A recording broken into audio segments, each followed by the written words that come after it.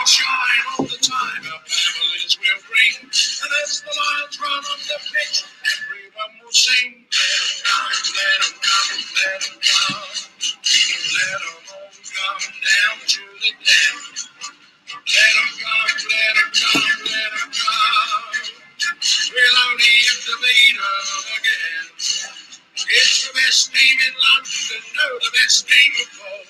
Everybody knows us, we roll, we'll roll. Let them come, let them come, let them come. Let them all come down to the den. It's Saturday, from the rain, we all come down to cheer. We've had our jelly deals and our glass of beer. And rain or shine all the time, our families will ring. And as the lions run on the pitch, everyone will sing. Let them come, let them come, let them come. Let them all come down to the den. Let them come, let them come, let them come. We'll only have to beat them again. It's the best team in London, no, the best team of all. Everybody knows us, we roll, we'll roll. Let them come, let them come, let them come. Let them all come down to the den. Let them all come down to the den.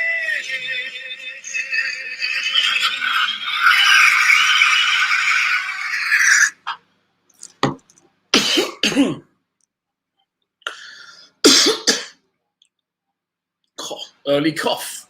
Good evening. How are we? There you are. It's been a while. Feels like we're winding back the years. Back to the good old times tonight. 60 of you already in the stream. I am going to try and do the full 4 hours. I have no idea why I'm going to try and do the full 4 hours. But what I can tell you is this. Let's put that on silent. It's going to be of the best thing you've ever seen.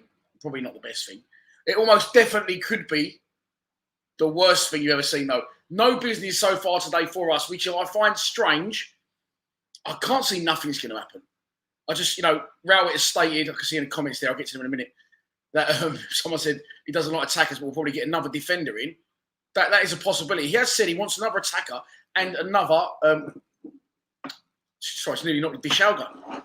Look at who's back. It's been a while. I dug it out, blew the dust off the Dishal gun. Dishal. Yeah. What was I saying? Forgot what I was saying. Oh, yeah. Rowett wants a defender in, but he also wants an attacker in. Now, I had it on quite good authority that the Luke Freeman thing was done. We just, like a couple of weeks ago, just waiting for him to get someone out the door. But it does look like we can't get people out the door, doesn't it? Today, Alex Mitchell has gone out on loan until the end of the season with Leighton Orient, and Tanto, Isaac and Lafay has gone back to Sutton until the end of the season, both back in League Two. Tanto, obviously, last season, they was both in the National League, but now they're both in League Two. And yeah, it's been weirdly quiet. I don't expect us to do fantastic in transfer windows. And I would have thought if the club are going to announce something in a video, judging by my social media knowledge, that will be about 7 or 8 p.m. Will be a perfect time. But usually I hear little whispers.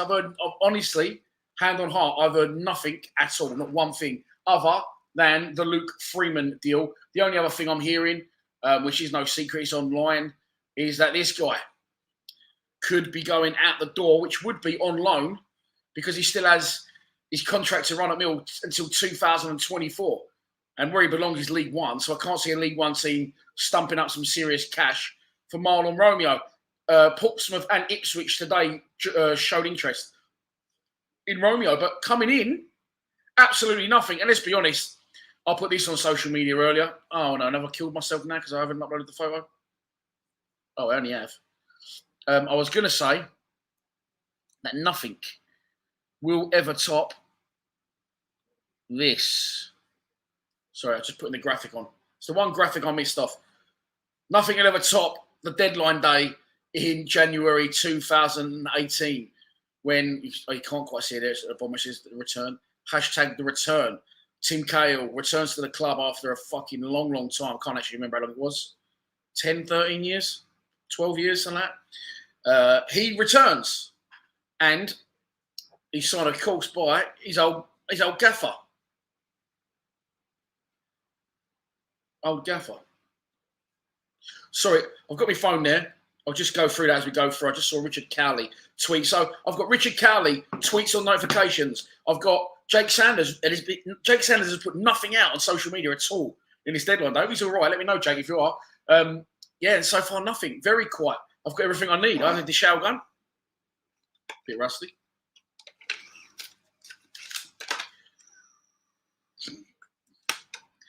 Fucking thing. Oh, I know what that is. I will fire this gun if it kills me. Anyway, I've got the shower gun. And I've also got alcohol. I've got giveaways. Come on, boy. Come on. There it goes. Super chats are open. You can donate to the channel if you wish through the comments. I've got giveaways. I've got beers. I've got wine. A little bit of wine left over from last night. I've got ice cold Kronenbergs. What do you need? I've got a gigantic television. Look, I pulled my TV right up next to the desk. And then what I might do at midnight is I might unveil, just pull that back and unveil a player. I don't want to show people where I live. So that's why that's closed. Giveaways. Sorry. Got this. Bought this in a club shop for my eldest boy. He wasn't there, so I just bought a couple at the end of last season. So that's brand spanking new, the fur kit. That is a junior extra large shirt. Still got the tags in it. I'll be giving that away. Oh, I spilled Galaxy on this one. We've got big thanks to No One Likes His Clothing. That's not in a bag. That's what. Let's just do that. That'll be easier. It's brand spanking new, by the way. These ain't second hand. We've got a small one of those in grey. We've also got an extra large one of those in grey. And on top of that, we've got both sizes in navy as well. And some of these. These are Acton Millwall calendars. A little bit of history of the club. Got them to give away along the way. I'll answer questions along the way. I've put the link to the stream in the Lions TV WhatsApp group so we could get people in along the way showing an interest. So I don't expect you to stay for the full 4 hours, but if you do, fucking more for you. No, I'm joking. Thanks for tuning in, everyone. If you haven't already, please subscribe to the channel. We picked up, that's the AirPods. We picked up about 300 subscribers in the last 2 weeks. It's really picked up. So thanks for subscribing. If you haven't already, please do subscribe. By the way, there's people in the stream here that I've not seen at the stream on Saturdays. And I've seen a couple of comments on YouTube, people saying, oh, I used to love the streams you did last season. We're still doing the live streams at home games, home league games only, live streaming every single one of them. So if you did enjoy them during lockdown, I'm still doing them. I'm just doing them direct from the den. The only fan channel, not just at Millwall, but in existence, to my knowledge, that will give you live matchday commentary. Kush, how are you, mate? First comment of the day. Hoping Thompson don't go. Well, this is the thing. The Luke Freeman thing I heard, as I said, a couple of weeks ago, it was still done. We're just waiting to get someone out the door. So who are we talking about getting out the door? As I said, Isaac Alafe went out today on loan, as did Big Al Mitchell, went out on loan as well. But I think going out the door, I think we're talking Marlon Romeo to free up some wages. I think we're talking possibly Ben Thompson to free up some wages. I love this next photo. I love this next photo. And I do encourage Mill fans to not boo John Daly Varson. But after that, he probably does deserve the occasional boo. So I'm talking about getting them free out the door, possibly to free up some wages to bring someone in. The Alex Mitchell loan deal and the Isaac Alafe loan deal, fantastic players, both of them. Really excited about their futures at the club. That's not going to be affecting our budget to the stage of us getting in different players. Of course, the big talking point, and I nearly did a Den Daily on this yesterday because I'm panicking. No, I am panicking because I'm going to lose my Jed. This guy, what we're saying, worries me. Really, really worries me. I don't like the way this one's developing. I personally think Jed will stay, but I don't think he'll sign a new contract. And again, I don't know anything concrete. As my opinion as a fan, what I'm seeing, what I'm reading between the lines, I think Jed will stay until the end of the season and do exactly what it says on the screen there. Mbappe to Real Madrid for free next season. But obviously, I don't think Jed will go for free. Of course he'll go for free. I don't think he'll go to Real Madrid. but I think he'll definitely leave at the end of the season because he wants more money. At the minute, we're not prepared to give him more money in his contract, which means if he stays to the end of the season, he's been a fantastic servant to the club. I wish him nothing but success if he moves on. You can't really blame him. We paid 400 grand for him, didn't we? Him and Savile, 1.2 combined. He moves on. He's 27 now, so that's his last sort of opportunity to piss off and try his hand at a higher level or a top team in this division, try and push in the Prem. And you can't. And of course, if they don't have to buy him, they'll be able to offer him, like, all right, Jed Wallace, we're going to have to pay £3 million for him so we can give him some more Wonga to add to his fucking beautiful watch collection. Let's have a look. Harry and Julie Bowden, good afternoon. Dan, thanks for your time again. Really looking forward to later, Cole. Oh, come on, you Lions. He's calling me Carl. Been called worse. Yeah, Badge. Correct, mate. As I said at the start of the stream, can't see a lot coming in, but crack on, Dan. Yeah, as I said, it could be the worst thing you've ever seen. But it could be all right today. I've got a feeling stuck. Look, I think I did a stream during the transfer window last time round where Matt Smith nearly went last knockings. But that was the only thing that happened. I think, potentially the perfect scenario for me today now is to do this stream and things happen. Players come in, players go out. It will make a very interesting show. You'll get some views. Might get me some ad revenue, #pay me. So, and it'll be exciting for us all to enjoy it together and embrace the love, as long as he's in Jed Wallace leaving. Don't get an attacker. We're going down, says Paul Lyons. Look, interesting one. I'll leave that on, Paul. Sorry, I'm skipping through the comments a little bit quick. And we're not going to do that today because you've heard of Netflix and chill. This is live stream deadline day and chill. I've promised myself I'm not going to get worked up and I'm not going to talk non-stop, but I always do those two things and I end up never abiding to my own rules. But it's a bit of a chill one today. Hopefully you've got a deadline day and I don't want to be trying to talk for 4 hours straight. Got to take my kids out tomorrow as well, so need the vocal cords well so I can scream at them when they're misbehaving, the little bastards. But anyway, it's another problem. I wanted Rail out a long time ago, as I said. We're actually not far off, not a bad start to the season. We draw them a QPR, they're second. We lost to Fulham, they're top. Okay, maybe you can't read too much into into league tables at this stage of the season. But the other two teams we played, both in the top 10. Other than Blackpool, of course, who were near the bottom. But 5 games, 1-1, drawn 2, lost 2. If we win our next game, which is, of course, unlikely because it's West Brom away, we shouldn't be far off where we're expecting to be. And you've only got to look at today. The deadline transfers have gone through. Troy Deeney to Birmingham. Jamal Lowe to Bournemouth. That's about his third or fourth club in no short time at all. 1 second, sorry. I've had a problem with my phone. The problem with my phone is this. I don't think you see that on the camera.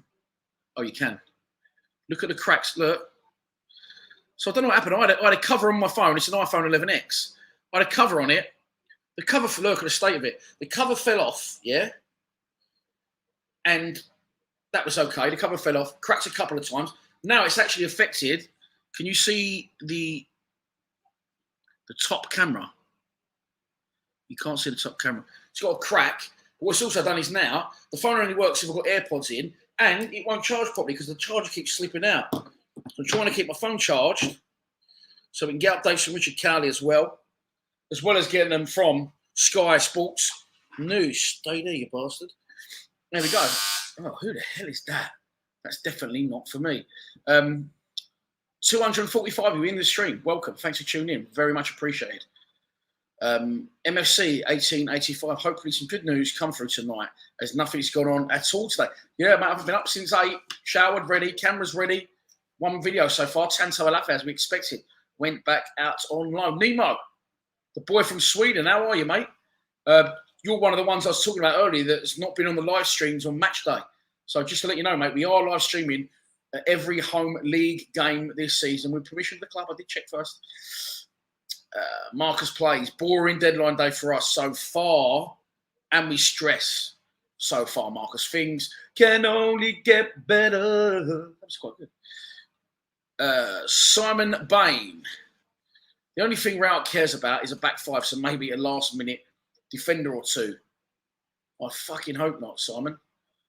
Faye Nigova, how are you? Good evening. I hope you are well as well, Faye. Simesy, how are we, mate? Why couldn't we have got Troy Deeney instead of Poxy Birmingham getting him? Yeah, mate, that's a fantastic move. Isn't he from that way? Not sure. By the way, I just lent and all that stuff, quite heavy. Just lent and all that, and I told you I'm going to give it away throughout the night. I don't know how I'm going to give it away. I haven't decided yet. So I'm open to ideas on how we should do it. Cool. It's a massive. Oh, there's loads. Oh, there's so many things, comments. I'm going to try and do them all. Let's try and do them all. As long as it's not abuse. David, anything on Jed? No, Dave. I have heard, honestly, God's honest truth, hand on heart. Other than the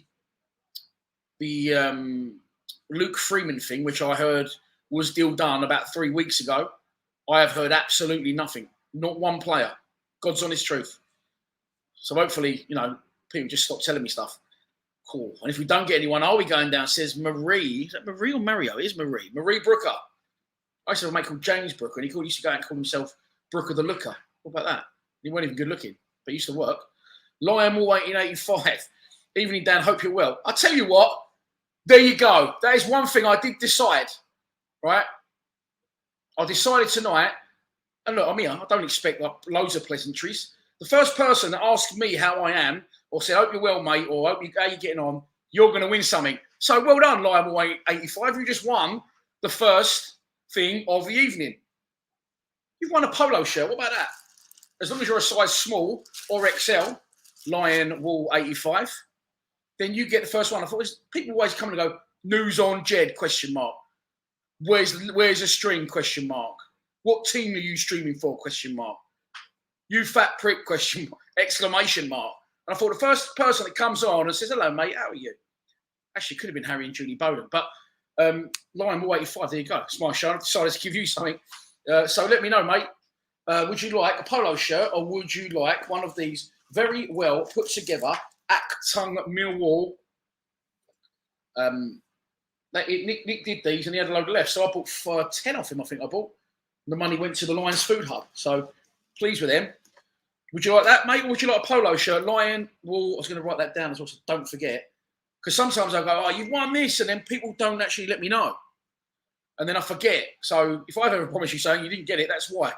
I should be writing this down. So Lions Wall 85. That's our sponsor, by the way. Kev Toomey. Oh, he said that's a seriously nice van. He's talking about my parents' caravan. I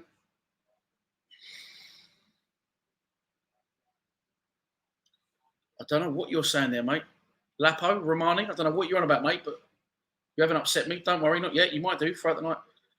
Come on, we'll sign Mbappe. Unfortunately, he's going somewhere else. And Tottenham have also signed Emerson Royal. Daniel James today went to Manchester United. Sorry, left Manchester United, went to Leeds.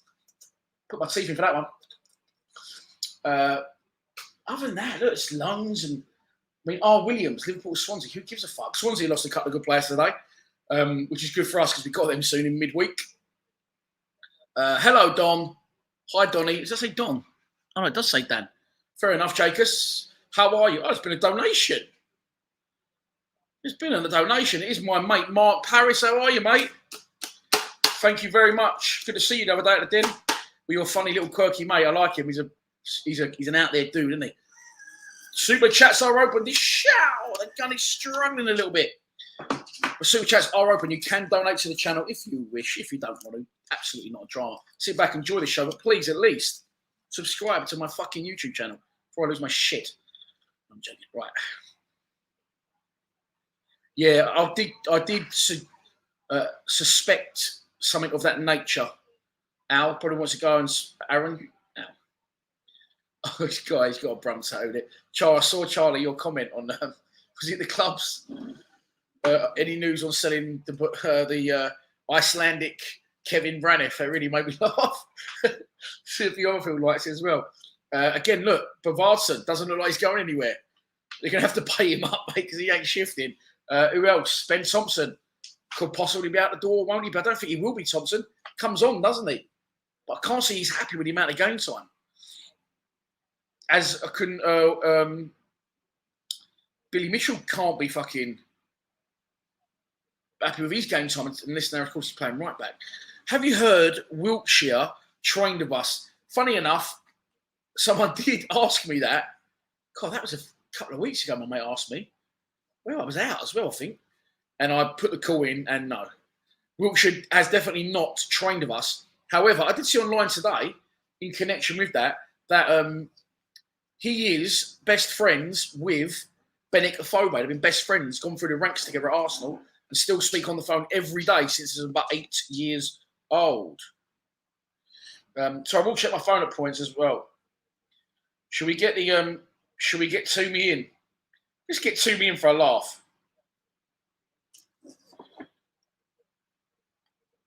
I'm going to ring the sponsor while we're on the night. I said, it's a chill one tonight. You can have me on in the background. You ain't got to focus on everything I'm saying. I'm going to ring the sponsor now because he's telling me we're going to lose Jed. By the way, there's a fake account running of Richard Cowley, and they're putting like all sorts of stupid stuff. Richard Cowley's a guy, South London Press. I'm like, just calling our sponsor. The 2 minute. Hello, mate. You're live on Lions TV. What's happening?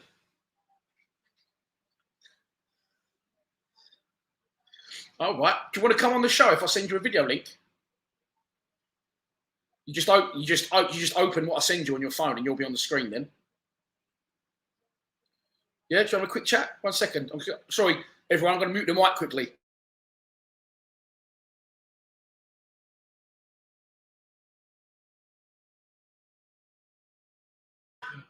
I'll send you the link now, yeah? All right, mate. Bye. Sorry, that's our sponsor, Kev Toomey. Wants to come on the live stream. I muted it because I just told him a few things. Don't say, don't C-bomb or something like that. So let's get him on the screen, eh?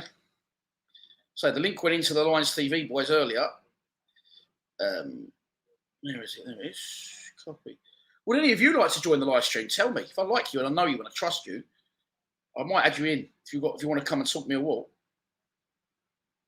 He's absolutely useless for stuff like this. So see if we can get the angle of it. 311 of us in the live stream.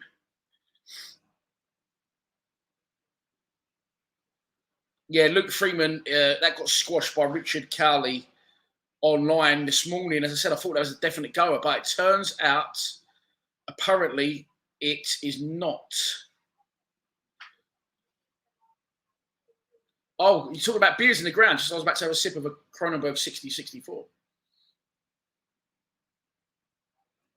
Yeah. Here he comes.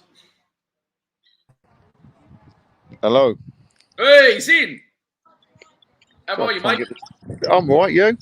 Yeah, you're live on Lions TV, mate. 333 people are in. I know, and I can't even get the bloody camera straight. It goes the opposite way to my head. Camille will get things straight in the transfer window, Kev. Well, time's running out, isn't it? I mean, I heard today that Luke Freeman won't be coming or isn't going to come. No. On a plus note, with transfers, Jeb Wallace's is meant to be a false account. Though I think that the figure was right. I mean, 8.5 to 10 million is about what he would go for. I believe it. I mean, he could even go for people saying, where's the wallpaper? They want the wallpaper, Kev. Well, you're not going to find it at the moment because I'm on a netball court down in Harris School in Black Fen, I think it is. So you're not going to find the wallpaper here, but it will be back. I might even do a midweek show to bring out the wallpaper called The Wallpaper Show. Harris Academy. I've been stopped in Bluewater and Lakeside, and people have gone, could you send me a picture of your wallpaper? Not can I have a photo with me. Can I send you a picture of bloody wallpaper? Oh, dear. I mean, it is straight retro out the 70s, and the missus is not very happy that people are taking the piss out of it, especially if she's wet spam as well. Do you know what I mean? Oh, so it's a double whammy, isn't it? That probably explains the lack of taste with the wallpaper, doesn't it? Wallpaper. Yeah. Who do you think we need, Kevin, in the transfer window? Well, we need a creative midfielder, attacking 100%, and I do not see how he doesn't see the fact that we need a striker, someone with a bit of pace who can get amongst it, who can be there for the flick-ons for either Benik or Smudger. I mean, Smudger's great at knocking the ball down, but you can't knock it down to Bennick, because he's not quick enough or good enough to get onto the end of it. I think they're quite the same sort of player in a way. We look so leggy up top; it's unbelievable. I mean, if you're a defence that's like Fulham's that's come down from the Premiership, you must look at our forward line and go, might as well put a couple of deck chairs at the back there, because it's still going to get there and get back to the deck chair, because they're just not fast enough. But Smudger, when he gets the ball aerially into the box and he gets it on his nut, he's a threat. He causes problems. He caused it against QPR earlier on in the season when we weren't really doing a lot. But is he going to be a 90-minute player? No. What's happened to the bloke? What's happened to the fella that's gone back? Will come from Sutton last year, our youth player. I know he's meant to be injured, but he's gone back. He's gone back to Sutton today. He's gone back to Sutton, but that's strange. I was told he was injured, and that's the reason that he wasn't playing. But clearly, Rowett doesn't fancy him up top there. Which, if he doesn't fancy him up top, he doesn't fancy him. But you've got to get someone in. That bod is the only international striker that could not hit a barn door. He is shocking. I mean, I don't like to just bang on about it. He is shocking. Show me his goal ratio. I can show you this. I can show you this from when he did score a goal on the screen. Watch this. When was that? BC. Was that a training game? Because there's hardly anyone in the crowd, so it's probably a it's probably an own goal as well. It probably sliced it towards his own net. That bod's just not good enough. He's not good enough for this league or this division. They don't even want him up north in Scotland. So no, I feel when we talk about Premiership youth players coming to Millwall, I fear that because they're probably on about 50, 60k at, say, Chelsea, Arsenal, Man City, if we have to pay off their wages, I think there's at least 5 or 6 players in our squad that they've got something in their contract that says if someone comes in on more money, you then have to match it. So if we had 5 players, you had to match an extra 10 grand a week, for instance, it works out to be a lot of money over the season coming out of our budget. So I do sympathise with John Brolson on this respect, but I do know for a fact that the Huskies want to take control, and they really would pump some money in and probably take Millwall to the next level. I have nothing against John Brolson. I think he's done a fantastic job for Millwall, and he puts his hand in his pocket every season for this club, and people seem to forget that. And he does generally love Millwall.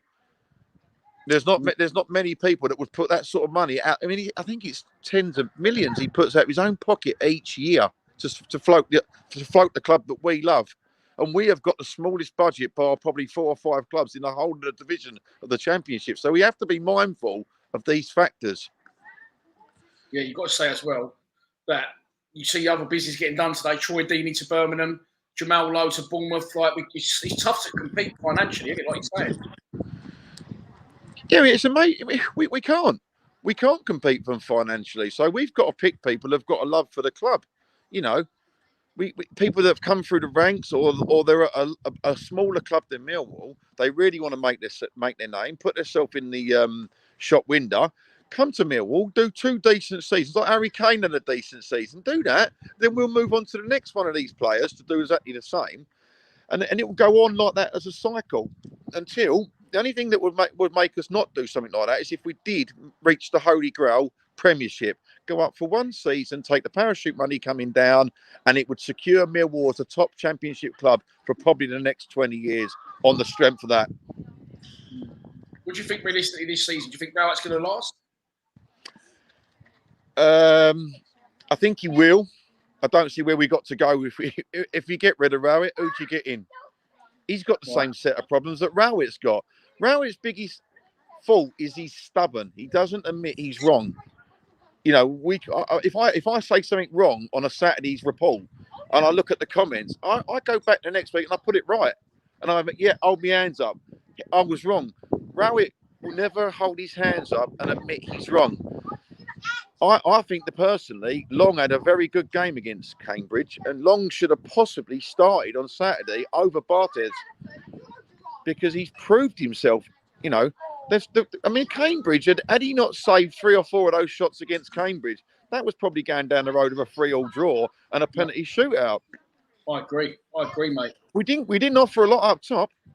I mean, it's like Bradshaw. Bradshaw's like the nearly man. He nearly is good. He looks like he should be good. He's got the build.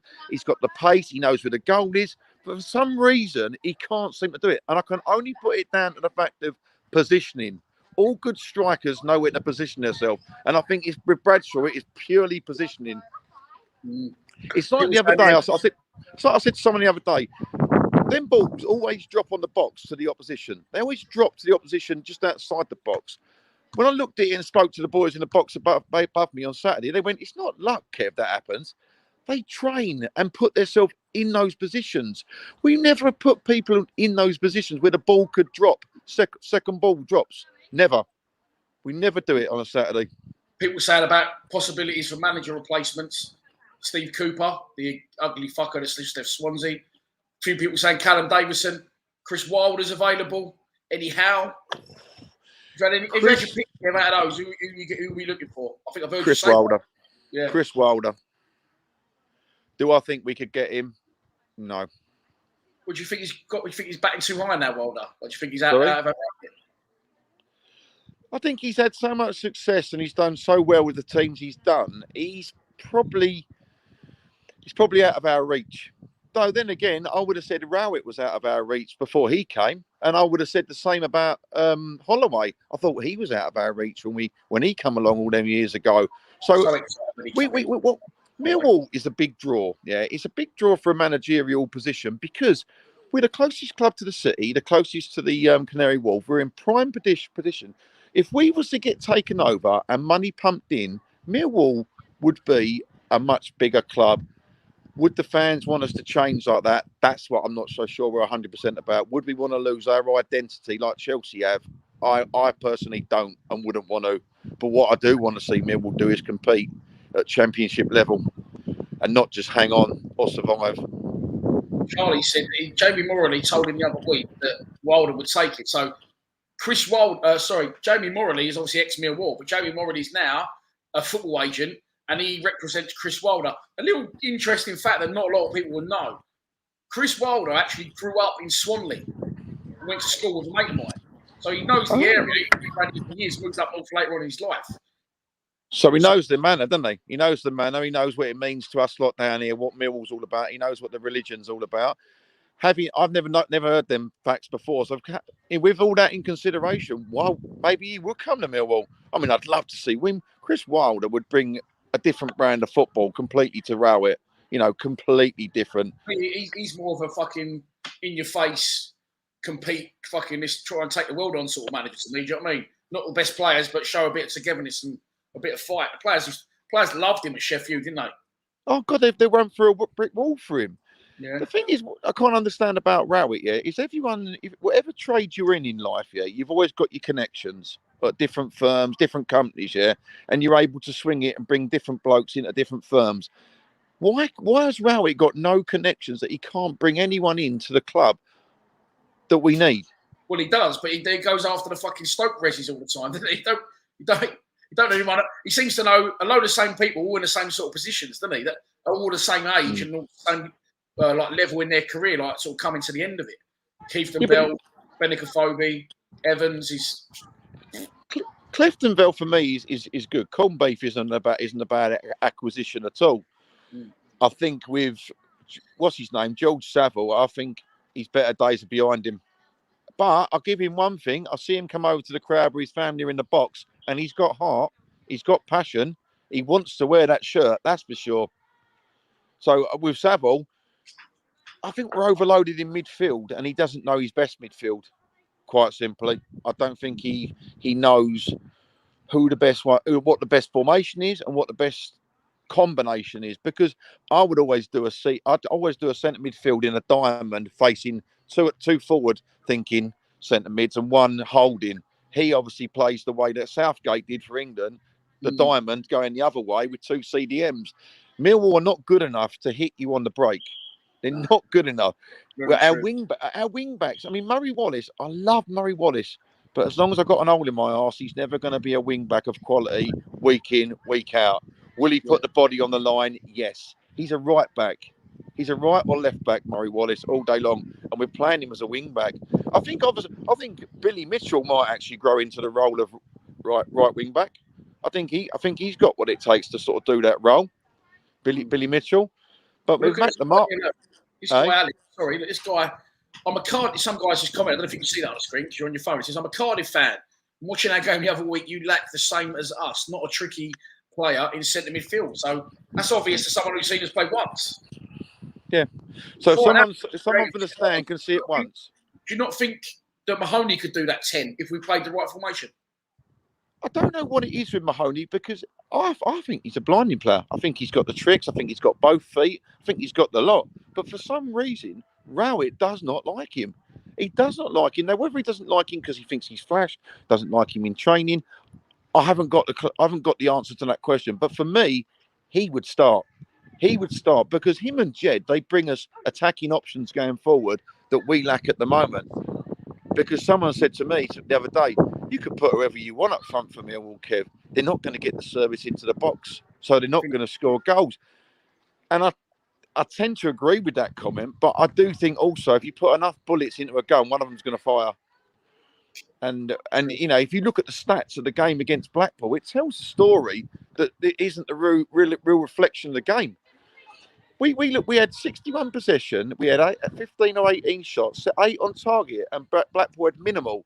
Yet the reality of that game was Blackpool looked dangerous with every time they attacked, and they could have easily gone into a 2-0 lead, Blackpool, but they didn't. Yeah. That was their fault because Clifton Vale in the second half has absolutely gifted him a second goal when he left that ball for the keeper, and he weren't even coming out, was he?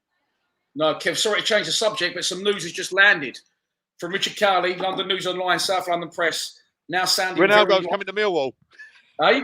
Ronaldo's U-turned and he's going Millwall. U-turned down the M6 or M1. Yeah, he's U-voted. It's very likely that Marlon Romeo will join Portsmouth on loan before tonight's transfer deadline. Well, that was ominous. That was ominous, wasn't it? For him, that's a backwards step for him, isn't it? But I don't think he's good enough for the champ, mate. In my honest opinion. I actually think he's a very good player. I just think with him, I mean, we don't take into consideration how good an athlete he is. He is an absolutely amazing athlete. One thing I'll say for him, in agreement with that, one thing I will say for him is he collects the ball sometimes and he can carry it long distances, which drags your team up the pitch and gets you out of your half and into theirs. But every time he gets to the final ball, mate, he fucking falls over. Oh God, he couldn't cross the road. He couldn't cross the road. He couldn't cross the road, Dan. He couldn't cross the road. It's like a vampire. I don't like crosses, isn't he? He's toothless at the end of it. But if that's Rowett. Rowett should be adding that to his game. He should be getting him in training and making him cross the ball 200 times. Hit the target. Hit a target. Hit a target. Because sooner or later, the law of averages would say that he would get better at it. Now, it's harder to gain fitness than it is to gain technique of crossing a ball. I'm telling you. And his fitness is second to none. But he doesn't seem interested to me. I mean, since the sort of BLM stuff at Millwall, he seems to have lost the impetus to sort of want to play for Millwall, you know. Which is a shame because I've seen his dad down there and I spoke to him in the other side, the VIP area. Lovely family, lovely bloke. Just be careful what you say though. If we're live. No, but I'm being honest. I'm saying that he is a good player. They're a good family. He does care about his football. I think when the crowd gets on your back, it must be so hard not to react. As any player on that pitch, Millwall fans demand 100% and more. And blood and thunder. And sometimes, as it proved with Terry Erlock's coming back game, you can get sent off and still be a legend. Because if you're Millwall, aren't you? Through and through. I watched it the other day against Leicester, his game coming back, Erlock. And we lack a Herlock kind of player. We lack a Briley. That's the kind of player we need at the moment. A Herlock and a Briley, or a Sheringham and a Cascarino. They're the two kinds of players that we need at the moment. We've got tricky wingers. Sorry, Kev. What this will do, Marlon Romeo. I said earlier we had Isaac Alafe go out on loan and we had Alex Mitchell go out on loan to Leyton Orient. That's not really going to shift any wage. No. What's the looking for? Not going to free any money up, is it? But Marlon Romeo will. That's the thing. I'd say he's on probably about 10 bags a week. So that's probably going to free up us now to be able to do some business. So what do you think the next move will be then? Who's he going to go and get? Well, he's got, like you say, Billy Mitchell that can play right back if needed, Danny Mack first choice, and you've also got Ryan Leonard that can play right back. So I don't think we need to replace a right back with a right back. I think, well, I heard a couple of weeks ago that Luke Freeman was still done. I literally heard that. I thought, and I just thought I'd wait for that one till deadline day. But Richard Cowley online says it isn't the one. So hand on heart, I've heard absolutely nothing else. But Romeo going out should free up some money for someone else to come in. I mean, I'll be honest with you. I wouldn't know what striker to go out and get and who's available to get, because if anyone's firing at the moment, they're not going to let them go, are they? I mean, look at Tyler Bury. He's got 3 goals in 4 games, and he's playing out of his skin. I know it's 2 leagues below, but I saw enough out of him last year towards the end of the season to think, do you know what? He's got a good future. So Gary Rowett's after either a master tactician giving him a bit of game time, or he's missing a trick.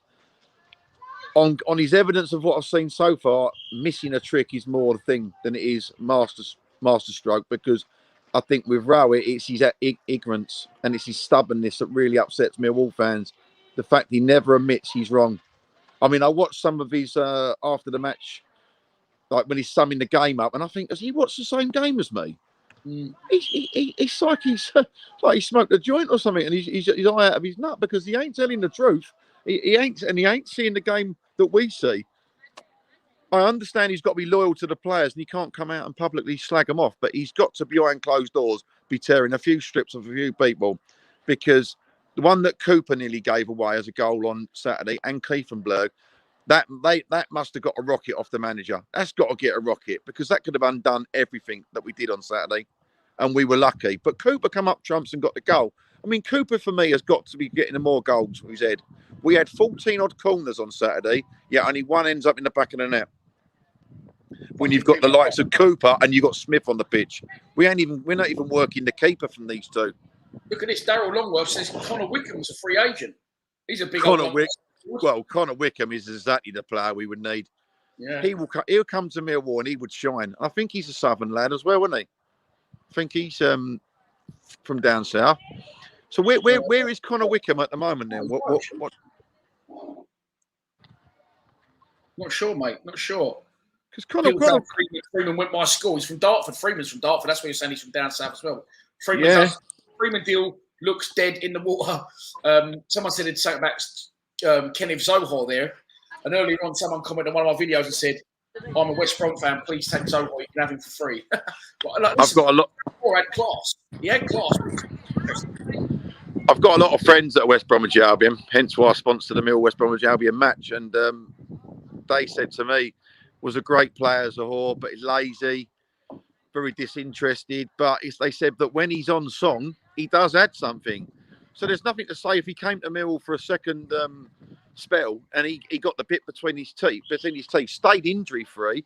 There's nothing to say he couldn't do a job, because he looked lively. When he played the Preston game and he got the goal up at Preston, something that we'd never done in my lifetime, win at Deepdale, we looked really good last year. Or was it leading up to the COVID?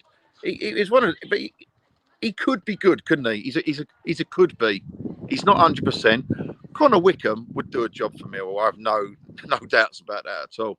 I think that he's that kind of player that would he would definitely bring something to the table.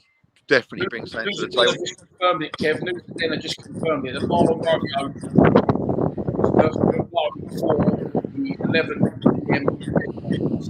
Bryce, it's sad to see anyone go that's been at Millwall for a long period of time, but unfortunately, with the business head, it's good business. Also, we've got a lot of cover on the right-hand side. It's one less headache for Rowett, because with Marlon, he almost felt like he had to play him, even if he wasn't playing the best or he wasn't playing well. So I think from Rowett's position, he's got it a lot easier. The downside to that is that Matt Damara is out for a few weeks, and so is Jason Leonard. Jason Leonard, that's the old England player. Ryan Leonard. We nearly got a hooker then out the scrum for the old England squad. But they did win the World Cup in Australia, so they weren't all bad. Talking of other sports, how's the netball getting on? Yeah, it's a game that tries my patience. He can't travel with the ball. He can't move it. The minute the keeper touches a player, they go down and get the ball. It's the complete opposite to football. I mean, my other half, she's big in the netball well, but I support it, but it's not me. I hope she's not watching this because she tear a fucking strip off me. Yeah, she just commented. She said, "You're in the spare room tonight. And your dinner's in the dog." I'm actually getting a lot of looks off the mums and dads now. Oh, Jesus, how to upset them? And look, how to upset them all in 30 seconds. Thanks for joining us. It's the greatest sport in the world. I can't wait to start playing it.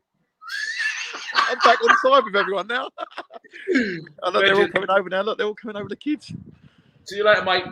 See you later. Thanks for having us on the show. Cheers, Dan. Take care. Bye-bye. It's the greatest sport in the world, and he can't wait to play it. There you go. Lovely to have the Terminator on board. Okay, so the news did break. We're underway. I tell you what, my confidence and my expectation level just went a little bit up because at 7:39, I've been live for 40 minutes. Have we? 46 minutes. Deadline day. Marlon Romeo is expected to join Portsmouth. I said personally, I did a Den Daily about Marlon yesterday. I think tread carefully from what I said, but what I said was I don't think he'll kick a ball for the club again. And he's going out on loan, which tells me Portsmouth want him, and he'll do well for Portsmouth. I really think he'll do well in League One, but they can't afford to buy him. However, Marlon Romeo's contract doesn't expire until 2024, which means at the end of this season, if Portsmouth don't get promoted or / they haven't still got the money to buy him if they want him, he'll be back at Millwall. So shop window very much is in it, and hopefully it works out for him. As I said, nothing against Romeo. He's been a great servant for the club. Helped us out in the League One situation to get out of it. Exciting player, but in my honest opinion, he's punching above in the Championship. So I've said that for 2 or 3 years, and best for all concerned, if he moved on, so we can free up some wages because we've got Billy Mitchell, assistant backup right back, and then Ryan Leonard can also play there. So a good bit of wages should be freed up. I'm going to change that graphic now, and I'm going to put the Marlon Romeo thing on. And I'll change it for this, and will remind you that Super Chats are open. You can donate to the channel if you want to. Just shout, just like that, in the comments. You can become a Patreon. Well, that's a bit of a died of death Patreons, but you are coming back. I've got some stuff to give away tonight. You can check out our website and all that shit. And clothing, which I currently don't have on, but some very, very exciting news about a possible partnership coming up with the clothing. I've been approached by a company. I won't say more than that for now.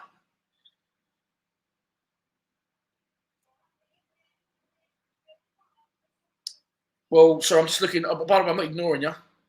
I'm just looking at Jake Sanders' tweet now on Twitter. Obviously, I've got the TV there, but Jake Sanders isn't on it. I've got you here. So Jake Sanders on Twitter has gone with the News at Den article. Major exit at Millwall with Marlon Romeo joining Portsmouth on loan. Marlon Romeo is set to join League One outfit Portsmouth on loan. Romeo has made 3 appearances for Millwall this season, starting the Championship matches against Fulham and Cardiff, plus the Carabao Cup victory over Pompey. However, the right-back wasn't involved against either Cambridge or Blackpool on Saturday and will now make the loan switch to Fratton Park and join former Lions teammates Sean Williams and Ryan Tunnicliffe, who joined earlier this summer. So Marlon Romeo will be going out to Pompey on loan until the end of the season. It'll be interesting to see because they did tell us he was injured. Let's see if he goes straight into their matchday squad. However, yeah, it's like an international break, isn't it? But there you go. I personally don't think he was injured, but there you go. He's left the club on loan.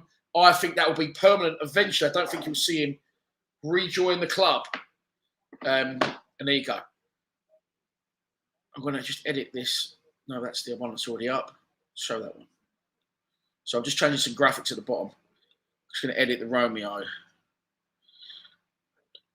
I'm going to... Sorry, just bear with me, everyone. I'm just changing a graphic. I'm going to put, obviously, the Romeo one at the top of the page because that is the biggest story. So far now,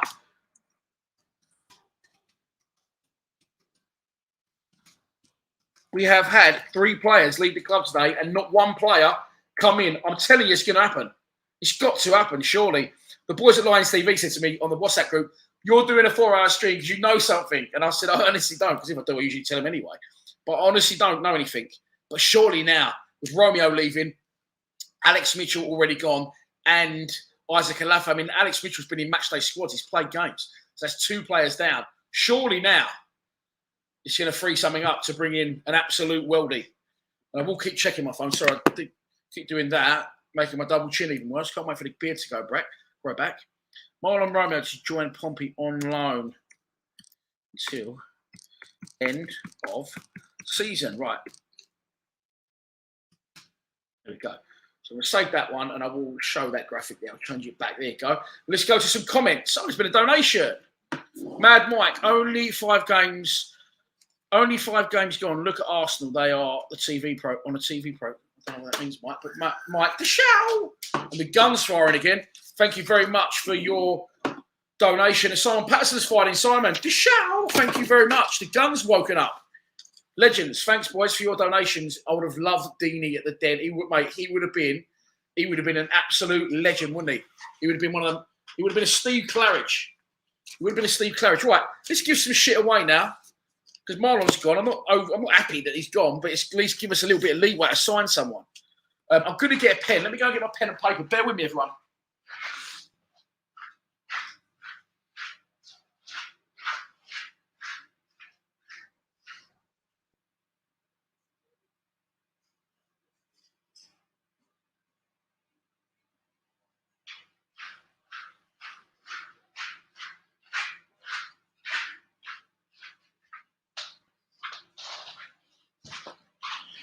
Whew. What about this? A 2020 page-by-page diary, year out of date. Oh, hang on. Oh, no, it's Richard Coley talking about the fucking...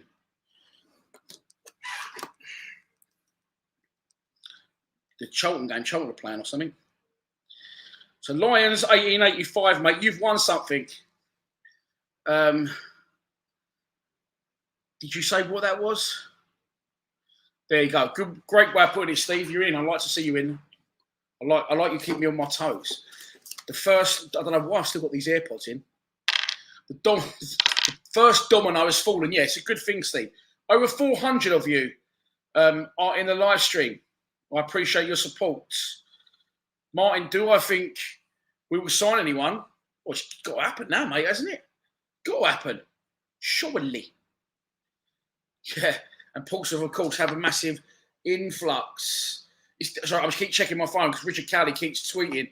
I usually turn it off. I've got his tweets on notification. Him, the club, and Jake Sanders, I have permanently on notification. So the second anything does come out, that's 365 days a year, by the way. That's not just because of today. Well, and now London calling start playing in my ear because I put the AirPods in. I'll leave them in so you ain't got to listen to the notifications. Tunnicliffe Williams, Marquis, now Romeo, Gregors and Morrow going Pompey next. Right, Lions 1885, you won something, didn't you? But you didn't tell me what you wanted, mate. So tonight, giving some stuff away.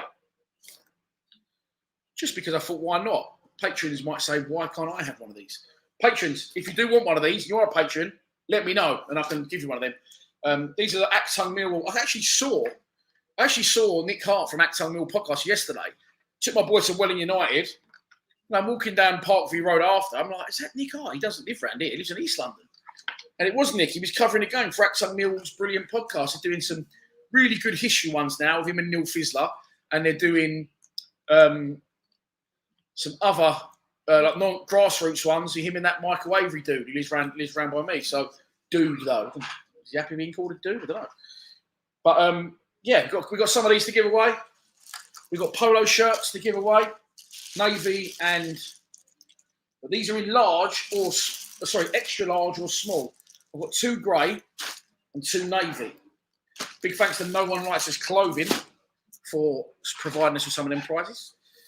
To be honest, Martin, unless you're watching, he doesn't know. I've got a big box of stuff around. I just took some stuff out and said, thanks to No One Writes Us Clothing. He doesn't know yet. This is watching. And this, look. Tell you what, if we sign someone, I'm going to give this away because it clearly won't fit me. It's a junior extra large top. So if you do, only try and win this if you're actually going to wear it. Well, you could get that signed by the players or something, couldn't you? Little third kit. I'll tell you what, I love that third kit from last season. I'll be honest with you, it's not as nice in real life. I really liked it last season. Okay, still no other news other than the Marlon Romeo expected to join Portsmouth before the 11 p.m. transfer deadline. The deadline in Scotland is 12 o'clock. No one like it. It really, really. I do. You know, obviously, I am involved with Nine Nights Clothing. Of course, I am. But it is decent gear. It really, really is. Just more confirmation from news at Den that. Wow, Angus has gone in. You went for me on Saturday, Angus, didn't you? Hairline's not that bad, is it? I suppose it is a little bit. Well, listen, Angus. I'm putting myself out there, mate. You want to join the stream? I'll send you the link. We can have a look at you. Or you want to hide behind that keyboard. Angus McClellan. What's higher, your hairline or our chances of signing someone? For once, I'll say definitely not my hairline. It's going to happen. Ooh, Jed Wallace to Bournemouth soon, I reckon. I think Jed's going to stay. I think Jed's going to stay. Oh, Steve's in the chat. I've not seen you in, Steve, but I've seen. Here we go. You'll have a poster. There you go, Lions Wall 85. I've written it down. So it's not a poster, mate. It's a full. It's like an actual thick calendar, and it's got legends of Millwall on it and information about what they did at Millwall. Some of it's really, really interesting. I think this guy went on actually to be a pro golfer in America. Am I right? He was, and he helped start the Ryder Cup. How mad's that? But there's loads of different things. Look. So Lions away in 85. You want a calendar. Okay. So that's one calendar gone. What you're going to have to do, though, mate, is, of course, I don't know who you are. So you're going to have to inbox me on one of our social media platforms, which is TV_Lions on Twitter, TV Lions on Instagram, or Lions TV on Facebook. You're going to have to message me on one of them. Say, Dan, it's me. I'm 1885. How many people are now going to be doing that? Well done, Steve. Cheers, Steve. Yeah, I did. So, Lion 8085, can you let me know it's you? And prove it somehow, because otherwise everyone's going to be messaging. Well, probably not everyone. Would be great. So Gregor's back at Millwall. Yeah. Well, this should be a hashtag every week. Hashtag Vez Volta. Lovely. Lions will, yeah, no worries, mate. Then one of those will get sent to you. That still leaves us with 4 polo shirts. 4 polo shirts to give away, and 1 calendar and 1 match-worn shirt. So better crack on with it, haven't we? Really, it's 8 o'clock. I've still got 3 hours. All right, here's a question for you. If you're a live stream regular, first answer wins for a polo shirt. Did I just give a polo shirt to someone else as well? No, I didn't. Right, this is why I should write stuff down. The shell gun, yeah, you know it, the little beautiful shell gun. Yeah, there it is. Oh. No, I've ruined it.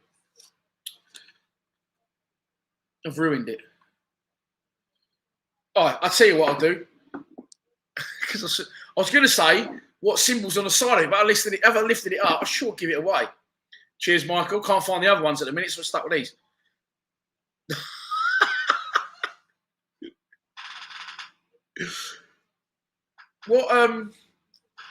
What beer have I been drinking tonight during the live stream? Charlie, I know you, so if you want some stuff, mate, you just inbox me and I'll send you some stuff anyway, because you're my mate. What beer am I drinking tonight? First answer wins. I've been drinking it on the stream. It's a little bit of a subtle one. I might not have noticed it too much. Fucking all these notifications about Poxy Charlton. Peroni.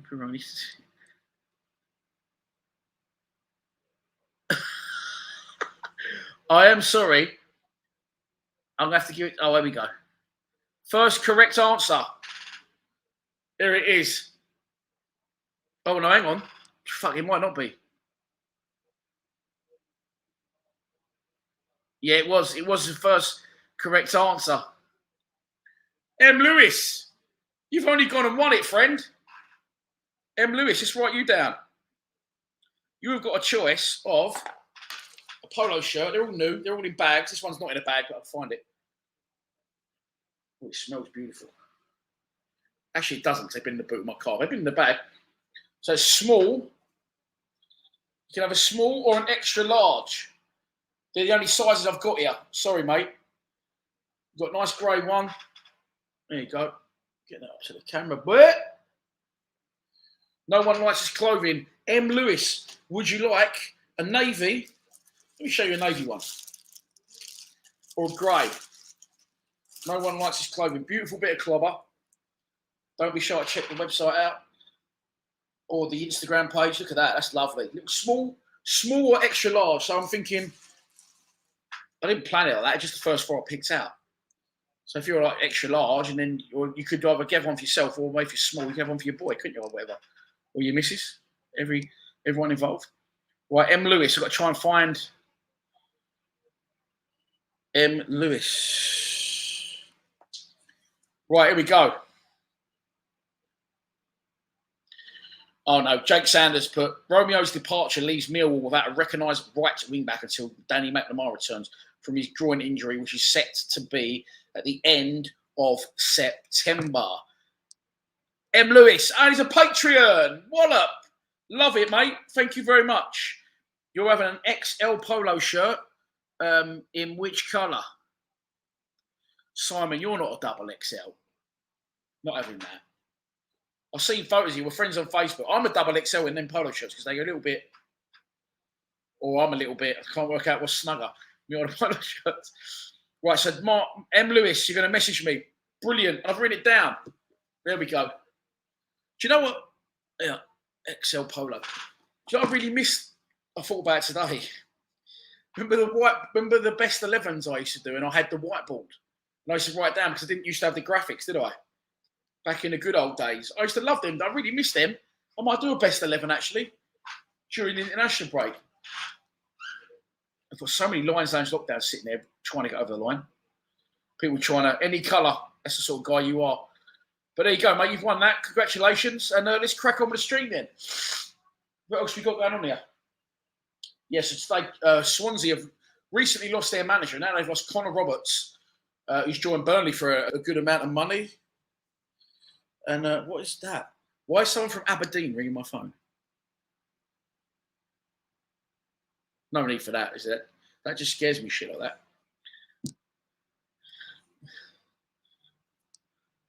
Why is someone from Aberdeen ringing me? I hate shit like that.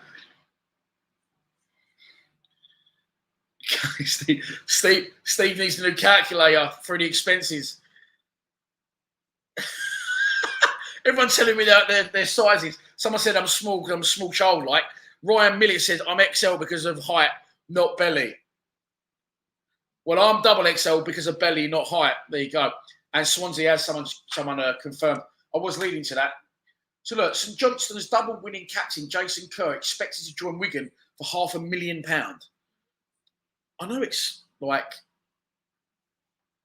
League One, but can we not sign someone for? I'll take £500,000 right now.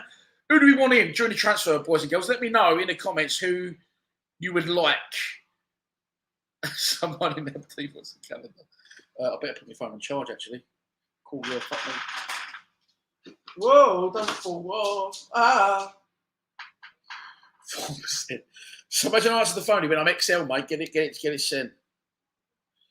But yeah, Marlon Romeo, first big bit of news for the evening is that Lions 1885 won a calendar. But other than that, Marlon Romeo, stay charging, you fuck. What sort of idiot breaks a fucking iPhone 11X?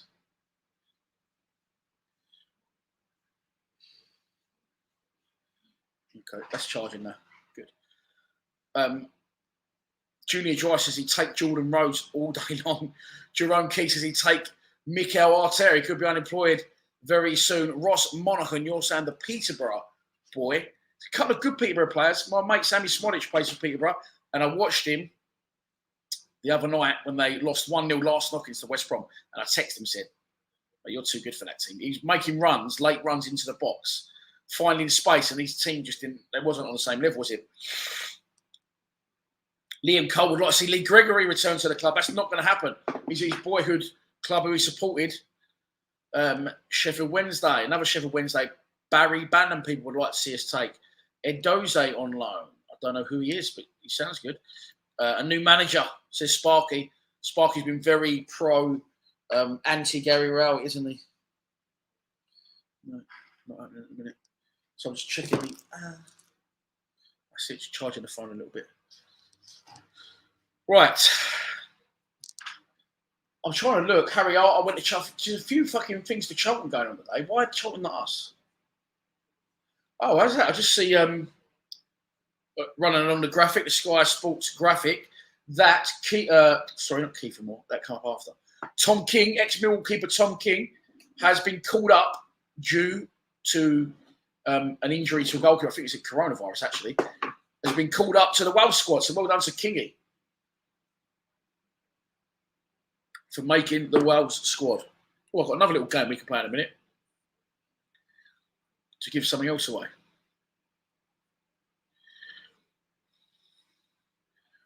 Right, let's talk about this. Biscuit is sexy. No, let's not talk about that.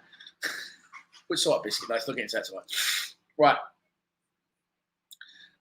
So, for anyone who want to know what the cycling GK is, right, it's Ben Foster. Right, he has started a YouTube channel. Right, so imagine the Mill goalkeeper doing this. He would last at Mill, wouldn't he? The fans would fucking lynch him. So he started a YouTube channel where he follows the team. He puts a GoPro in his goal and match days. And then like, after the game, he's like, oh, it wasn't a beat day, wasn't the result we wanted. Imagine Bolkowski doing that. He'd get absolutely mobbed. But now, the cheeky fucker's gone one more. And he's giving his fantasy football league predictions. He's picking so he's done a fantasy football league and picked all his favourite players. And now, a Premier League goalkeeper is doing a prediction show, giving what he thinks the score's going to be on other Premier League games. How the fuck is that allowed? It's embarrassing. Like, mate, come on, you don't need to be doing YouTube. You're fucking multi-millionaire, you drip. Paul Lyons just says he just wants anyone, really. Wants anyone. We've got 3. Teddy Davis, how are you, mate? That's a good way to get your fucking... I know Teddy anyway, but good way to get your thing read out is put it in capitals. You can definitely see it then.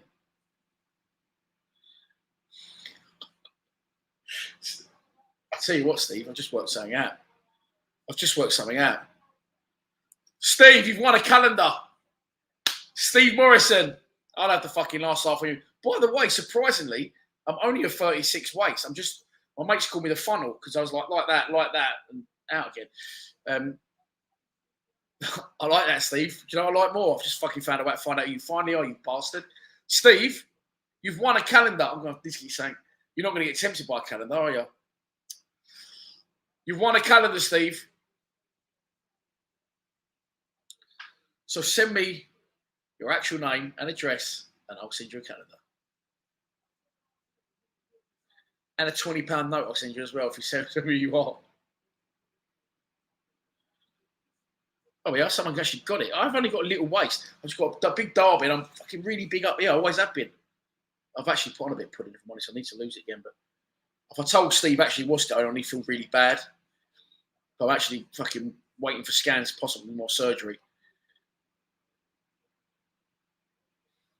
I know what he's doing, cheeky fuck. But how is he allowed to give Premier League predictions and he plays in the Premier League on his YouTube channel? And goes, oh yeah, imagine he lets one in for a last minute. He hasn't definitely gone. He hasn't confirmed. He hasn't signed the paper yet, but it's expected very likely to be done before the deadline at 11 p.m. Kevin Brooks wants to say, row it out.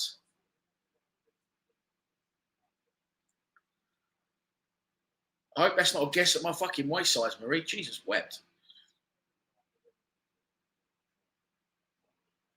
Paul, how are you, mate? A lot of people on the stream tonight. Surprised me, to be honest with you. And Mill fans from Thailand, thank you for tuning in, wherever you are. The real Steve Morrison. Cool, there's a question all in itself. That's a fucking one that will never end. You'd love Neil Harris back, would you? Row it out. David Dorr confirms what we were saying a lot earlier. Give us some news, Georgie. I'm trying, mate. I'm trying. There is no news at the minute. We've got to have, mate. Someone's got to come in. Someone's got to come in, surely. Surely it's going to happen. It's going to happen. Don't call me Shirley. Oh, dear.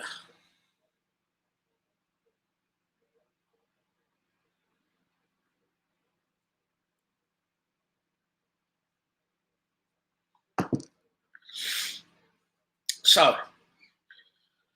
let's have a recap, all right? Let's talk about this. Oh, Bournemouth have signed Ryan Christie from Celtic. There you go. There's a little bit of news for you. Bournemouth doing some dealings in the transfer window, trying to get back out of the division after they failed to do it yesterday. Okay. Let's recap what we know at the minute, which you can see at the bottom of the screen. Isaac Alafe today rejoined Sutton on loan until the end of the season. However, there is a recall option in January for us should we need to call him back. Alafe is 21 years old. He'll be 22 in November. He, of course, was at Sutton last season, where he scored 16 or 17 goals-ish and helped the South London side to get promoted to the league for the first time in their history. He then come back to Millwall, got a new contract, went on the pre-season tour of Scotland, got injured, has never recovered from that injury. However, I do hear he's close to full fitness right about now, and he's joined Sutton on loan on transfer deadline day. Incidentally, they are playing against Crystal Palace under 23s in the EFL Cup tonight. Little bit of useless information. Next up, Alex Mitchell. Big Al was on loan at Bromley last season, come through the 23s very quickly. Big, solid, fucking hard defender. His old man Paul's a legend, the real Paul Mitchell. Beautiful sandals, call them the Gophers, loafers, call them what you like. Cut some rug in them bad boys. But this is about Al. And Al has joined League Two side Leyton Orient, managed of course by Kenny Jackett. And he's also got Harry Smith as a teammate. And Harry Smith scored on Saturday as Leyton Orient beat Bradford by 2-0. I cover, by the way, there's also a recall option on Al for January. As I said, there is also on Tanto. Both those players, there they are. 1, 2. Is it A or is it B? Is it left or is it right? Is it 1 or is it 2? I feel like I'm an opticians. Cover both of them in separate videos on the channel. Wedged in, but I've got like pictures on the screen that I can see that you can't see. In between both of those is this guy. Just a picture of him, really, but will he get it right today in the transfer deadline? Will he get it wrong? Has he been getting things right, full stop? What do you think of him?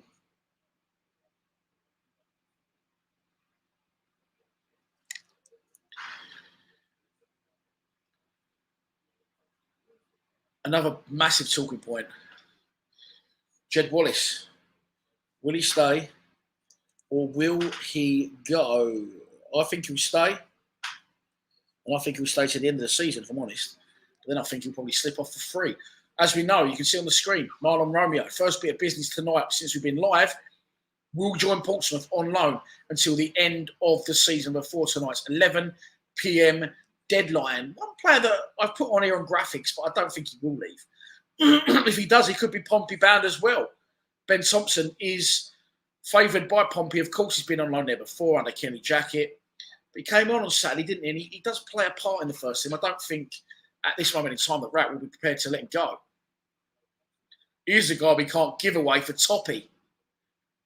It's John Daddy, called him Marlon Romeo. It's John Daddy Budvarsson. And as I said, nothing will top the January transfer window in 2018, where Sir Timothy of Cahill, Timothy,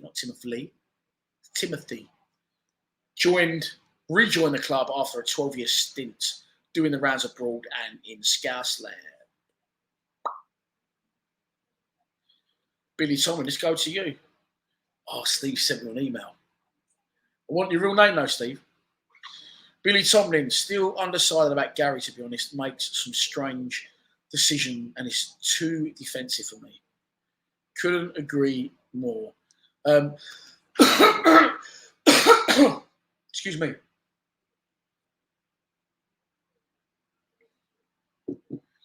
Tim was terrible, to be honest, says Ian Allen. I agree that he didn't do what we thought he was going to do. For me, it wasn't about that. It was just, look, that photo alone,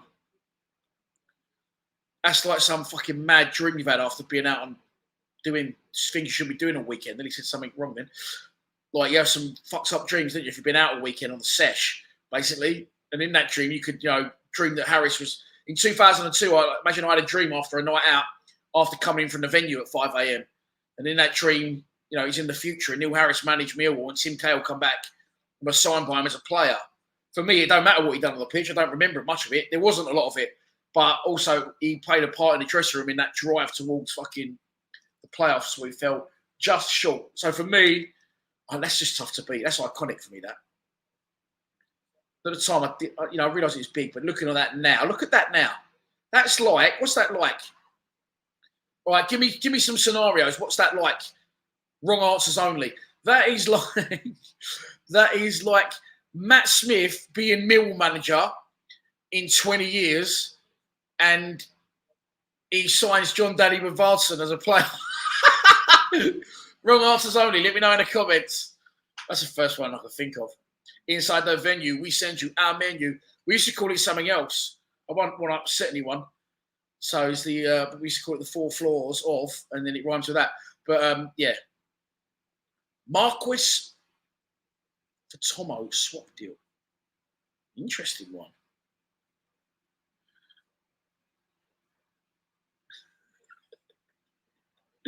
Harry Hopkins says it's Tom Elliott coming back with Fred. But who was the manager? I want to know who the manager was and who the player was still in his pomp.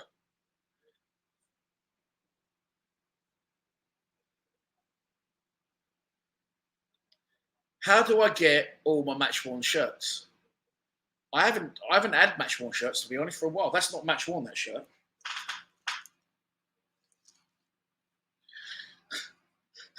So I was just looking at the comments on social. As I said, Marlon Romeo.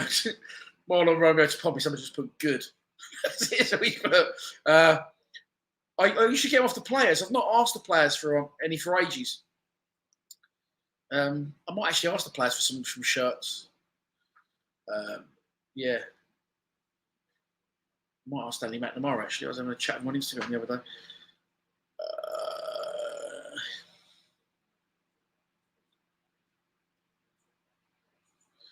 When against Blackpool on Saturday, and Rowett needs to stop parking every bus from the bus garage in front of the goal. I agree. Wolves in talks to sign Kelliher Moore from Cardiff. Wow. Oh, not so long ago, I was saying we should sign Kelliher Moore. Kelliher Moore's not been at Cardiff long, has he? And now, looks like he could be moving on. I know it's not Millwall related, but it definitely involves Championship. Team about our level, I was going to say, although they beat us 3-1 the other week. Kelliher Moore looks like he's moving on very quickly. He hasn't been at Cardiff that long, has he? Maybe 18 months or so.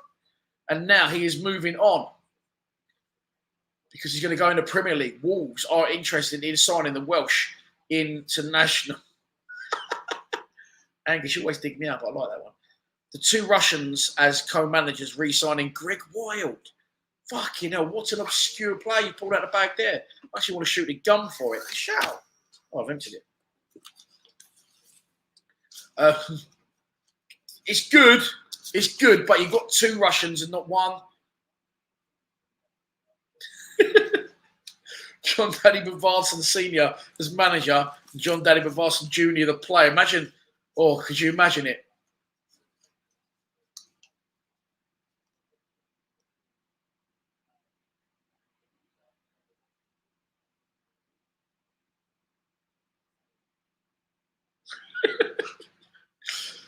Look at that. I can't attempt to say that, shall I? Enos Gubnigrap says we should offer Bavardson to Portsmouth as a thank you for taking Romeo. Oh, we can't give the man away. Oh, Ashley's fucking shitting on the show. Don't shit on the show, Ash.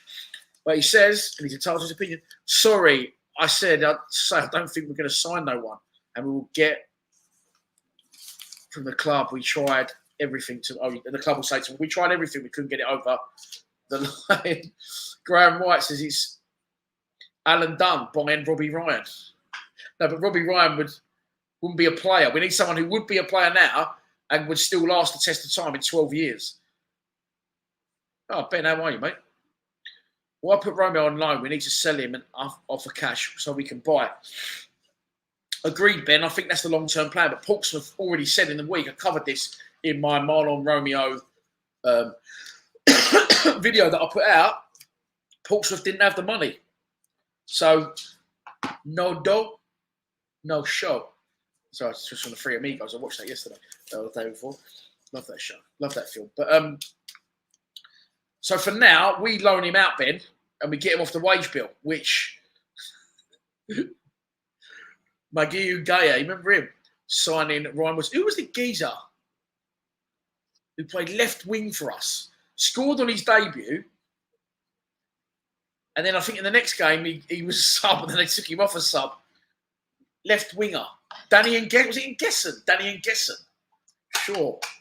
You're talking about, but his name sort of reminded me because it's similar spelt. But yeah, Ben, the reason, obviously, Marlon, it's like a temporary, like a stopgap, and I understand why they've done it, because that, again, hints to me that we are going to try and sign someone today, because we need to get Marlon out to free up wages. But we love a loan, don't we? So we're probably going to loan someone in.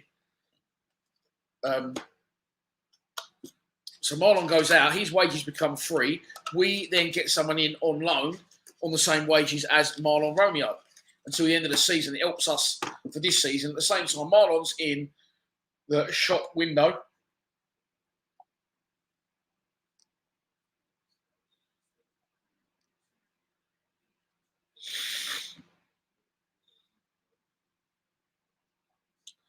That's very true. And I don't really want to get into it on the channel, but I think there's other factors have played a part in him leaving. I don't think it's all, because he can't get in the side. Let's have it right. It's really made me laugh. Regan Paul, look. Can you see that? Marlon Romeo, you can't see it. No, the thing's gone off. You just put good. It made me laugh. But no, I know what you're saying, Ben. We need to sell him. But right now, Pompey ain't got the dough.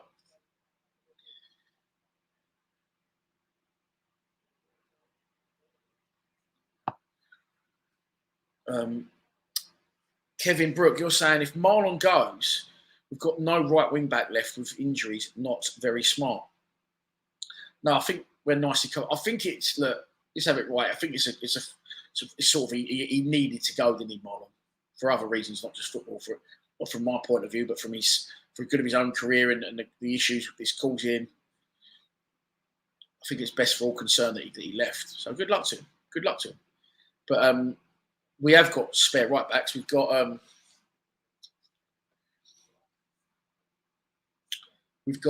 Ryan Leonard that can play there, and Billy Mitchell that can play there as well. So I know it's not ideal. Danny Sender, Pass Bargy, Sean Batt re-signing Barry Howells. Wouldn't that be? Howells used to love Howells. Always referred to an away day against Derby. I lived here, actually. Because where I'm living at the minute isn't mine. It's my parents', but I'm waiting for my place to... A woman refusing to pay rent, something to do with COVID, long story. But I lived in this place where I'm living now. We went up there in between Christmas. Derby away, it must have been about 2005. And we beat them 3-1. Barry Howells scored a hat-trick. It was like the 27th of fucking December or something. So I love Barry Howells. Great goal at West Ham as well. He went round the keeper, didn't he? A score from the angle. Fucking, that was carnage. Yeah, I agree, Ted. They're all better than Romeo in that position. Well, I don't think, Al, to be honest, I don't think we'll have to wait for the ink to dry. I think the club would have known this already and there'll be wheels in motion. It is a little bit, though. I know what you're saying. It's a little bit like buying a house, isn't it? There's always some sort of chain. If the chain breaks down,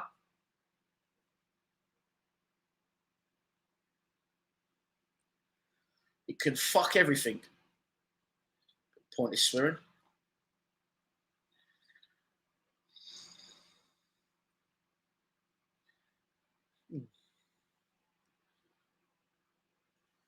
Okay.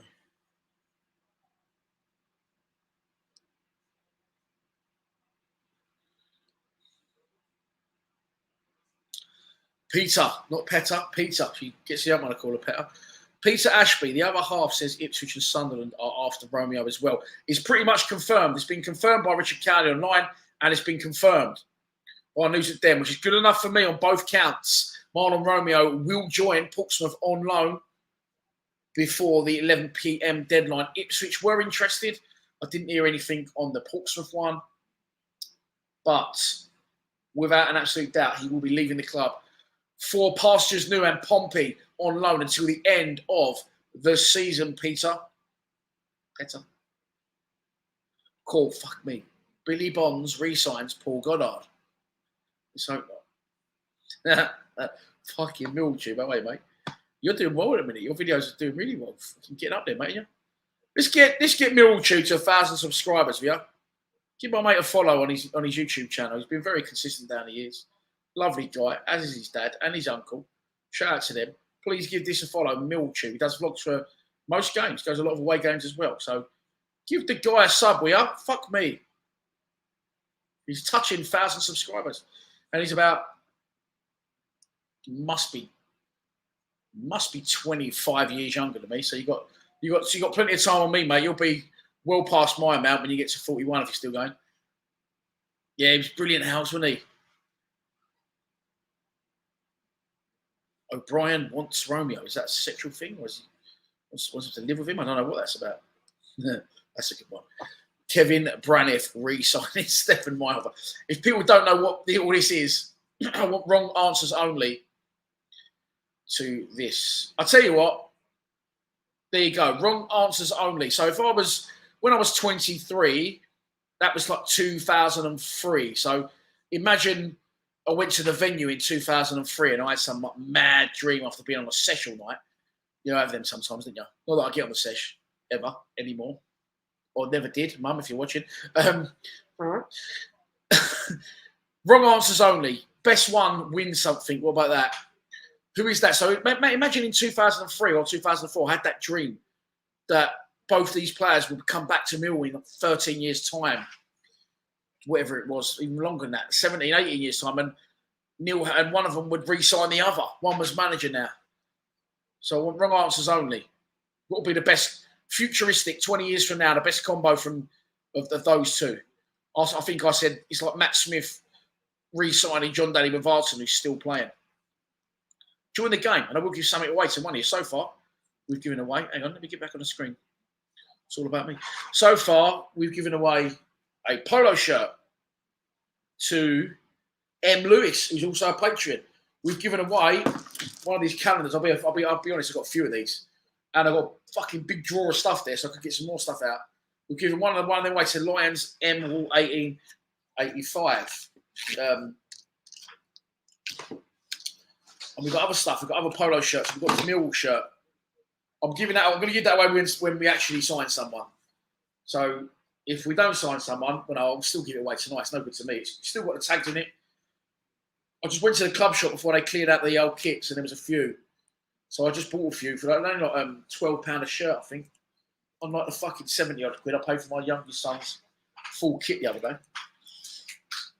Celtic signed Benfica winger Jota on loan. There you go. If you're into your Scottish football.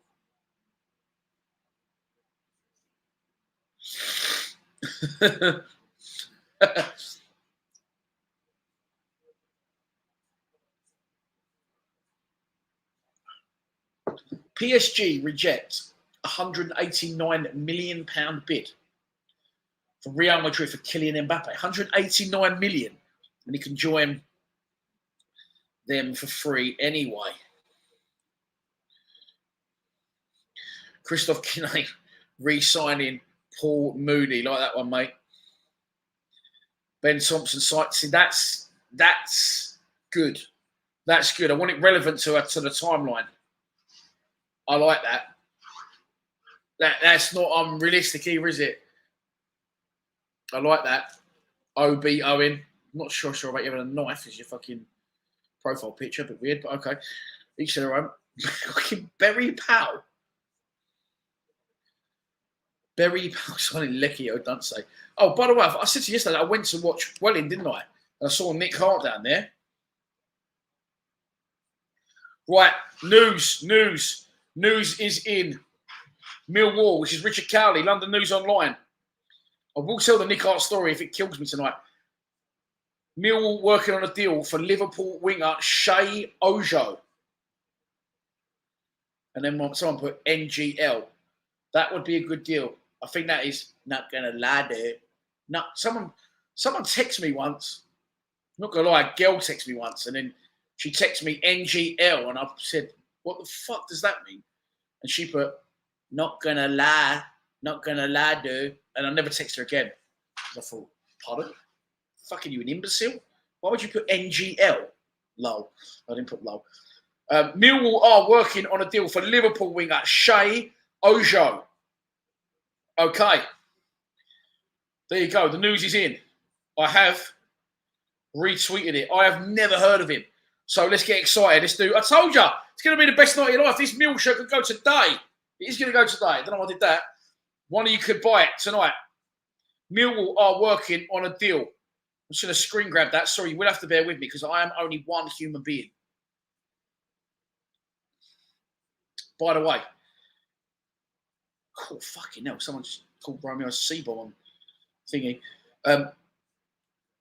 If you haven't already, please vote for us at the National Football Content Awards. Millwall working on a deal for Liverpool winger Shay.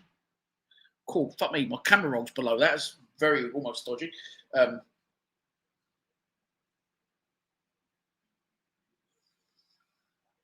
putting it on social media. If you follow us on social media, I don't know who this guy is, but if it's Liverpool, it's good, isn't it? It's good. And it's going to be a loan deal. Richard Cowley would like to stress it is a loan deal for Liverpool winger Shay Ojo. I can't fucking say it. Here we go. We're getting some information through straight away. Gary James says he was with Wolves in 2015. Fucking hell. Tim Kelliher. I'll tell you what. Let me tell you about Tim Kelliher. He's a sponsor of the channel, right? He is a Patreon. He's a fucking all-round good guy. He just donated 50 squids for someone else's benefit. That's the sort of man he is. Tim says, Geezer's been asking for a red shirt for his daughter. Give it to him. Who am I to argue with the legend that is Tim Kelliher? I don't know who you are, mate, but you owe Tim Kelliher a drink because he's just got your daughter that shirt. And I know it's a competition, but Tim's a sponsor of the channel and a Patreon and a friend of mine, so I can't. And he's just donated 50 quid. So I'm sorry. There you go. What Tim's a godfather. Well, actually, there's Peter O'Mara's a godfather of Lions TV. You could be AM, assistant manager, assistant godfather, assistant. You're AG, Tim. What guy? What guy? So I don't know who's won this shirt. I'm going to put Tim Kelliher for now because that's you basically just cashed it off for someone else.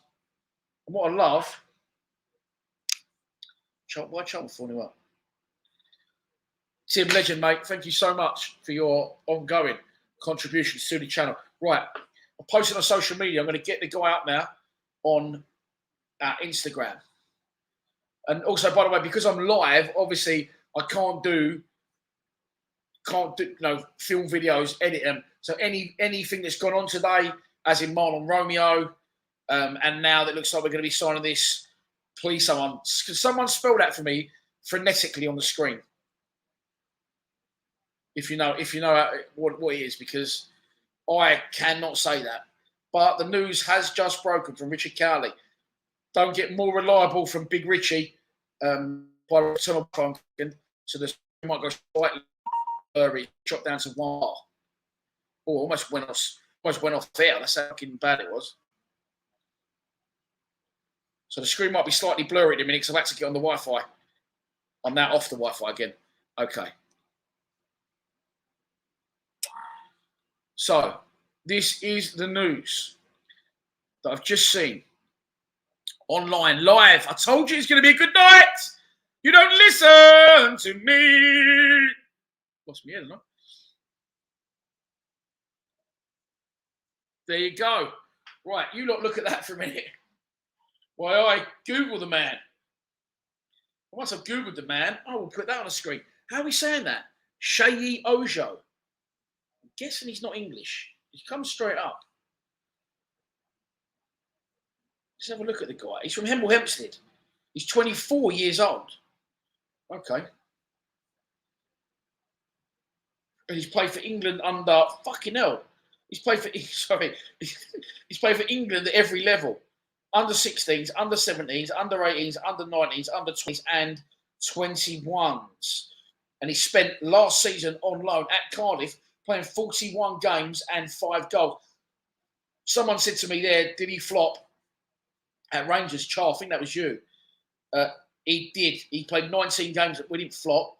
He played 19 games at Rangers, scoring only 1 goal. He's a 5'10". Jerry Springer. He's a winger. And I'm just about to upload the information on the screen for you, so we can look at his page. This is good. I said Liverpool player. I assumed he was going to be like, 18, 19. I didn't expect the man, and he is a man, to be 24 years old. That's a strange age to keep him till, isn't it? Because he came through the youth system at Liverpool, not Arsenal. Okay. So, ladies and gentlemen, here we go. Let's put it on the screen. Right. Oh, no. Let's get rid of that. Yeah, I hide that one. Welcome back. Sorry, here. 470 are currently involved in this night of live streamage. Where is it? There it is. Okay, open that one. You're still going to be able to see the screen behind me. I can't go on Premiere Pro and edit it properly, so it'll be the full size of the screen. But I think we'll get the message. We will get the message. There you go. The only problem we got, though, is I want to get right behind the screen and close to it. And I don't want to be like leaning in like a weirdo. Well, I've got no choice. Right. There we go. Okay. Let's have a look. So I'm trying to get low to the screen. Sorry, ignore me, I'm a weirdo. Actually, what am I doing? You look at that. Oh, man, behind it there. It's too far away. I can't see it there. So I'll read off the picture on the screen while you lot look at that information. Try that one on for size. Sorry, I'm a weirdo. Stuff like this can happen whilst we're live. So, if you can look at that closer than I can without squinting, because I'm fucking blind as well as fat and going bald and everything else in my life, this is what happens at 41, unfortunately. Well, not to everyone. Anyway, full name. Good luck with that one. Oluwase Babajide Ojo. Born 19th of June, 1997. Fuck me, I left school in 1996. Age 24. He's from Hemel Hempstead in England. He's 5'10". He's a winger. He came through Milton Keynes Youth Academy, okay, and was picked up by Liverpool in 2011. At Liverpool. He's been a pro at Liverpool since 2015, making 8 appearances for the club. In that time, he's been on loan to Wigan, where he played 11 games without scoring a goal.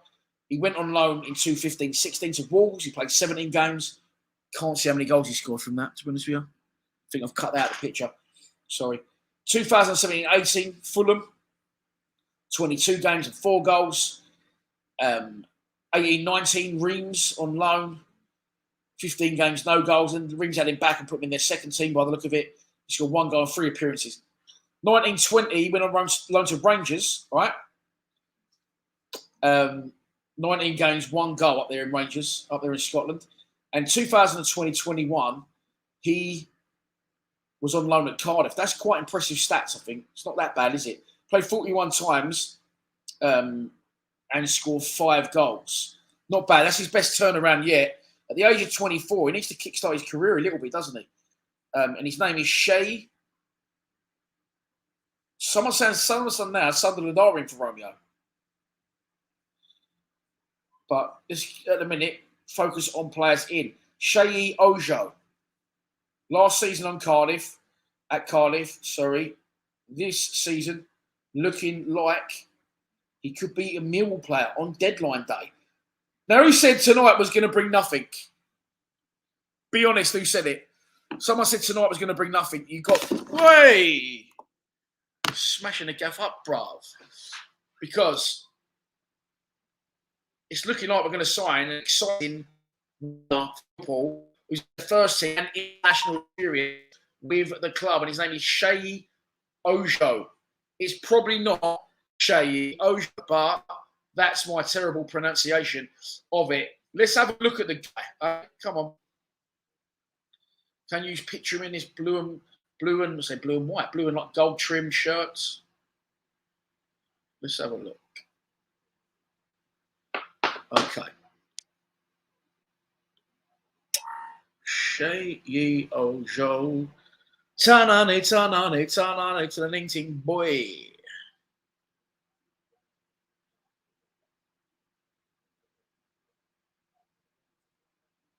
There he is. It's a lot of grief I've gone through to get a picture on the screen, isn't it? But there you go. Bang. There is the guy. Liverpool player. Been a professional at Liverpool since 2015, only having made 8 appearances in 6 years. And before that, he spent another 4 as a youth team player at Millwall. They're holding on to him for some reason. He must be half decent. The news was broken by Richard Cowley online. Millwall working on a deal for Liverpool winger Sheyi Ojo. The worry, I've just said that, as I said, winger. He's not a fucking right winger, is he? Same position as Jed. And if you do care to indulge in his Wikipedia page, as I said, sorry, you shouldn't be able to see me here, but I can't fully edit whilst I'm live. So we'll have to make do with what we've got with that one. But been around a bit, had some good experience at some decent clubs in our division and also abroad. So what are we thinking? Still not confirmed. Well, he doesn't fit the criteria then, does he? McCammon signs David Soul. Can you imagine, Ash, the people just tune on now, they've got no idea what we're on about.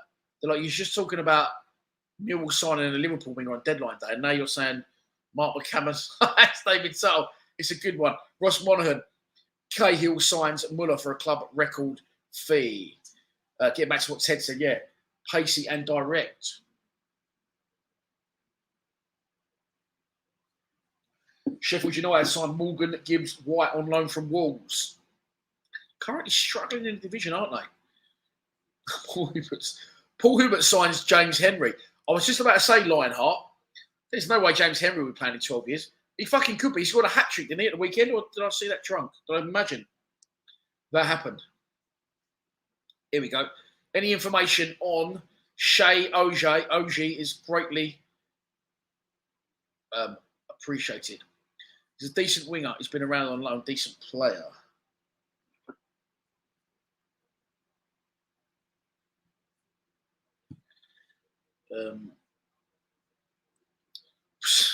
So I said earlier there was a fake account of Richard Cowley, but I've got the real Richard Cowley on tweet notification, so I know it's true. I think there's some Mill fans think it's fake because they can't believe it's going to be true that we're going to loan a Liverpool player. Rob Goldswain, Sheyi. I'm just going to call him Shay. That's fair enough, isn't it? Sheyi Ojo is a winger. Last played for Liverpool in 2015. On loan since then at loads of clubs. Do you know how Rob Goldswain knows that? Him and his consortium of watch dealers in Hatton Garden have probably got part ownership of the player. I'm right, Rob, aren't I? I'm right. He was sparky. Fantastic fucking knowledge, mate. Well done. Yeah, it's a strange one. It begs the question, why have they kept him?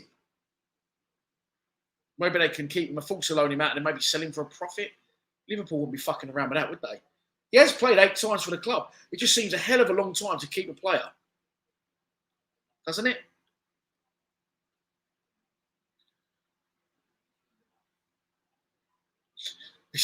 It always goes back. He's got 300 followers on Kenny in the group. Says Sheyi Ojo from Liverpool. Kenny's going to be joining us today. Yeah, it is. And League One, Sunderland are reporting interest in more right back Romeo. with Ipswich no longer the favourites. What the fuck? It's all going off tonight. Who said it was going to be nothing going on? Nothing doing. Yeah, Kieran Perry rightly says that he's got 5 goals in the last, in his 41 games. So if he was at Cardiff 2021, was he signed by McCarthy or Harris? Would have been McCarthy, wouldn't it? If Shea comes to Millwall with Rowett's style of football, he must lose. He'll just lose his mojo. Do you know what, Tel? This is why Conor Mahoney doesn't get a look in. He's never really been given a run, Mahoney, because Mahoney was signed to be an exciting winger that got crosses into the box for the big man, Matt Smith. And Rowett's not really got any place for Conor Mahoney. Although he's a very talented player. In my opinion, he's our most direct, talented individual taking players on with the final third. He's really good. But he's never been given a run under Rowett. Here we go. This is all you need to know, my man. My broski. He's so fucking big, he can't see me over all the writing. Shea Ojo, born 1997. Plays as a winger for Liverpool. Joined Liverpool as a 14-year-old. He spent time on loan with Wigan and Wolves before making his debut for Liverpool in January 2016. There you go. Abdul re-signing George. I've got no pace, or he's got no pace. Harris bought him for Cardiff. You bought him in for Cardiff. Yeah, it's a turn up for the books, Rob. It definitely is. And your consultant will be in for a drink if he just gets 10 appearances under his belt. I know. So I'm checking down my phone. I'm checking the... it's me mum. My mum's ringing me. Never too old to receive a phone call from mummy, are you? You right, mum? Yeah, I'm live to 428 people on YouTube. No, I've got earphones in. What's up? You're pissed as a fart. She's pissed as a fart. Do you want to go on loudspeaker, mum? Who wants my mum on loudspeaker? All right, I won't. Why are you drunk? How much you had to drink? Do you think Millwall's going to sign anyone in the transfer window, mum?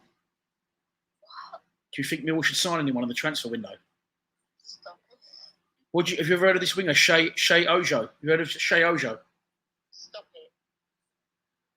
What time you get flies in the morning? 11 o'clock. What are you drinking? Nothing. I thought you said you was pissed as a fart. Stop it. So you don't think, what do you think, row it in or row it out? I need an answer.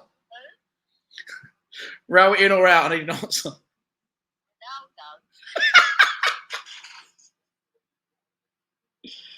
Oh, dear. 11 o'clock, yeah. All right. Yes. See you later. Well, you go, you don't go on other fan channels. My mum lagging on the phone. Oh, dear. Oh, spat all over the fucking camera. Just wipe it up with the Millwall shirt. I'm pissed. I'm not even drunk.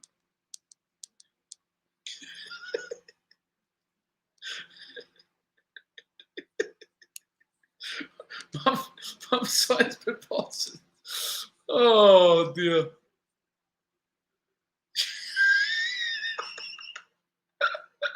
Oh, that's my mum. Mum just realised. Oh, it's funny, isn't it? She said, I think row it in or round. She went, Ronaldo? She only knows Ronaldo's the only footballer she knows. Oh, dear.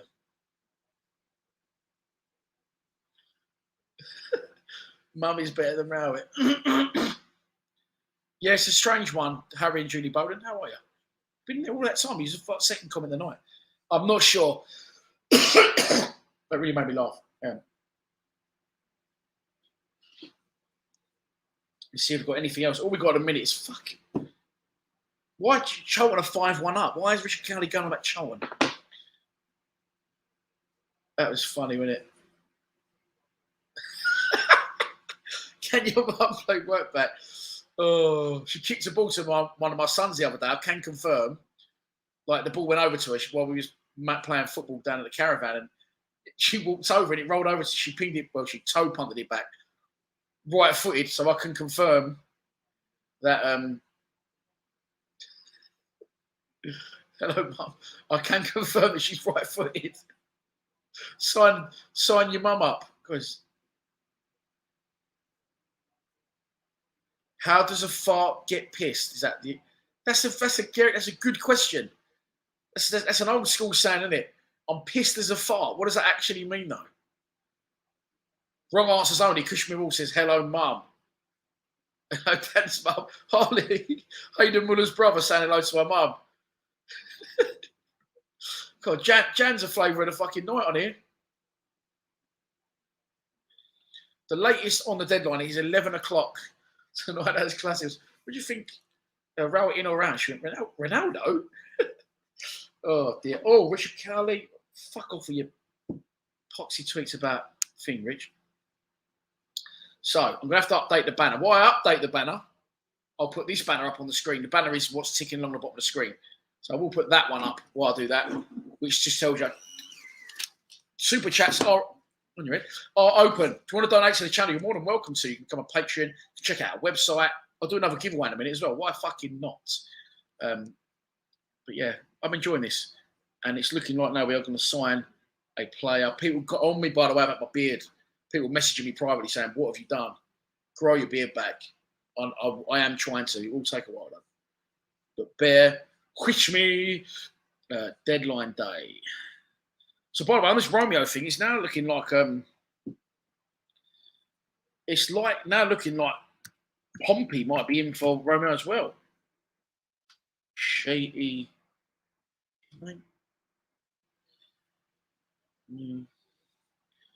Sorry, bear with me, people.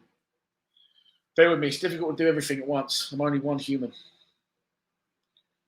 They're having a great laugh on fucking transfer deadline. I don't know what they're talking about. I'm trying to find out how to spell this guy's name. I'll tell you what I put on the screen. If you can see what I'm talking about, that is what I'm currently talking about. News has broken. Not someone's put mum signs Dan on a free, mate. She's been trying to get rid of me for 41 years. She made that mistake in 1980. Deadline day. Okay. Millwall.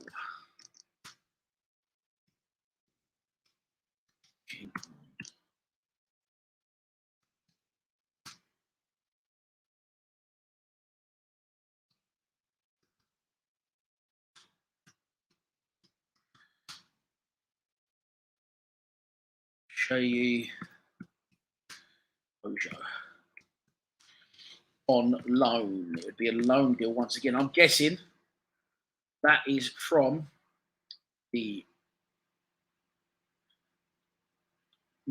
wages that will be freed up by Marlon Romeo. There you go. 401 people in the live stream. We are 1 hour, 53 minutes and 42 seconds into the live stream. There is 2 hours, fucking hell, 13 minutes and 50 seconds still to go.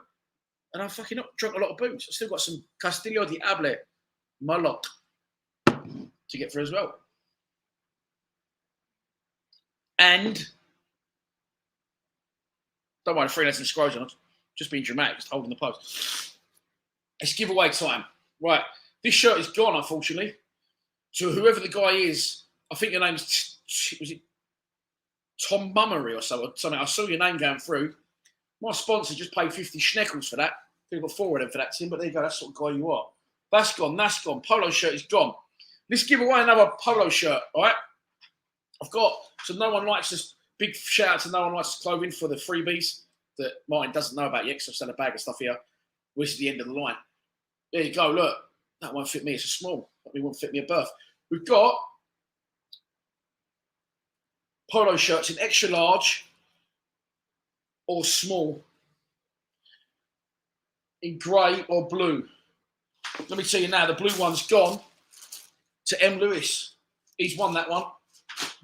We're going to give away another polo shirt. I've got an extra large in blue and I've got 2 smalls, all right?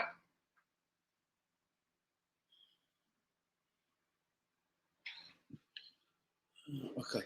Sorry, I've got my other son now saying issues about tomorrow. So to win a polo shirt, I bought a pack of...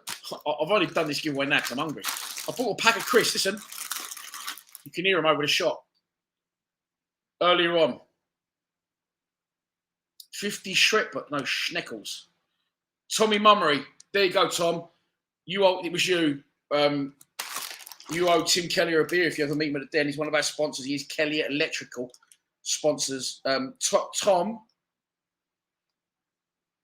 that's your daughter's. It's a large child's top, so I hope that's going to fit her. Large juniors. Please message me on social media. Next up. Right, so I've got a particular brand and a flavour. I want both. First one, correct answer wins a polo shirt.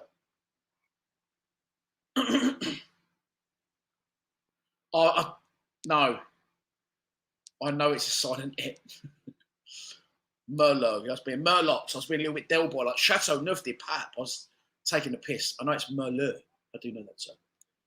I know my grape very well. Walker's salted, no. Salt and vinegar Walker's, no. Cadbury's Wisps, what the fuck are they? Oh, no. It's quite an obscure brand. This could go on for a while. Why it doesn't have a beer?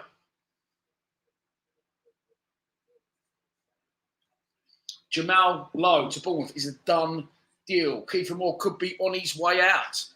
Right, let's start at the top of these.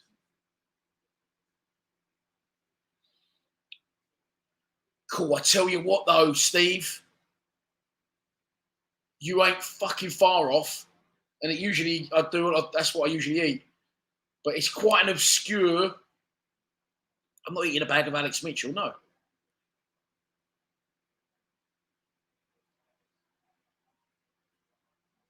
This guy's fucking taken over my show, isn't he? Yeah, for those who don't know, Alex Mitchell has gone on loan to Leyton Orient. Isaac Alafe has gone back on loan. There's Big Al. And Isaac's gone to Sutton United. There's videos for both of them up already on our YouTube channel. Marlon Romeo is expected to join Portsmouth before the 11 p.m. deadline. However, Sunderland are now shown a late interest to be joined.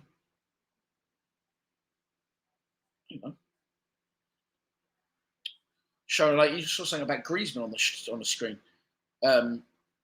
What else? Oh, here's a picture of Ben Thompson re-signing Danny McNamara in 20 years. And the other thing is this guy. Shea Ojo is a target for Millwall before the 11 p.m. deadline. The Liverpool winger is 24 years old and spent last season on loan at Cardiff. Let's get back to the comments. I'll tell you what, if someone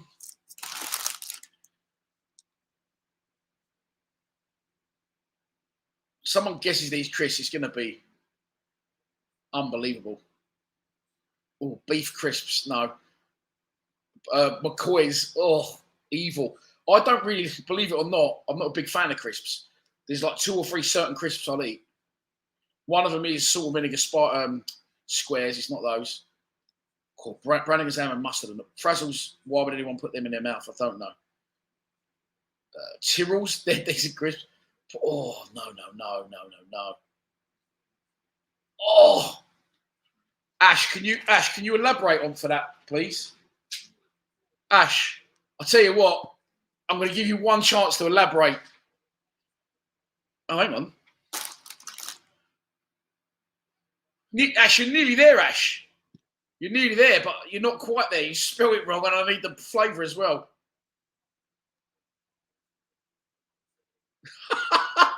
You just donate 50 quid, mate. You can say what you like.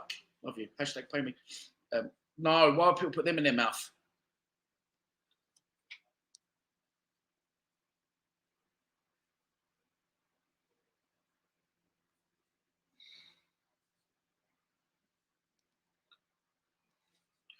Right,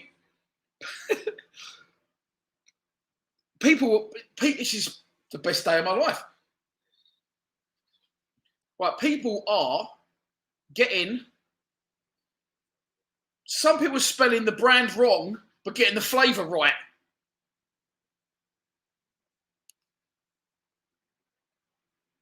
Joey Cooper, you're so close.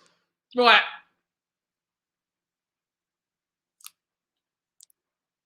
Right, so correct. Pickled onion Space Raiders. And Steve was right. They're like a big bag. Only a pound. Why not? They're 7 little bags. But people were putting Space Invaders. That's why I kept looking at the packet. I thought, well, these are like some moody knockoff ones they sell over the road. Space Raiders. Pickled onion. Home was close. Charlton, more Charlton updates. Pickled onion Space Raiders, says Theo. Did anyone say it before you, though? See, Ash, you said Space Invaders. The Space Raiders. I don't want to be a sticker for the rules, mate. I love you. Oh, Jimmy D. Yeah, go on, Jimmy. You put pickle onion, but... And then Paul's put Space for Raiders. That doesn't really matter because Theo said it again there. I'm so excited about this that my head's gone. Oh, hang on. So what I'm doing is I'm highlighting the person that I've read's got it first. I'm working my way back up the comments. So at the minute, Speed Killer. I can't even remember what I was going to give away. I'm so excited. That's a polo shirt. Oh, Bobby D's up there now. Look, sorry, Speed Killer. Bit weird name again. Pickled onion Space Raiders. That was the answer. Oh, Theo's got it wrong. Space Raider barbecue. Space Raider. And then Ben's put Space Invaders. Billy Petridge has put pickled O. Before you, Tyler said pickled onion Space Raiders. Tyler, you're in the lead. What has this channel become? To get this wrapped up. Vinny, you said it before him. See, again, you said it wrong. You said Space Invaders. So Vinny's in the lead. Space Raiders pickled onion was what I was looking for. Space Raiders. Another one's got it wrong with the Invader. And we've got a winner. Not a fan of Chris. Laughing face. Fuck you. Vinny Wainwright. Fuck me. That was dragged out of him, wasn't it? But you've won a pack of Space Raiders. I'm keeping the polo. I'm joking. You won a pack. You haven't won a pack of polo shirts. Calm yourself down. You've won a polo shirt, Vin. I often think I should just do a normal YouTube channel, not bother with football. I have more fun. Vinny Wainwright, you have won a polo shirt. Whether you want a navy polo shirt or you want a fucking grey polo shirt or you want it in small or XL, you let me know. Big thanks to No One Likes Clothing. If neither of those are your sizes, Vin, then you shouldn't have fucking entered. But it probably is, mate. Well done. EFL trophy result. Sutton United 2.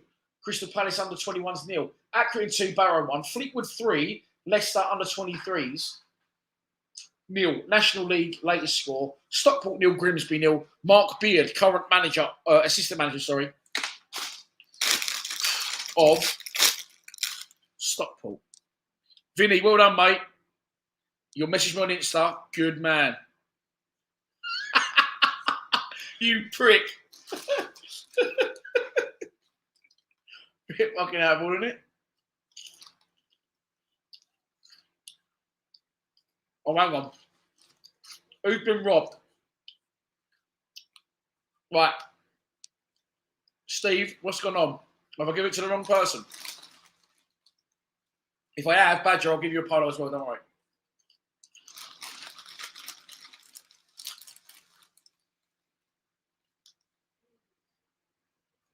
Right. Stop eating, you fat bastard. Oh, fuck off. Right, apologies, Badger. I do apologise. It's a fucking lot, mate. You lot can't see what I don't know if you lot can see what I can see with the comments. You probably can actually. They're coming like that. It's very hard to keep track. So but Steve Lees is obviously my wingman, my adjudicator, my calculator, and all-round life coach. Steve, if you tell me Badger's been done and he was the first winner, I can't not give it to Vinny now, but I'll have to give Badger a polo as well. So just confirm that in the comments. And apologies to Badger, mate, if I didn't see it. Preston are definitely in for Ojo. Oh, for fuck's sake. I haven't seen anything on the deadline yet. Atletico Madrid in talks to re-sign Antoine Griezmann. Barcelona on loan with obligation to buy. So they've got to buy him. They can't.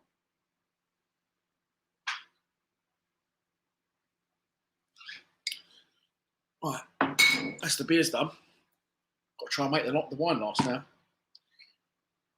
Yeah, Badger was first. Okay, apologies, Badge. So, Badger, you can get a polo shirt as well. I need a size. We had an XL. Go to Martin Lewis. Martin Lewis? M. Lewis. What size do you want? Is it a small or is it an XL? I'm going to say you're going for a small. 3 requests in messages.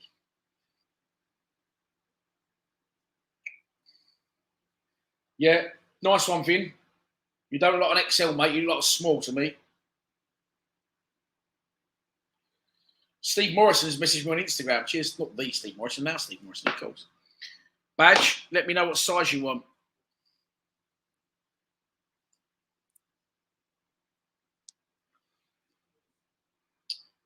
This is worrying me now. What is it? What's fucking Preston's problem? In for fucking Ojo. He's ours.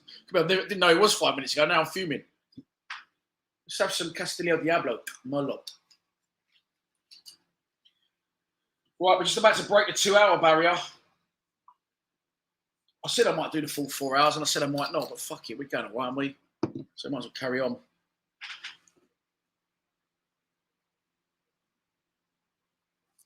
No, it doesn't include now. I just read it, dickhead. It says Steve Morrison. I do love you, though. Right, badge up. Well done, Steve. Thank you very much, sir. Right.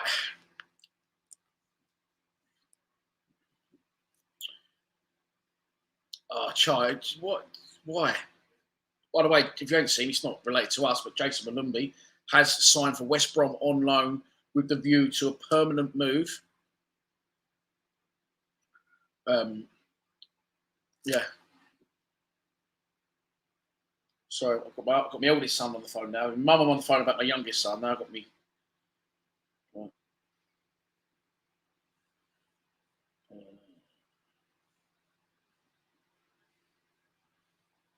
I'm trying to get.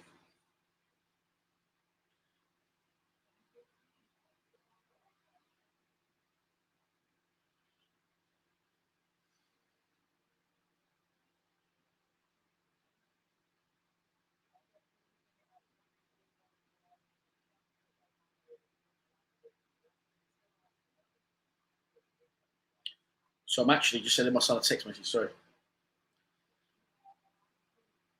Not the most exciting to us. He's worried. He's got things. He's got to go to a thing at his school tomorrow, and his mum said he's got to go. But we're going. I said that's the number. We're going to go and do what we've got to do in the morning. So hurry up and eat another packet of crisps. Yeah, Steve's really. We're talking about invoices now. What's going on here? Right. Before I completely lose the structure of the show and the will to live, let's have a recap because Kev wants one. A lot of information at the bottom of the screen there for you, Kev. But let's go over it, mate, because it's about time we did 2 hours in. First one up today, Alex Mitchell, the young centre-back, 19, by the way. He's an absolute fucking unit. Has joined Kenny Jackets, Leyton Orient, on loan until the end of the season. They're in League Two. They currently sit 6th in the table, and they have we have a recall opportunity for him around Christmas, if we so wish, January. Also, in the same boat, Isaac Tanto Alafe spent last season on. I was laughing about a message I just received. Last season on loan at Sutton United, helped them get promoted from the division, and today he has gone back to Sutton. He's currently still injured, but he's going to be playing in League Two once he's fit. They are currently bottom of the division, having played 4, won none, drawn 2 and lost 2. So they'll be looking for Tanto to be firing them up that table so they can keep their league status. Up next, Marlon Romeo.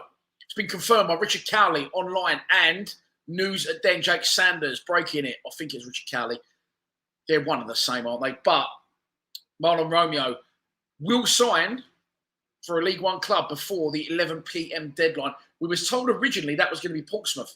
However, I'm hearing now that Sunderland are late to the party and could be interested in signing the country is he from? Is he Bermudan? No, he's not Bermudan. Can't think what country Marlon's from. Apologies to Marlon. Nationality he plays for, should I say. Also, Stefan Meyerhofer has managed to tie down Dave Tuttle to a new long-term contract at the club. Other possibilities of exits tonight could maybe be John Danny Bavardson. Doubt it. Couldn't give the man away for Toppy. Could be Ben Thompson, although I think he'll now stay. And one we definitely don't want to leave is Jed Wallace. And I don't think he will. However, in the last hour, we haven't expressed an interest. There you go. Once again, Richard Cowley online. Millwall working on a deal for Liverpool winger Shea Ojo. Okay, there you go. Who is Shea Ojo? What does this guy do? Well, here he is. Look, he wears a red kit and runs down the wing for Liverpool. Occasionally, very occasionally. 8 appearances for the first team in his career. He's been a Liverpool player for a very long time. He's been a professional at Liverpool for 6 years. But as I said, he's only played 8 games ever for the first team. He has been out on loan, including stints abroad and for teams in our division, including Fulham and Cardiff. In other news, Tommy Mummery won a Mill shirt. The shower gun's been firing, and I'm eating pickled onion fucking Space Raiders. What's up? Talk to me. How's that for a summary, Kev? Stick that in your pipe and fucking smoke it.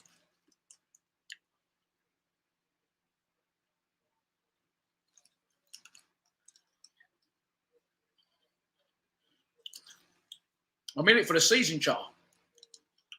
I paid for it. I paid to go in it for. Actually, no, Wardy. I used to play football, Wardy. With VCD, I've known him 20 years.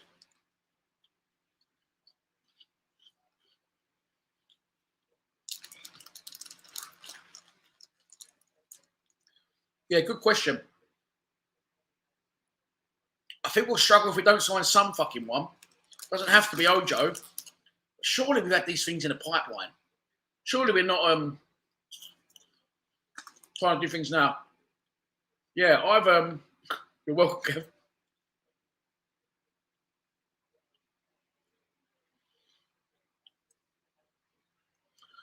Good friends of my dad. He's known me since I was a kid.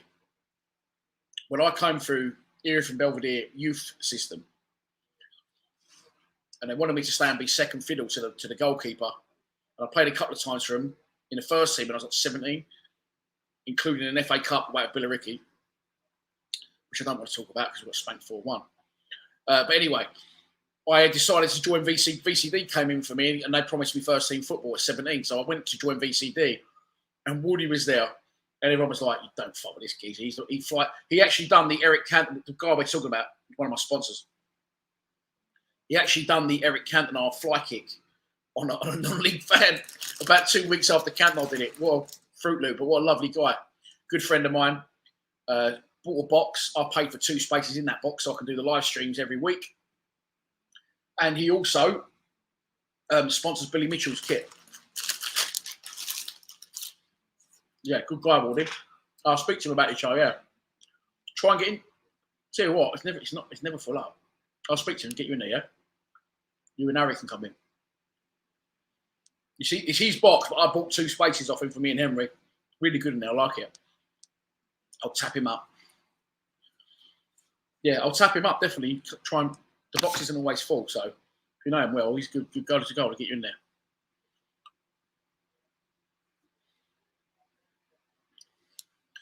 Good evening, Dan. Been watching in my local, and they think you need a stand-up show. I did consider doing a bit of stand-up once. I used to be a writer, didn't I? I used to write stuff. And I was writing stuff for other people. And it was going really well. And I thought, why don't you write stuff for yourself? If I had told a joke and people didn't laugh, I'd fucking devastated. I don't think I could cope with it. So thanks, Dave. Glad you're enjoying it. Shout out to your local. Where you were watching it from? If you want to buy me a drink and I don't spend any money all night, I'm up for that. Let me know where it is. I'll come down after the stream. If you're going to have an after-hours lock-in, of course.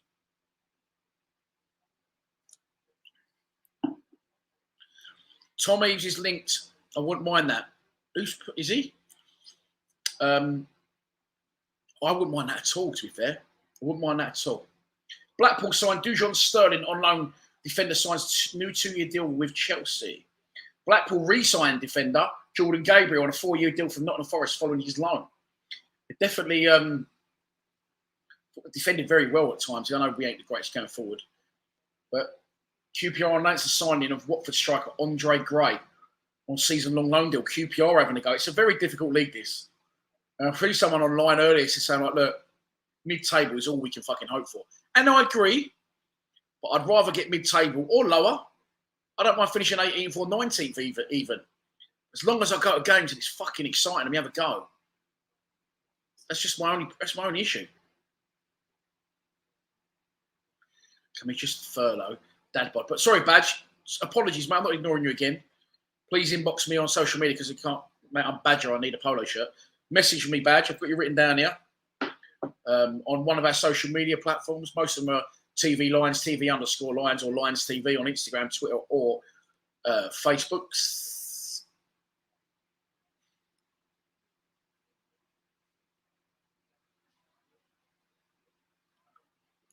Well, do you remember?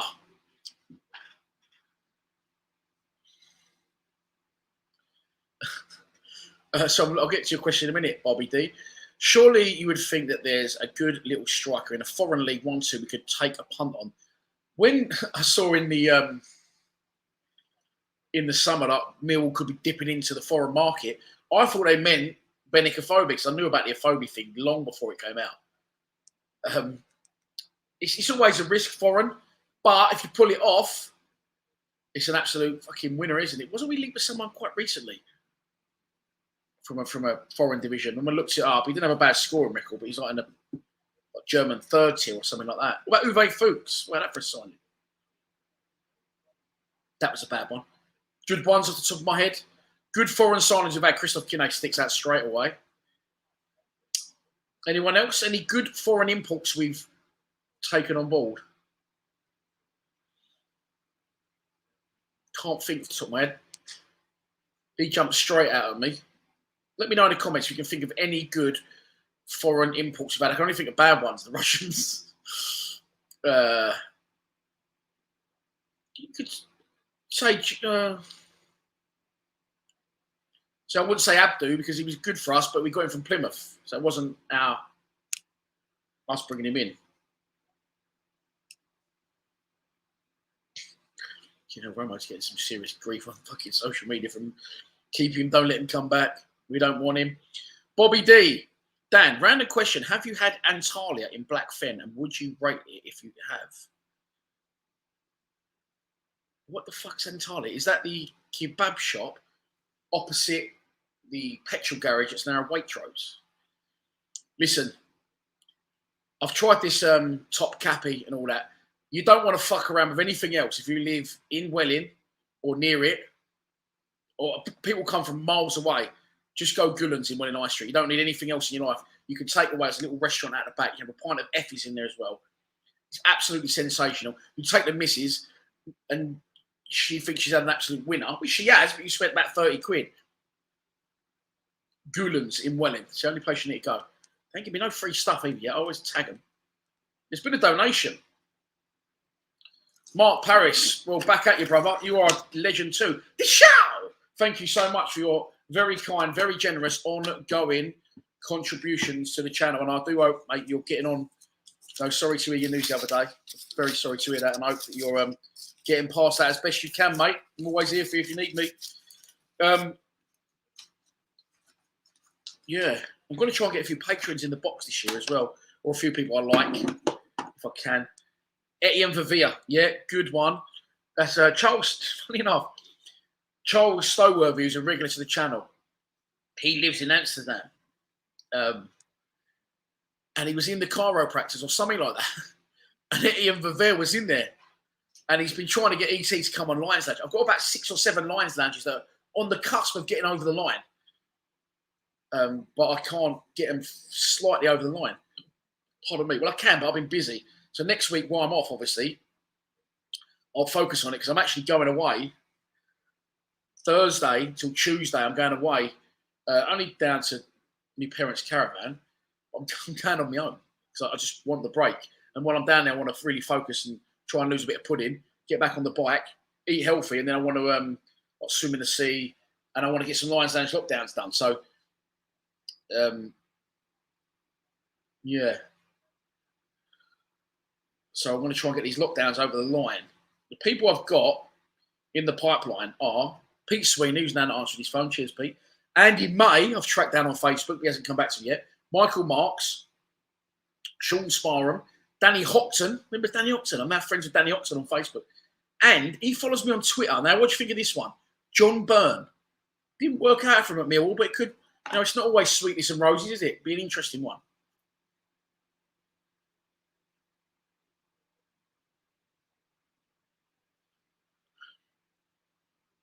Hang on, I'm thinking of good ones. Martin Morris, not bad ones, but you look quite hard on your photo, so I'm not going to mouth you off. ET was a good one, yeah. Remember Siriu's debut? I think Siriu's debut was against Leicester. I think it's the first game I ever took my nephew to.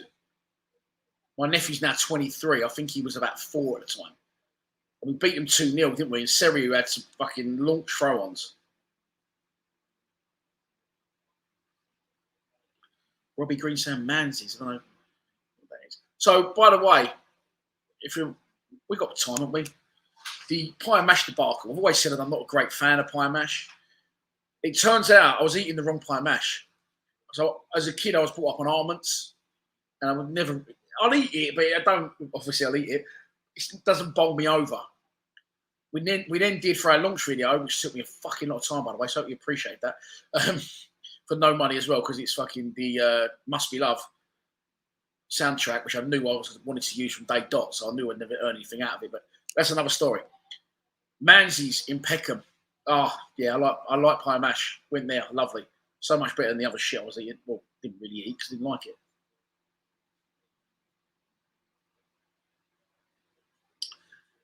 Tim Cahill. Yeah, okay. You can't. He's correct. But he came through the ranks of us, didn't he? I'm talking about players that we actually bought from abroad. Jimmy and Kinner. Yeah, Jimmy, as I said, Chard, I agree, because obviously he came from France, didn't he, I know he's not French before people get on me. He came from France to Plymouth, and then we bought him from Plymouth. Like players who've actually gone out and bought. Ole, ole, ole, ole. Jed, what's happening?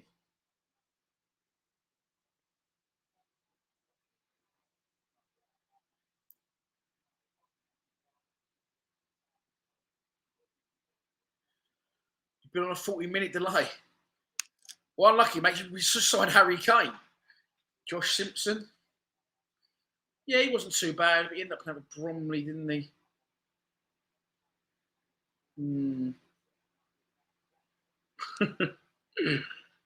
Yeah, I want players we actually signed from abroad. It was decent. Right, hang on, what's happening there?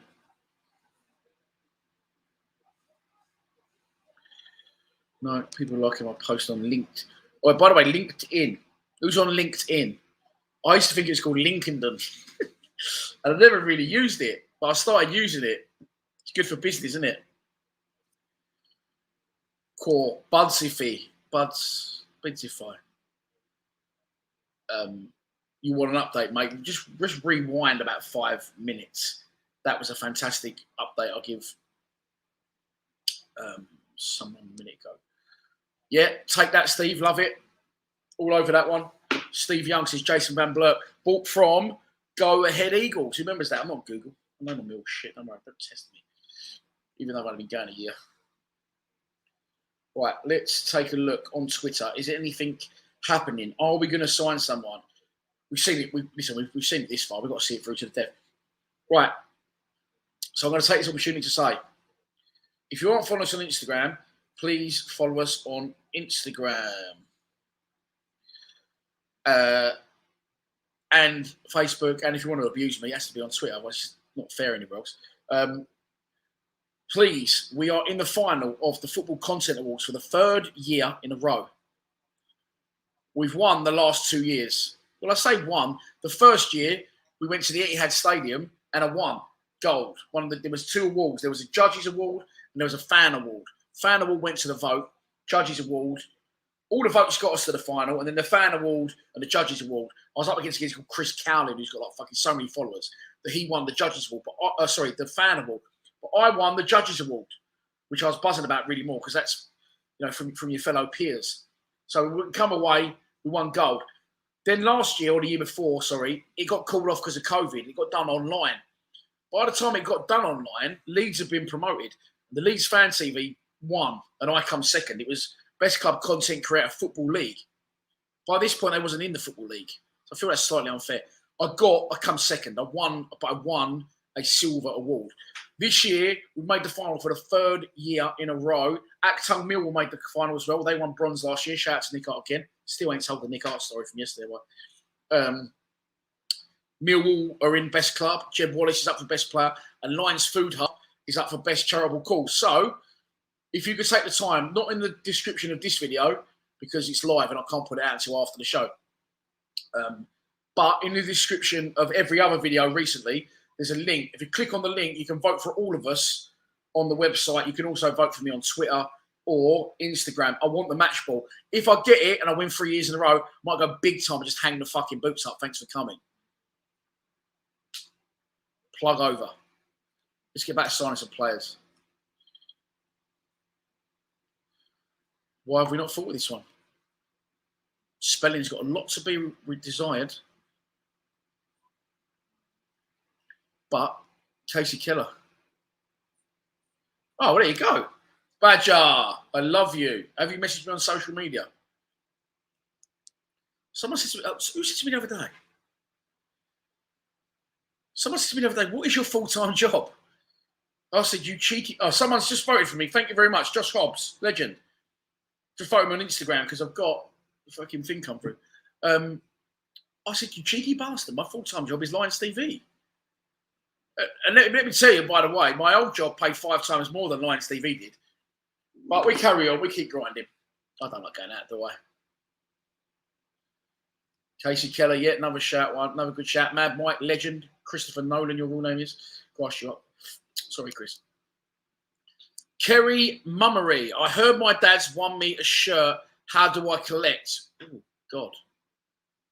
How about, hi, Dan. Really enjoy the show.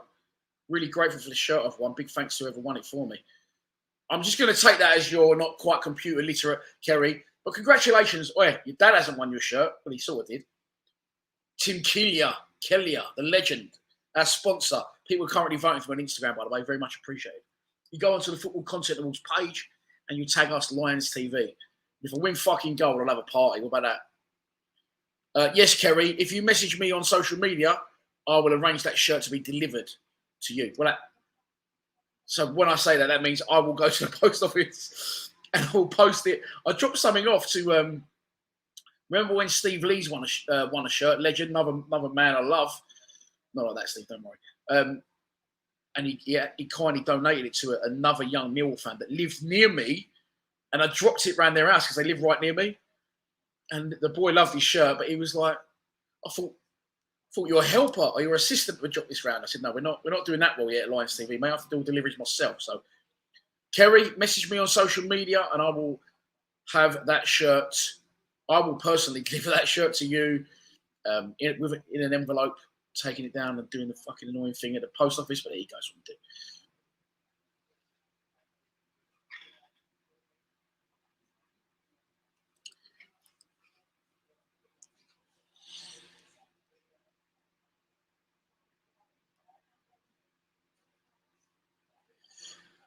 If we all get Prem and you carry on, what are you doing in content-wise? The views will skyrocket.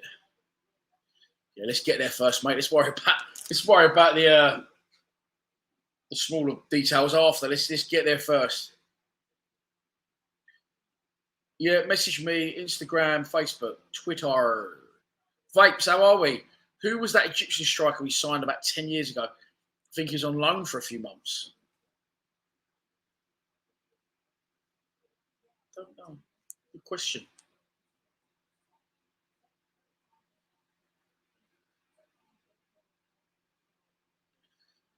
Danny Vander. what's the latest on my way back. I'm going to give you the short version, Dan, 'cause I've already done the long version. Kronenberg red wine onion rings.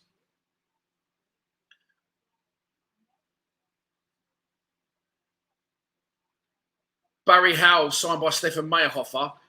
D.WARD going nowhere. Ben Thompson, not sure. Marlon Romeo will be a player on the League One side by the end of the night, possibly Portsmouth. Not heard anything on Jed. Alex Mitchell, Leyton Orient. Gary Rowett doesn't know what he's doing. Isaac Tanto and Lafay on loan to Sutton.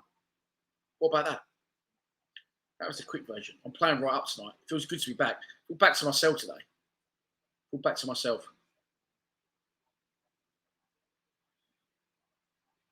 Well, listen, never say never. Oh, Charles is in. Charles is in because Charlie's offering to take him something, but probably over the border illegally. Here we go, Charles. How are you, mate? My new shirt got lost by a courier DHL who charged me bare 40 quid. Charles, you're not the sort of man that would say bare, bruv. Oh, yeah, that's a misspell for you. They charged me bare 40 sheets, fam. In the end, the line shop sent another via my son in London, who mailed it over 2 weeks ago. It's still not here. What the fuck? There's a very well-dressed mailman wandering around the red light district, Charles. It's not you. Dan, what's your name on LinkedIn? Dan Goodwin. That's my name. Dan, my surname is G-O-O-D-W-I-N. Dan Goodwin. I don't really know how it works, to be honest with you. But I'm there available for editing work and production, anything like that. And if me, we'll get to the Premier, done that one. Cheese nothing. John's way behind. John's way behind. Right. Oxford signed midfielder Ben Davis. From Oxford, Sunderland signed Bayern Munich's Leon Dajaka on loan. Lincoln signed left-back Jamie Robson from his boyhood club, Dundee, for an undisclosed fee. And I'm still eating space. Raiders, not invaders. Pickled onions. Is it me? Or transfer and deadlines not what they used to be? Remember the days when like the geezer, they used to do them outside the ground, the geezer like threw a dildo into the mix. Sorry, I should have said that. Dildo. Oh, did it twice. Lewis just voted for me, legend. Thank you. Not that. 40 Schneckles fan. Jack Sam, why is everyone thinking we're going to get Ojo? We do nothing on deadline day. But we're trying to break the mold here tonight, Jack. But so far, it's fucking not working out. We've let three players go. We've not signed any. I think, hang on.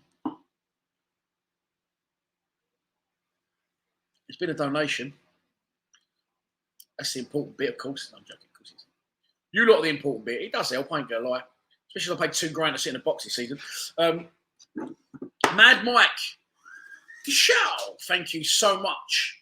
Dishow, for your generous contribution to the channel. Mad Mike, I even know mate, I know I'm such a weirdo. I don't even know where you live. You live in Catford. What about that? Your name's Christopher Nolan on Facebook. Hit me up. We can be Facebook friends. It's not a problem. Although I've got about 2,000 friend requests that I have ignored. I'm odd. By the way, talking about Dishow, that's obviously from People Just Do Nothing. I watched People Just Do Nothing, the movie. The other day, you've seen it. I really enjoyed it. Thought it was good. Mark Preston just sent me a friend request on Facebook. And there's a bit of love now for Marlon Romeo. Harrison White says, for fuck's sake, I want him to stay.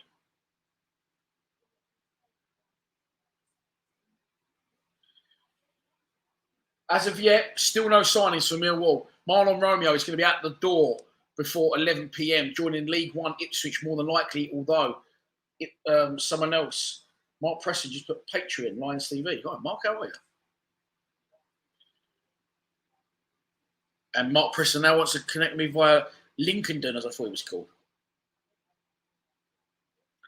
I just went on my phone to look at something. I can't remember what I went on my phone to look at. I do that all the time.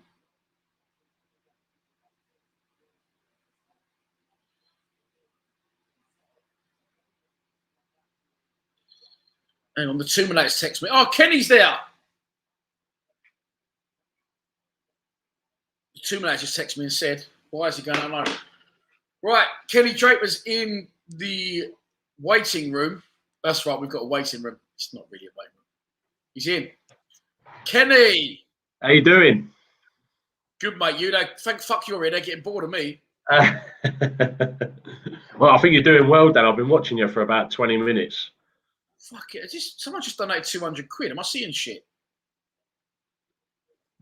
Wow. 200 quid. Craig Robinson, you legend. On that note, what I'm going to do is, thank you very much, Craig. I'm going to take the money out of that to pay for Kenny's parking ticket that I've got you at Cardiff. You voice note me, Dan. What'd you call me? You soppy prick. Yeah. Do you know what it was? Is I was getting shouted at. It's the missus' car. Took the missus' car. So explain what's happened at Cardiff. Craig, legend, mate. Thank you.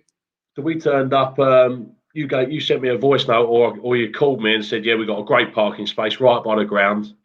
What was it? A little shopping area. You can stay there for 4 hours on match day." So I went, yeah, lovely. Parked the car today. I've had some abusive messages from the missus because we got a £90 parking ticket. Oh. So yeah, that means I've got a £90 parking ticket incoming, but my car's not registered to here. Don't tell the DVLA. What I'll do is I'll just bury my head in the sand. Go out and spend the money on a meal and not worry about it later. Yeah, getting back to meal business, mate. Craig Robson, I can't believe that, mate. Legend. Thank you very, very much. News so far, Ken. Some of it was expecting. Alafe out. Yeah. On loan to Sutton. Alex Mitchell out on loan to Sutton. Jed safe for now. Not heard nothing on that. And Romeo expected to join either Portsmouth. Looking like Sunderland could be interested now. Before the 11 p.m. deadline. There's 3 players out. The only potential one we've heard about in is this guy.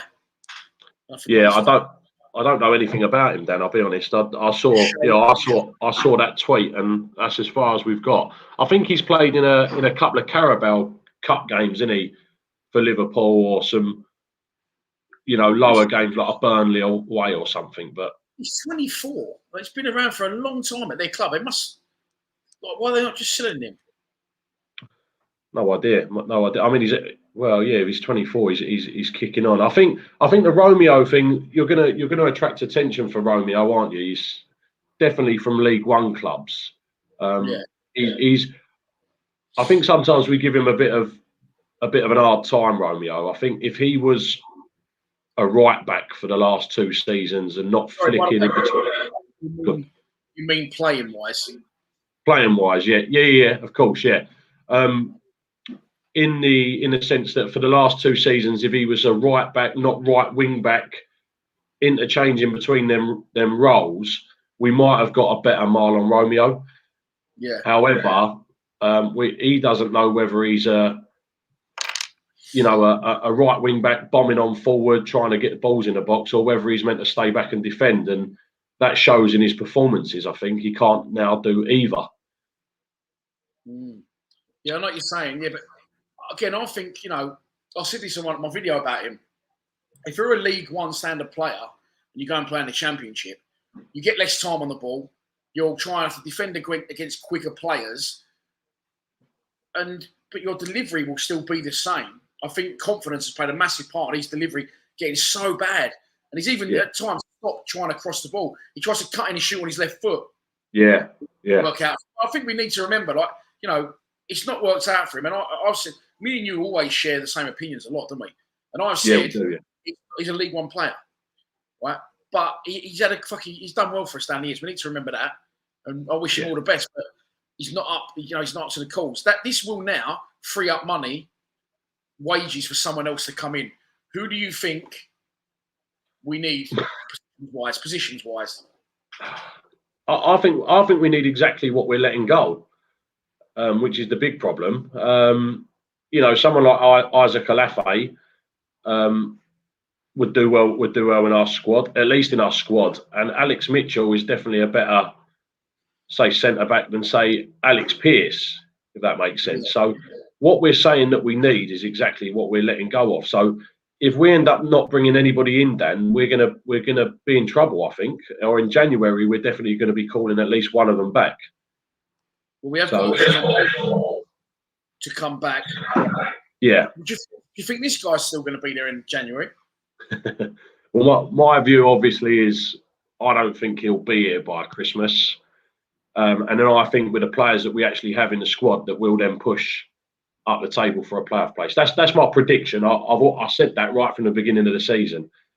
I do get what Rowett's trying to achieve, but I just don't think he can do it with the players that we have.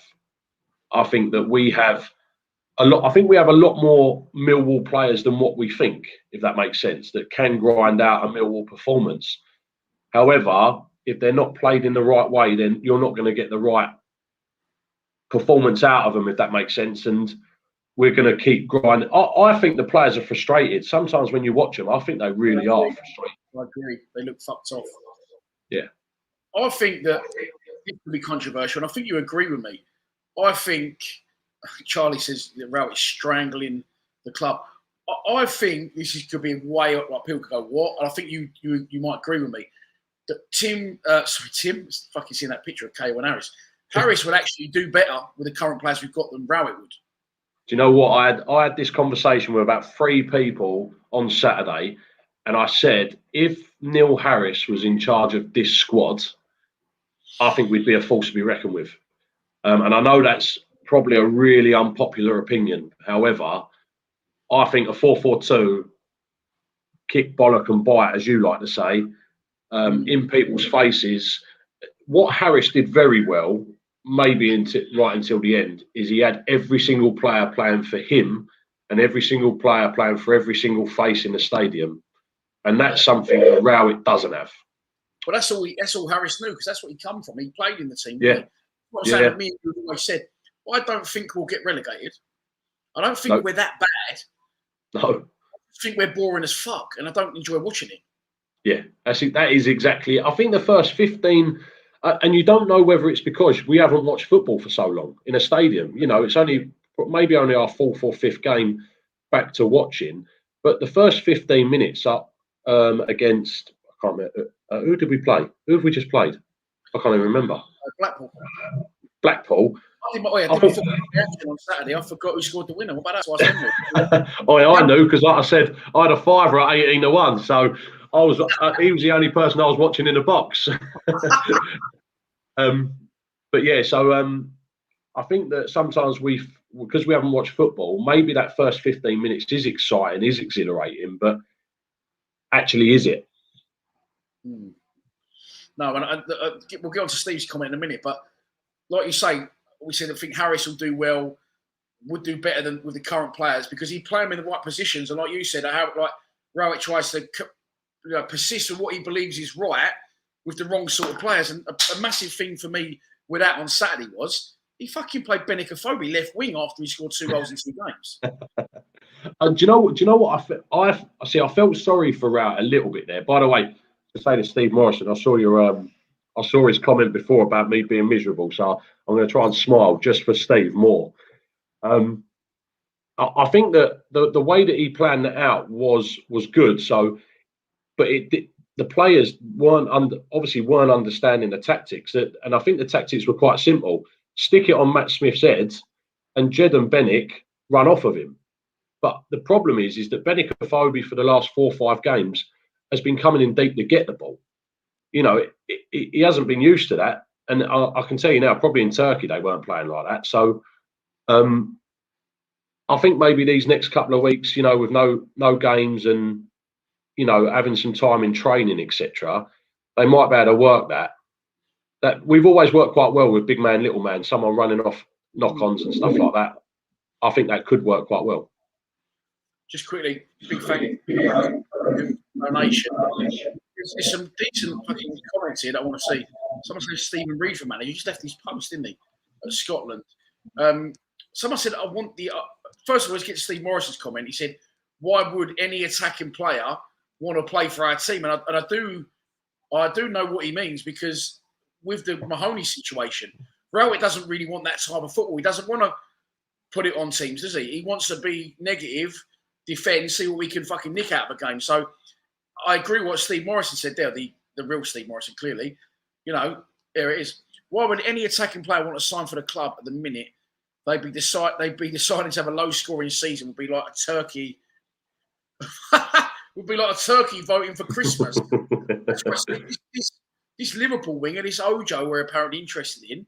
When he asks his agent, or you know, what's Millwall at, what they're about, they're going to go, well, we don't really play with a winger. He's going to probably think, is this the place for me? Do you know what I mean? Yeah.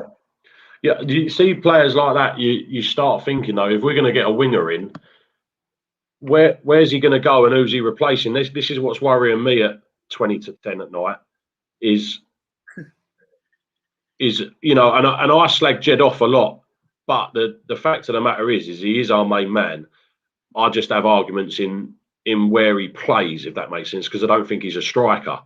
But I can't really argue too much because he's scored more goals than any other player in our squad. So I'll be honest, I've been like, you're slowly getting proven to be right about a lot you've been saying.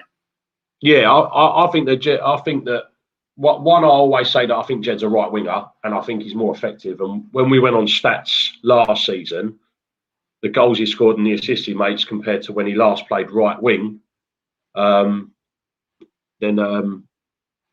yeah, I won't go back to watching the team to row it up. I don't blame you. That's sort of how you're feeling a lot. I know you will keep going because you're like, yeah, me, you've got to go no matter.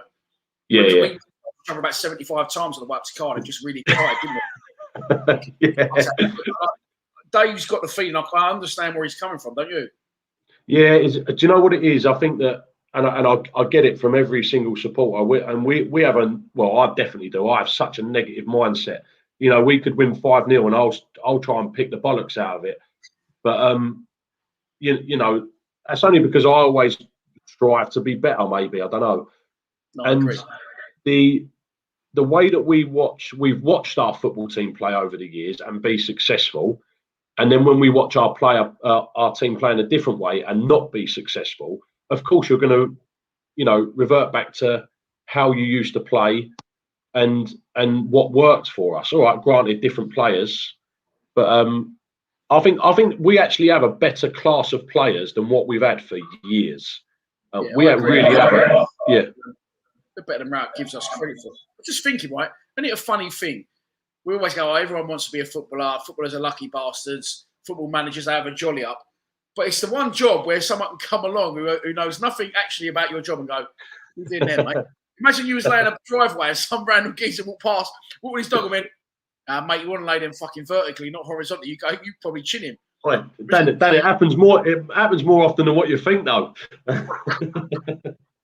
It's strange, isn't it? Isn't it a strange one? Real Fans No Filter said, this is an interesting one. I want the old Rowett back.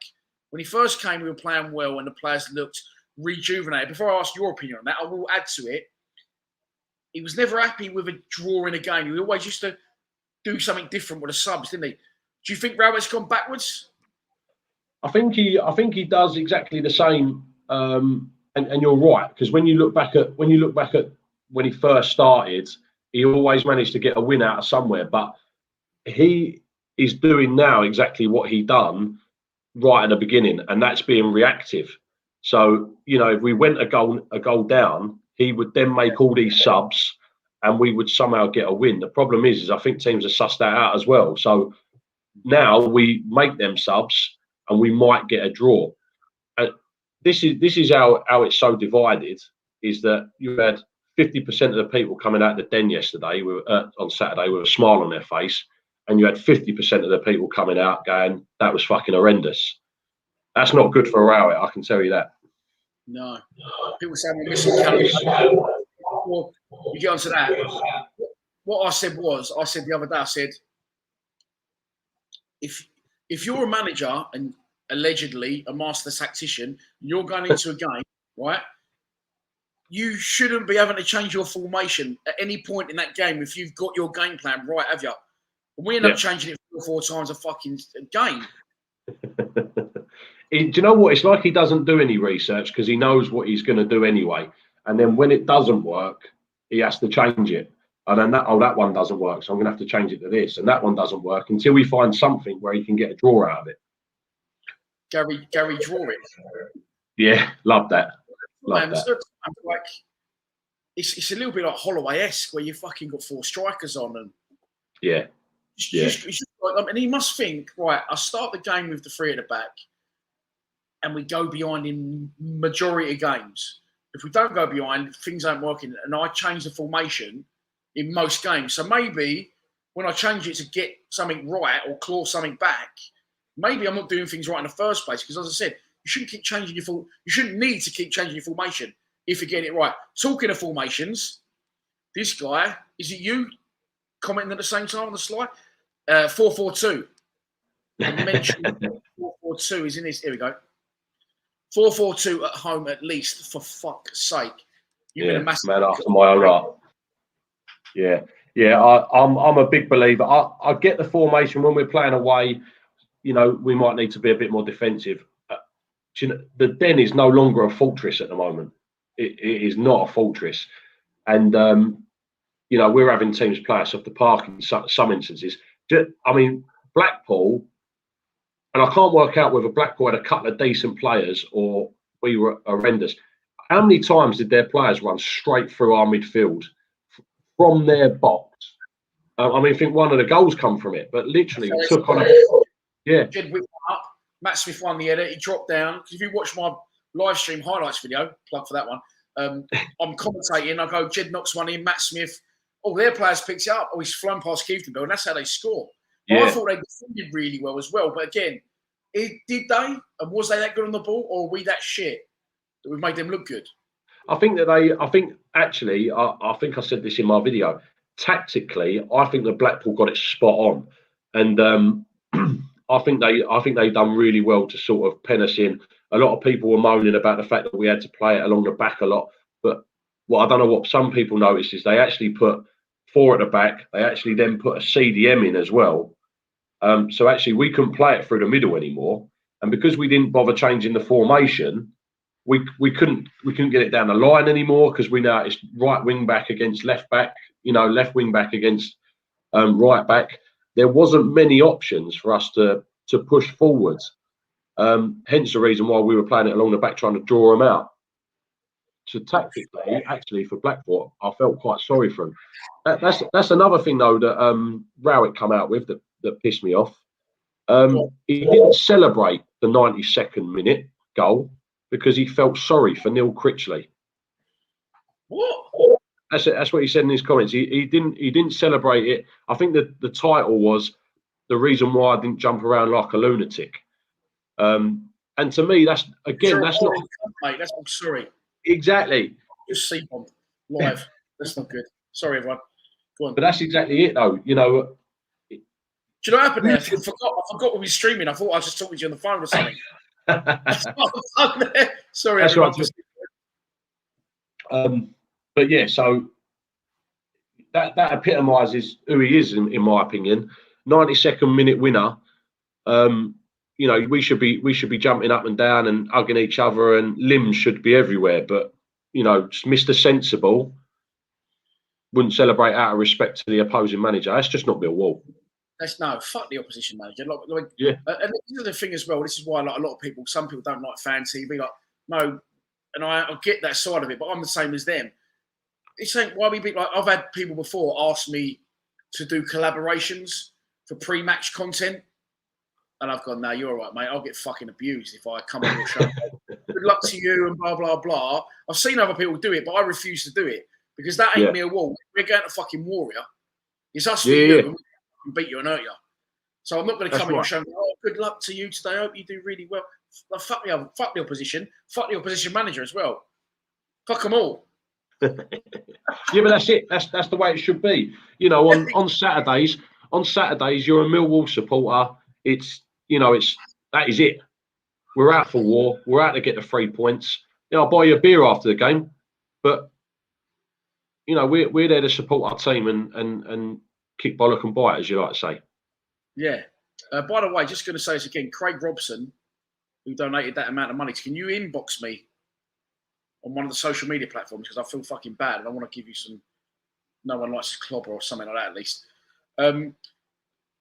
Yeah, talking of the game. Well done, Brian.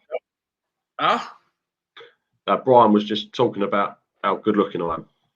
You are a good looking bastard. That's why I've took you off the screen at the same time as me. I'm Gary Rowett. Lee Chitty said, your best mate Chitty said, that hot seat was getting a little bit toasty at one point. And it was, mate. We left it late, didn't we? But we got the win, ultimately. But if we had lost that game, do you think that could have been it for him? I don't think that Gary Rowett will leave. It's really difficult to pin down because I don't think Berylson's going to spend money to get rid of him. Do you know what I mean? And I don't think he'll leave. I think something's going to have to happen. And I think it will come a point where there's, I don't know, he's going to find a better option and there'll be some sort of agreement. Does that make sense? He holds no loyalty, absolutely no loyalty to our football club whatsoever. And if there's a better option out there, I think he'd take it 100%. Where, mate? When we got him, some people were going, "Oh, fucking hell, you're so lucky to get him." And me and you was like, "Really? No. What's he done? Yeah, what's he done? He's done nothing. He's done nothing. Give Gary Rowett, he's in. Give me 5 years, I'll win the league. Of course, he had this 3 year. My boy, I'll win League One. Yeah, we'll win League One. Oh yeah.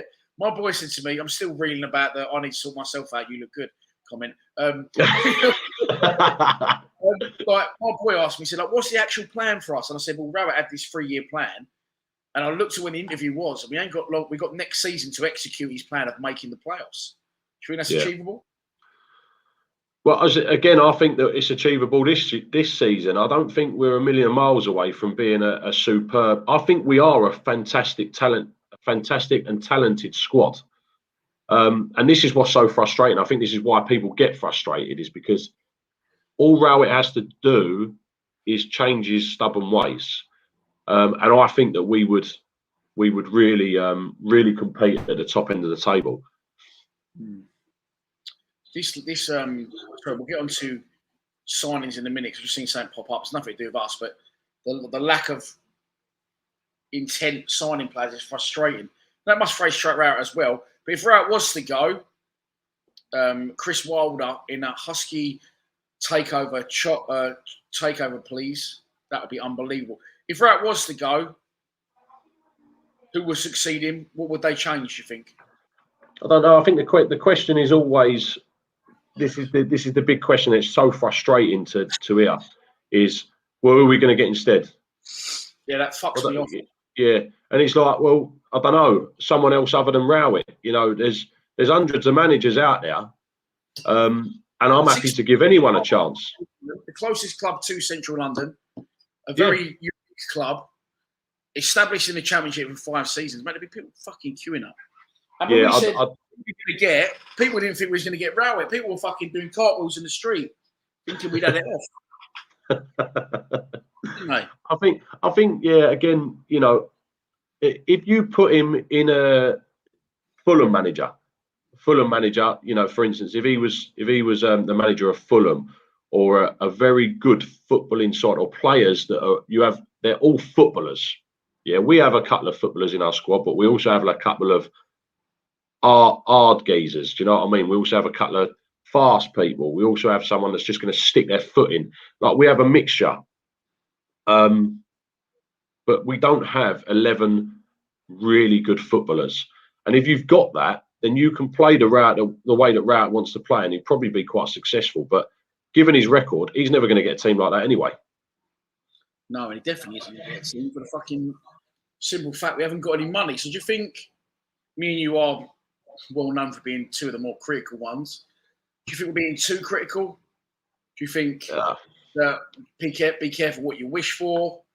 You know, we clearly have no fucking money. And as much as I love John Berylson, someone said there, Chris Wilder in a Husky takeover, I said, always be careful what you wish for. But I think we've got the potential with the extension of the stadium to let Husky take us to that next level.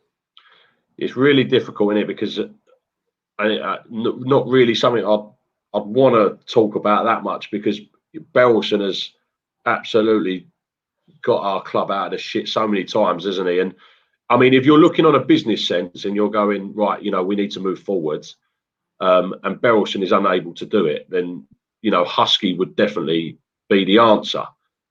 However, I don't think I could ever justify saying Berylson, it's time to go. Yeah, no, I agree. It's difficult, isn't it? Very, very, very difficult. Johnny Metalcore, I agree with that. Do you know what? I agree with that, and it's not just Rowett, it's fucking modern football, mate. When we were kids, we were boys back in the day. It was fucking 11 players, 2 substitutes, fuck off and play on a boggy pitch for 9 months and get on with it. Yeah. This squad mentality, this fucking football, like, was it you that said too much tinkering? Someone said too much tinkering. Go get us like Mahoney, or go back to Mahoney. He's never had a run. He's never had a run of games under Rowett. Yeah. And actually, I think Mahoney's looking a lot more exciting this season. When he comes on, he looks like he wants it. I think the last couple of seasons that he was with us, he never looked like, he looked lazy. He didn't look like he wanted to be there. The last few times he's been on, he actually looks like he does want to be there and wants to do something. I agree. Well, look, you've been smiling too much, so I'm going to put that on the screen now.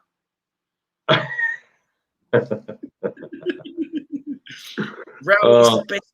Yeah, like, no disrespect to Mill FC, you're entitled to your opinion. Obviously, not the official club's YouTube account.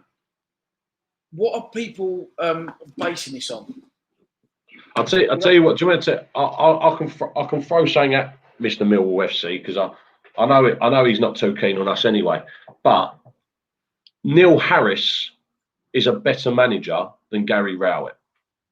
Neil Harris got us promoted out of League One, got us nearly to the playoffs in the Championship, got us into numerous cup runs, and over the period of 3 seasons, Gary Rowett's done nothing. So, Mr. Harris, who had absolutely no experience whatsoever, you know, has done 10 times better than what Rowett has. And I think that was, you know, be careful what you wish for scenario is when we said about Harris. But then we probably wouldn't have got them players in. Do you know what? What a fucking man to walk away when he did. Yeah, definitely. Take the abuse from the fans, but to go, do you know what? I've had a fucking go at it. I've taken it as far as I can, and I've got such a good rapport with his club that I refuse to walk away on bad terms. Now, again, be careful what you wish for. We've non-stop slagged Harris when he was a manager. Now he's the greatest vice president. But I agree, he was more successful for me than Rowett was. And he understood the way. But his hoofball did become a little bit tedious, and we just needed better players at the time. Yeah, I think also there was no change. Yeah, there was no change there. So it's almost a bit like Rowett, actually. Maybe he got a bit stubborn in his ways, whereas sometimes that just doesn't work, and you need to change it a little bit. And I hate to use that word because we've just gone against it, but you need to tinker it a little bit to grind out a result. But his way of playing is way more effective than Rowett's. Yeah, definitely at the dent. Listen, I'll accept the Steve Morrison fake in the thing. We've got a Neil Harris fake. We've got Gary Rowett fake. What's going on? Charlie's saying that this Ojo isn't even fit. He's got an interesting Wikipedia, this guy, because he's been a Liverpool player for a long, long time. And I'll be honest, I'm a little bit amateur at the minute because my fucking phone's batteries died while I was talking to you. I didn't realise. So if anything's happening within the last hour at the minute, I can't tell you what's happening. Well, I can keep up to date on mine. Have you got Richard Cowley on there? Yeah. So he pops up if he says anything. Yeah, but as you know, Dan, I'm not very technical. No.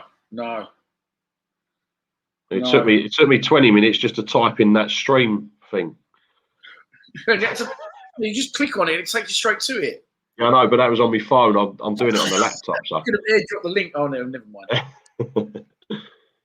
But yeah. Point is trying to get an attacking player when you've got Mahoney sitting on the bench. Whenever he comes on, he brings a spark, like Luton at home a few years ago. I agree, mate. He's there to be played.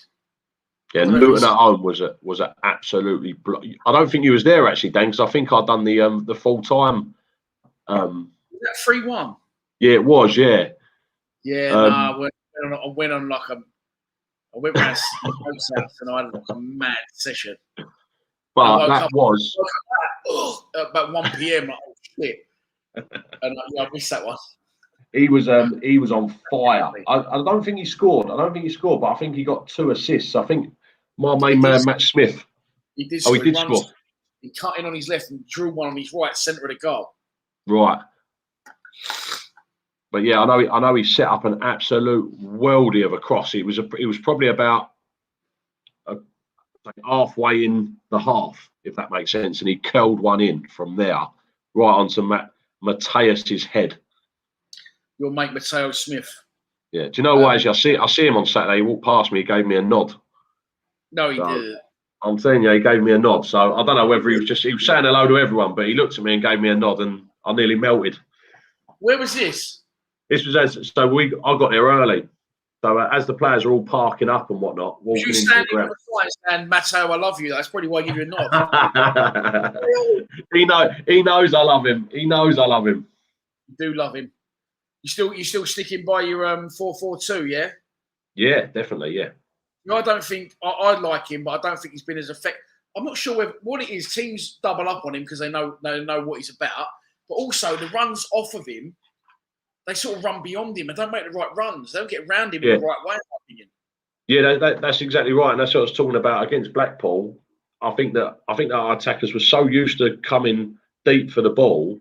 I think that these next 10 days or whatever it is that we get off, I think that's going to be quite important for us, and I think that actually, they might learn to be able to run on after a flick on. You never know. Sorry, mate, I'm laughing. We've got Neil Harris in the stream. We've got Chris Wilder in the stream. We've got fucking Bartot's Bob Kasky in the stream. Neil Harris proclaiming this is my club. Yeah, it's getting weird. It's getting weird. And when it couldn't get any weirder, Osman Arnold Sese says, Arsenal need to sign a midfielder. You're in the wrong chat, mate. Thank you very much, Osman. Right, is there any more news online? No, I've got nothing. I've just had a little scan through. Nothing as of yet. I'll have another scan through. Saying 4-4-2 is a Flintstone formation. It's like a dinosaur formation. Do you know what though? It's so effective, Stan. It's so effective. It's unreal. If you've got the because I feel it's a compact formation. I don't agree with it personally, but it's a compact formation, and everyone then has their individual battles. And what I've said is, if you play the wall and you get sucked into individual battles, you will lose. I think. Yeah, definitely. But the thing is, though, is you can have, that is so attacking, and that's what I think. Because I would have Danny McNamara as a right back, and I would have Scott Malone as a left back, but that's not because I want them to stay there. Yeah, that's just because we'll have 2 midfielders, for instance, that would be Leonard. I would have Leonard and Kieftenbeld, and Kieftenbeld would sit. Next, you got one. Yeah, you got like the diamondy. Yeah.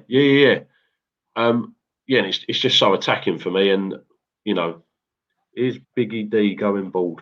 Don't read, not that one. Oh, sorry. He's constantly on me. Well, look, I mean, just bear in mind, how old are you, kid? Oh, you. Biggie D. It's calling me fucking Biggie D. Don't read anyone other than that. Sorry, mate. No, don't read that one. Well, how old are you, though? You're quite a lot younger than me. So I'm 32. Fuck me, I'm 9 years older than you. So fuck you. Yeah, the 4-4-2, mate, could be effective. Do you know what? I don't agree with Malone left back. I think he's I think he's better further up. You're a great lover of Murray Wallace. But if you had 4-4-2, which he ain't going to... Do you know what that's well? I said to you before, it's a dead argument, Ken, because he won't do it. But he did actually do it, didn't he, against Fulham? He did.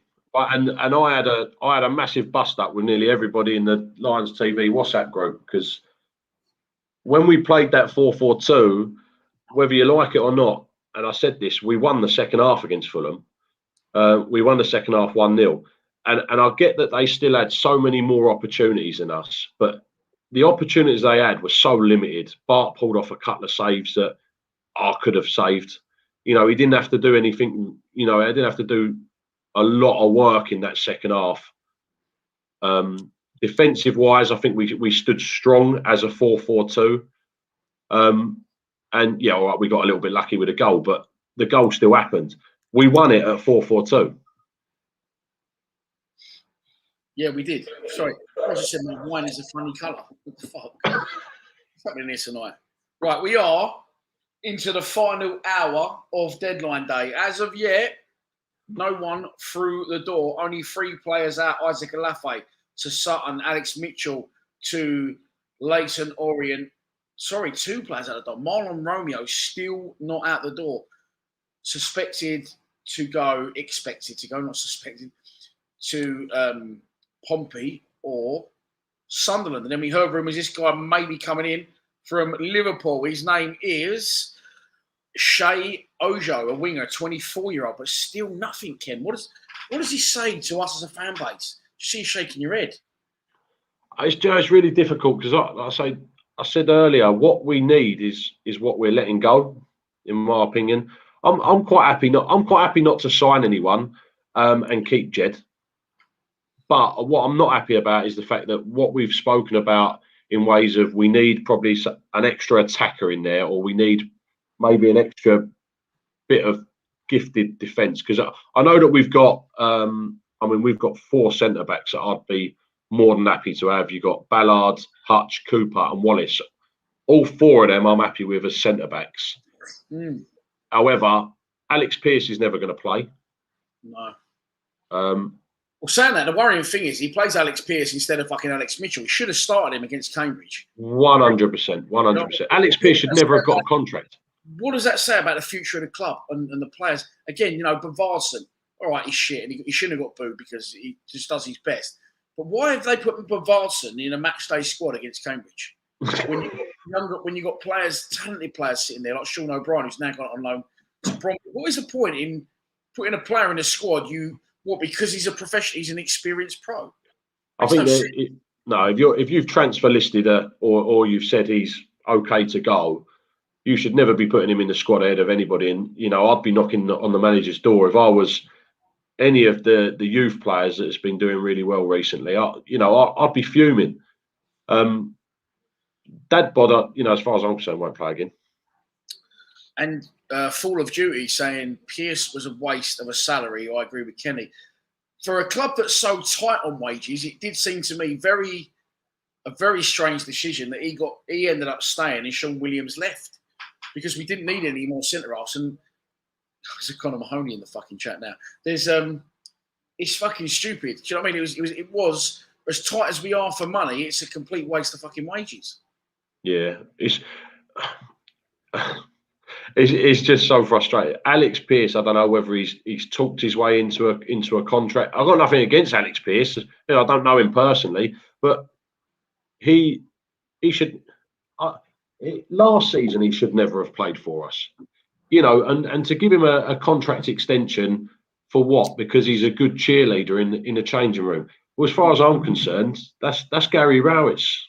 That's Gary Rowett's job to G his team up. Not Alex Pearce, who's never going to play on the pitch. And you're paying a lot of money, and we're not giving people the likes of Alex Mitchell the opportunity, just so Alex Pearce can be in there rubbing all the players' shoulders. Yeah, and the thing is, on that, someone said, "Get Craig." I saw that. Bankrolling the trousers. Surely what Jed does on the pitch is motivation and leadership enough for the rest of them. Without Pearce on the side, definitely. Give me a name. Oh. Yeah, yeah, definitely. Yeah, apparently Jed Wallace is really influential in the changing room. He's a big character. So you don't need Alex Pearce. I'll tell you who is missed: Callum Davison.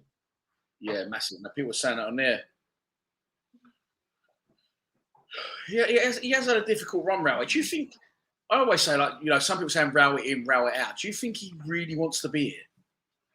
I don't. I think he goes out and misses Rowett and goes, "Fucking shit, I've got that there." Not just fans, I've got quite with them fucking donut fans and all. I think that's what he probably said to her. Like, what the fuck have I got myself into here? I think he did. I think he did want to be here. And you've got to always hand it to him that he's played and had to try and build a team with no fans, no atmosphere, and it's probably been difficult, I'm sure. But the thing is, though, is every other manager has had to do that. Every other football team has had to do that. You know, it's not just little old Millwall that hasn't had fans going to the ground or having a fan influence. So, you know, I reckon it was a good idea for him to start, but I don't see him here being after Christmas. No, I don't. And as I told you, there's a guy on your channel that's had a bet that after 15 games we're going to be up by the playoffs. Ooh. I can't remember what his name is, but I remember I told you I screenshotted the comment. I can't wait to pull him up on that. Oh, was that someone Skates? Who was that? I mean, I think it was, wasn't it? Joseph Skates, was it? So the other day, to me, the sponsor messaged me and went, "Who's this fucking Joseph Skates character having a pop at me?" And I went, "I don't know, because I've got to the point now. For my own fucking mental health, I don't look at the comments. I haven't for years." And just so you know, he's abused me, and I went, "It rings a bell," because I'm sure he fucking digging titty out. News at the Den have just tweeted Millwall still hoping to complete a loan move for Liverpool winger Sheyi Ojo before the deadline. Right, nice one, mate. So we'll keep fucking. We'll keep on that. We got people. This guy here is asking us if we rate Kieftenbeld. He's asked us 3 times. Sorry, mate, I have seen it. I don't know. He's fucking just. He fell asleep on his keyboard and even his name. Do I rate Cool Beef? Yes, I absolutely do. Millwall type player, central midfielder. I think he's been possibly our best player this season so far, along of course with Jeb Wallace and Daniel Ballard. And he gives everything for the shirt. Of course, his age doesn't concern me, but I would like him to stay around a little bit longer. We got him for literally nothing from Birmingham. The only thing that worries me about him, which comes with the territory because he's competitive, is the amount of bookings he'll pick up. So yeah, I think he's a fucking great player for us. Ken? Yeah, I think he's a great player. The first couple of games that he played for us were, I agree with you, he was the best player on the pitch. I think that I don't know how to explain. I know we can't do it at the moment, but I don't think he's a 2-game-a-week player. I think he needs that rest because I feel like he's already fallen away a little bit. And you are, like you say, you're always at danger of getting yellow cards. We almost need. Do you know? I'd quite happily have, say, for instance, Kieftenbeld play on the Tuesday night and then have Billy Mitchell play on the Saturday or something like that. A bit of a rotation. One, that'll help Billy Mitchell with his progression. 2, that'll keep Kieftenbeld nice and fit during the season. Someone said if we in the same room, that'd be weird, wouldn't it? Oh yeah, it'd be funny as well, wouldn't it? We should try that one day. Nice one, kids. Just doing over this for the crack. A lot of people agree with you, Ken. A lot of people agreeing. A lot of weirdos in the group. We got fucking all sorts of that, isn't it? Can happen. But we're hoping to sign someone by the end of the season. Now, at Mill FC said I didn't want Ballard, and that is true because I felt that if we're going to we need to progress our own players. These loans are nice, but Ballard's never going to play for Mill long term. I can say that now because he's going to be too good for the level. So at the time, he's going to be progressing with his own career. Yes, he's going to help us out temporarily, but when he fucks off, we're going to be back to square one. Alex Mitchell is a good player. Hayden Muller, they're both good players. I think Hayden will have a better chance of progressing than Alex. Nothing to do with their top players they are, but the level that Hayden's playing at, Scottish Prem arguably better than League Two. Do you know what I mean? But you know, we've got to get our own players in there and think, right, if we're going to survive in this division, we're going to survive. Is it going to make that much of a difference if we play Alex Mitchell over fucking Daniel Ballard or Isaac Alafe over Benny Kafobe? Is it going to affect it that much? I don't know. Like we got to, and again, like you say, the Millwall way is to try and bring our own players through, players that have grown up at the club. Surely they're going to give that extra 10%. You agree, Ken? Or you not? Yeah, sorry. Yes. Yeah, I do agree. Actually, I think that I think Ballard is a class player. and I think he probably would be something really special.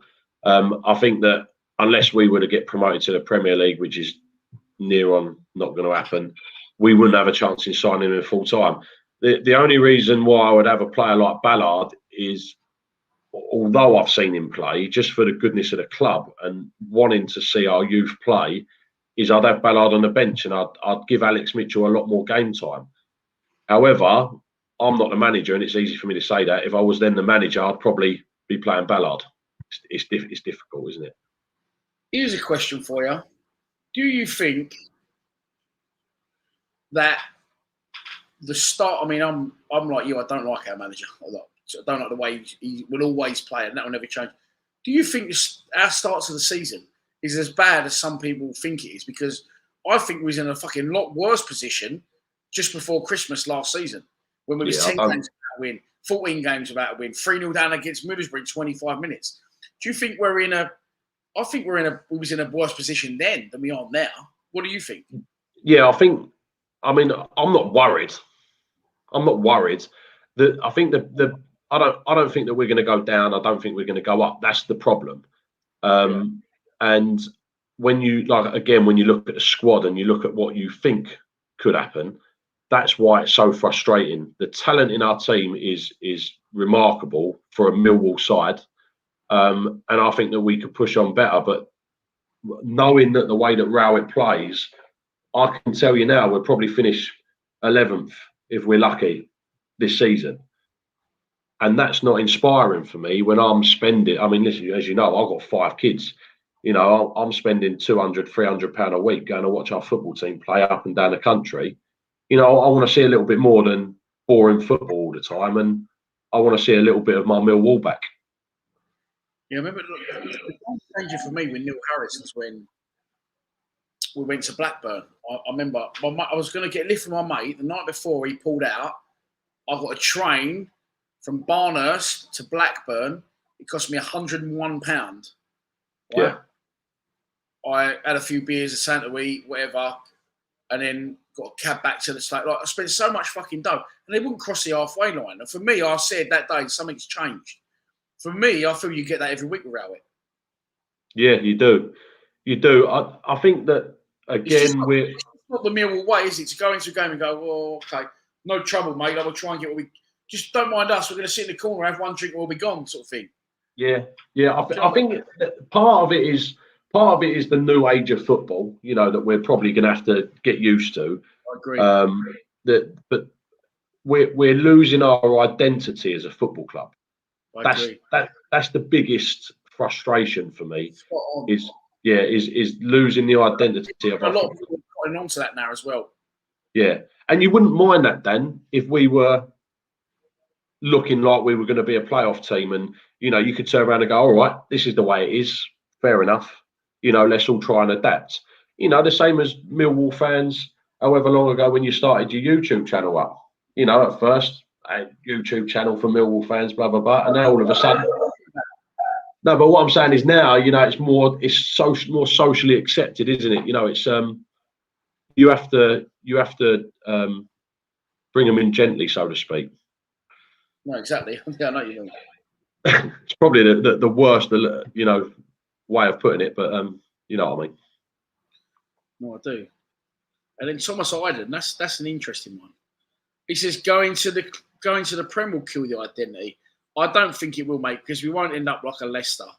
We ain't going to end up fucking constantly being in the Premier League. We won't be form fingers. I think it will be a massive culture. I think it'll be a good thing. Because I think it'll be a massive culture shock for clubs to come and go, what the fuck is going on here? The gates of hell, this place like a zoo. We've heard it all before. If we were to ever go into the Prem, the iconic pictures and again, you're like me. You want progression in life. What's the point of just existing? You got to fucking want a little bit more. We dare to dream, then we fucking what we live for. I think that Millwall fans are so used to not being successful that we start thinking that where we are is acceptable and okay. Whereas, look, you know, I would love us. We're not going to be a Premiership team and we're going to stay up there and we're going to be challenging for Champions League in our lifetimes. But I'll tell you what I would love to do is wake up on a Saturday and know that I'm going to Anfield away for one weekend to Old Trafford. And you will have as well some fantastic memories. And Yeah. I say you're like me. Everyone's like us. If you've got children, mate, there's something special and something different. And to appreciate and experience that with your children will be fucking. I've got goosebumps thinking about it. Do you know what I mean? Yeah. Just one season. Just one season. But also, Anfield away. Fuck off. That'd be we lose 9-0 and it'd be on a Sunday morning, 9 a.m. kickoff. But it'd be good. Yeah, it would be. Yeah, it would be. But you know what? But also on the flip side of that, you know, that guy's argument is quite valid, because I've always said this. My best game, say in the last 10 years, was Bury away. Little old Bury away. You know, so you know he's kind of right, but you know we have to dream at least for a season. You know, would you honestly not want to be? You know, St James's Park, places like that. Be brilliant, mate, wouldn't it? Yeah. Could be fucking going. Could have Arsenal away next year at this rate. Sorry, Old Trafford away, lost 3-0. Love that day. John Robertson, fair play for getting up there. Tits McGee's a grin. Ain't run Burgundy. I'm hoping Max is fucking around when he said Ojo's failed his medical. Do you want to check that out, Ken? And I'll just give it a I'm on there now. Nothing here. I've got someone's put if Bob Varson leaves the club, this will be the best deadline day in years. Like, what is like? It's just weird with him now. Like he won't fuck off, will he? No. Someone else has put, I've finished work. Is there anywhere within a 6-hour drive you would like me to take Bod Varson? Happy to cover petrol costs. Talking to Millwall. Recent comments for my phone's fucking switched off. Like a prick. I'm trying to get it back on, but it's taking there forever. My phone's playing up. Come on. So what's the post you're quoting here? What? So that was just from some random guy with Millwall in it. Where was the other one? I don't know. Because I don't understand Twitter. It's got a tag above it saying Millwall FC. So yeah, that's the tag. So someone has just put, okay, Millwall FC. I finished work. Is there anywhere within a 6-hour drive you'd like me to put Varson? Happy to cover the petrol costs. By the way, I'm throwing people out here in the stream because I'm all for a laugh, but it's just not funny. With all these stupid names now, it's got to the point it's just not funny. So I'm just dinging people out because I can, because I'm drunk. I'm not drunk really. But, you know, there's too many people. And I'm trying to get some serious people. There you go, Tits McGee. Rowett has sucked the life out of the den. Isn't it weird now? It's finally people change. And we said this during lockdown. Like people going, you know, he's been unlucky. I think he was double lucky with lockdown because he wouldn't have fucking lasted. No, he definitely wouldn't have done it. I mean, I said at beginning of last season, I didn't want Rowett in. I changed my mind. I did change my mind on Rowett once. And it was over a period of games. It looked like we were starting to string some results together. It started to seem like it was working. But the problem is that he then got found out and then didn't have an answer to that. And that was the big problem for me. And after that, I was done. Yeah, AB saying it's 40 minutes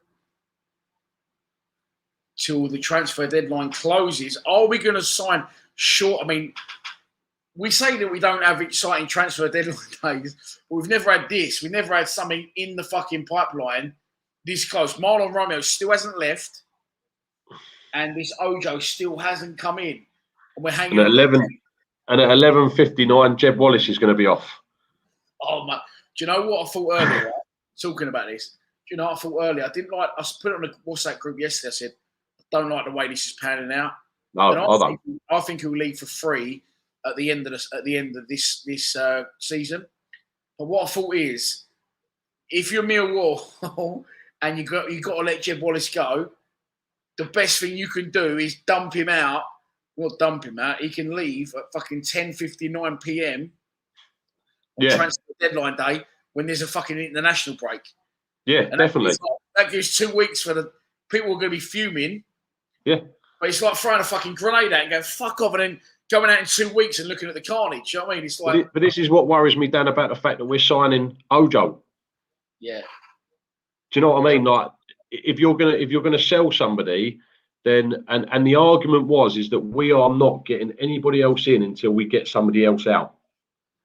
That's what's been said for the last couple of weeks.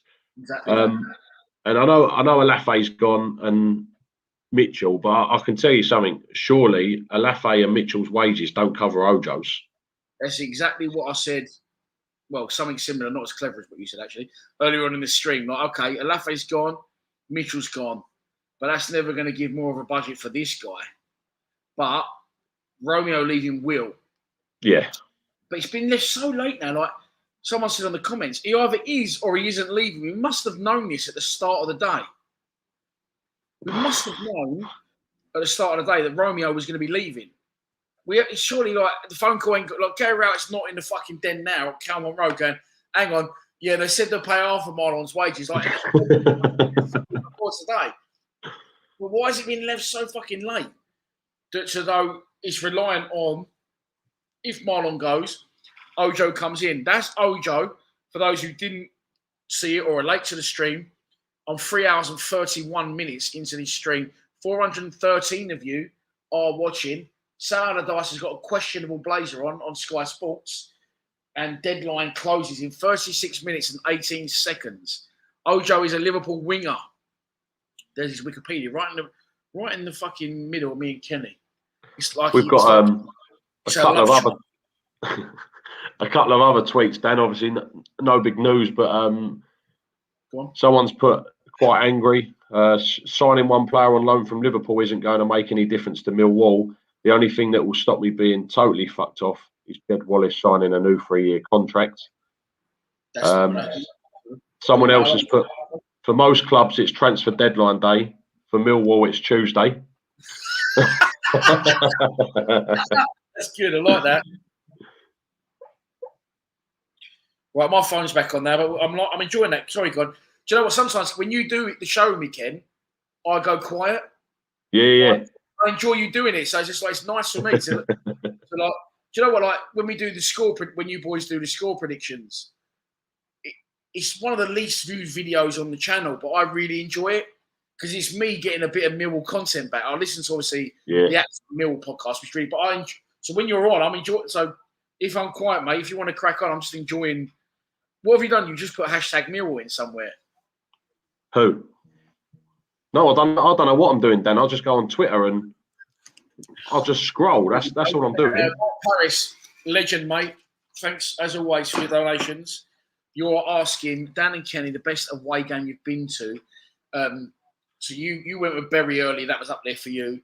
Bury was up there for me, with me and my boy. For me, Arsenal away, my brother took me to in 1995, 18th of January. Arsenal away, that was up there for me as well. Yeah, but when you were your kids, mate, it's just fucking something special, isn't it? Yeah. I think that so the Bury game for me would be it was just on atmosphere for probably about 300 Millwall fans. It was cold. I can't remember whether it was wet as well. But it was really cold. It was frosty. Half the pitch was like had ice on it for like the first hour or something like that. Yeah, and it was dark. It was gloomy. You had to park in the estate that this stadium just sat on. I've driven up on my own. And just it was the nature of the game and the result that happened. For people that don't know or don't remember, we went 2-0 down. It was James Vaughan scored 2 goals in the first half. It's Everton. And we managed to get it back. I think it was a Sean Williams penalty. Yeah, it was. A Callum Butcher header. Goal. No, was it a header? Header at the back. That's right. It might have been actually. And then Aidan O'Brien at the death. It was just absolutely amazing. Jumped into the fans with us, jumped into the stadium with us and stuff like that. Another game just for me, it weren't an away game, but it was one of the first games that I ever took the kids to.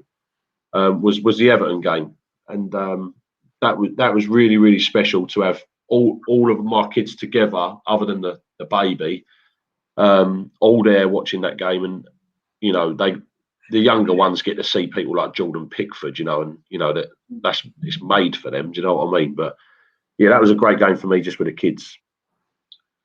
Arsenal away. So Arsenal away. Least talking about Wrexham away. Lee, funny enough, Martin from No One Likes Closing messaged me yesterday, and he said he was in Chester for the weekend. And I said, the last time I went to Chester for the weekend, I ended up staying in Wrexham. And that was when we got promoted. But we stayed in Chester, sorry, and went across the Wrexham. It's just across the border. I've not been away. I was 19. You think, oh, border is going to be like fucking soldiers and big passport control. And just like 1 minute you're in Chester, 1 minute you're in Wrexham. We had a night out in Chester. Fucking brilliant. Millwall fans doing the comp behind the goal. That's when KO equalised. And we was all going mad on the pitch, and Theo got on the mic and went, calm down. Well, I've now got six extra followers on Twitter. So, oh, have you? Yeah, cheers, guys. I don't think he's on Twitter anymore. Huh? I don't think he's on Twitter anymore. I'm on Twitter now, looking at the news. Yeah, I'm on it. When I say I'm on it, Dan, I've got it on my phone. Yeah, that's what I'm doing now. But still, as of yet, no more on Romeo confirmation going out. Why are they leaving it so late? This is exciting. The last show we did during the transfer window was when Matt Smith might have gone to Huddersfield right at the death. Right. Yeah. I was fuming. Let me tell you about this day, right? I went out. We made a fucking. We made like a little program for it. 36 of us, 23 of us went to Manchester. We didn't go to bed. Carnage. We watched the Ricky Hatton fight the night before, and David Ellery was the ref, and we was ringing him from our room all through the night. Absolutely, catch my mind's watching. Absolutely pickled in bits, and then went down in the morning to the restaurant. Noel Quinn was down there. I had a photo of Noel Quinn and my mate in our pants. That was the FA Cup semi-final. Came home, got a Millwall tattoo. That was a semi-final. I was 24 years old, 2004. What a fucking weekend away that was. Well, that's like fucking. Someone said it's just been announced. That's like hangover sort of shit, isn't it? It is. Going away and getting a tattoo. Well, someone saying it's been announced. Iggy, it hasn't, mate. Where's it been announced? Let me know. Chelsea. Matthew Yeboah, probably son of Tony Yeboah. You're in the wrong fucking stream, mate. This is a Millwall stream. Who was Hatton fighting? I can't remember, but someone dropped out and someone replaced him last knockings. Someone said it's been announced. Okay, where's it been announced? I'm looking on Sky. I'm looking on Millwall's official. There looks like there's a fake announcement by someone called Millwall FC. Richard Cowley, yeah. No, there's another fake one. I don't know if you can see that. Oh, if it looks like that. No, what's the page say? It's Millwall FC, but it's not the actual account. No, it's a fake. I'm on the Millwall FC now. And the last thing they posted was 4 hours ago for Tanto Alafe going to. Yeah. Yeah, absolutely nothing. It hasn't been announced. It hasn't been announced. And we're all hanging on, people. We are 27 or so minutes away. I mean, do you think, Ken, 28 minutes and 45 seconds, do you think it will be catastrophic? What do you think the reaction of the fan base will be if we don't sign someone in the next 28 minutes, 35 seconds? 34 minutes. Do you want to tell you exactly what I think is going to happen? Go on. I reckon Jed Wallace is going to might go. Or Jed Wallace will sign a contract and then everyone will be relieved, and then you will not have the big outburst about us not signing anybody. We'll kick on because Jed's. Yeah, exactly that. Yeah, I think it'll work. It would work, yeah. I mean, it would work for a lot of people. Well, so Jamie Cho is saying apparently 3 clubs, including Mill, are interested in Ojo, according to News at Den. So I'll just check News at Den now. But what do we say, Ken, every time? Nottingham Forest, Derby, isn't it? It's the same teams every time. It is. like, but I think we can all agree, me, you, and everyone else watching, the second someone else, you know, elite, like, you know, we're interested, then we might as well go, well, fucking there you go then, because we can't match it wages-wise, can we? Or interest from the player-wise. I'll tell you what was a good signing. Was it Bournemouth that signed Jamal Lowe, 1.5 mil? Mate, he's had 4 moves in 3 years, that prick. Yes, yeah. He's still saying 26 minutes ago, Millwall still hoping to complete move for Liverpool winger. So 5 retweets. Yeah, it's fucking hurry up. Where's Jed going? People saying maybe that can I don't want to fucking put words in people's mouth. That's why they're leaving it till last knocking because someone's commented on that and put, all right, so where's Jed going? Like I said, fucking boom, boom, explosion. Yeah. See you in 2 weeks after the international break. We'll deal with it then. Yeah, I'm petrified. Absolutely petrified. Time is a healer, isn't it? Yeah, definitely. But the thing is, if you've got someone like that Ojo coming in, it's not as bad. It's not as bad. But, you know, sometimes it's better to stick with what you know. Millwall hoping to get deal. News of the Den have just tweeted, Millwall hoping to get deal for Liverpool attacker complete before 11 p.m. Millwall were hoping to complete a loan move for Liverpool winger Shea Ojo before the window closed at 11 p.m. Ojo spent last season on loan at Cardiff. He will become the line's 6th signing of the summer. Now, I don't know this, and I don't think you might either. What's the situation with loans can still be signed after deadline day? I think they can, and I think Steve Morrison put something up. Yeah, hang on. Sorry, I'm still in the comments now. Where are you, Steve? Could apply for an extension after the deadline to get deals across the line, so things should carry on after 11. Fuck me, Steve. I've got to go to bed at some point. We are 3 hours and 42 minutes into a live stream. I've not had one piss during the live stream. But I'm just about to say one. Yeah, go on, mate. The stage is yours, Kenneth. No, thanks very much. Appreciate it. Any abuse can come this way as of now. If Jed went, it will be Palace. Jed's told me Brighton offered 40k wage for him. We agreed. There's a few weeks extra for loans. Yeah, this is the only scary thing, isn't it? You know, if I've always been worried about the Jed situation because it's been a long time to be resolved. He either wants to stay or he doesn't, and the more time that he's not signing that contract, it makes it look like he doesn't. And I don't know whether anybody else watched his celebrations on Saturday. I don't know whether that was a farewell, or I don't know what it was, but it wasn't a Jed celebration at the end of the game, which made me question a lot. But like I say, you know, I don't know anything. I don't know whether he'll be gone at 11:59, and I don't know whether they'll announce a contract extension or whether they'll announce anything for him. I don't know. Days it doesn't even get in that Fulham team, let alone print it. I agree with that, Alex, 100%. I don't think that he gets into the Fulham side right now either.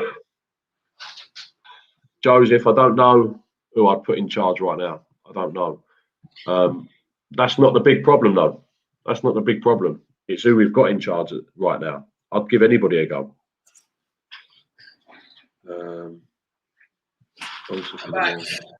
I have noticed, Dan, that Mr. Joseph Skates is in the comments. It's just who? Mr. Joseph Skates is in the building. Oh, is he in the building? Your number 6. Toomey's just said he is in the flat. He is now in his house kissing the wallpaper in hope that we get something good over the line for the transfer. He just texted me it when I was in the toilet. As of yet, no business. No business.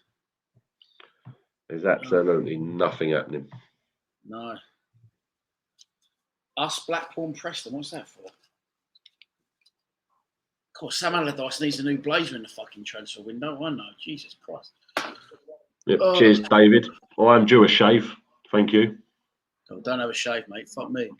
But Wolverine is one good-looking bloke. So thank you very much.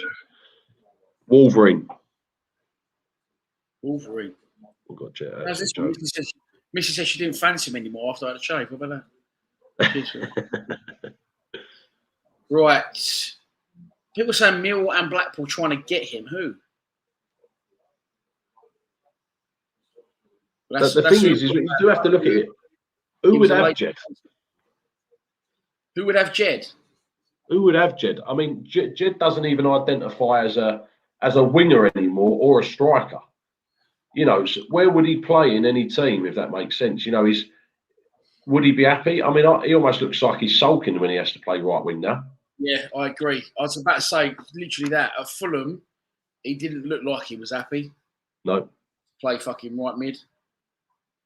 A lot of people saying Aidan O'Brien back. That's not going to happen. He's got a hat trick, of course, but I think that's going back. Yeah, a little way. But every week I watch. Obviously, I look for like results of players past or on loan and all that. So last week, Aidan O'Brien scored a hat trick. Freddie Ndimma's been banging them in. Harry Smith's been scoring for Leyton Orient. Lee Gregory's been scoring for Sheffield Wednesday. People need to realise this is all in League One. Yeah. I think it's a big old gap now between League One and the Championship. Not as big I as agree. between the Championship and the Premier League. I think all these players are fantastic League One players, and you know that same with like Marlon Romeo. Marlon Romeo is a fantastic League One right back. Yeah, I agree. Very good. You know, it's a great fucking signing for thinking if they can get him. Paul Tutty, at 11 o'clock, there's going to be a tumbleweed blowing down all the runs. Palace would have Jed. I think we said this on the group chat the other day. Jed would go to a Palace, a Burnley, a Cardiff, a Swansea, wouldn't he? Yeah, yeah. I wouldn't take his fucking jacket, Bill. Ken, would you take? Ken would literally take you, Bill, over Raul in a minute. Yeah, I think me and you are coming for a lot of flack over what our feelings towards his managerial credentials. But I think a lot of people are starting to come round to it now. Do you know what I mean? I think we said right from the beginning, you know, Rowett, we're almost acting as fans that we were very, very lucky to have Rowett. You know, when you look at his credentials, as I've said before, like he hasn't done anything and he hasn't achieved anything. He is an experienced manager, maybe, but he hasn't succeeded anywhere that he's gone. And I'd be more than happy to take a chance on another manager, whoever it is, even if it was a manager from maybe League One, a successful manager from League One. I think we spoke in the WhatsApp group the other day about Steve Cooper, the ex-Swansea manager. Is that right? Yeah, I think he was. Yeah, mate, there's loads of people. Loads of people. Yeah, there is. When people go, well, who would you get? There is so many managers out there at the moment that don't have a job that we could take on. That's not a problem. It's what the problem is what we've got in at the moment. So a lot of people are asking about this, right? Jack Wilshere. It's not a thing. So someone asked me the other week, did Jack Wilshere train with us? So Jack Wilshere, I saw it down on social media. He's best friends with Ben Nicofobi and has been since he was like fucking 8 years old because they come through Arsenal together. He's not been training with us. He isn't going to sign for us. So yeah, nothing on things. Stephen Mills is confident that Jed won't be going anywhere.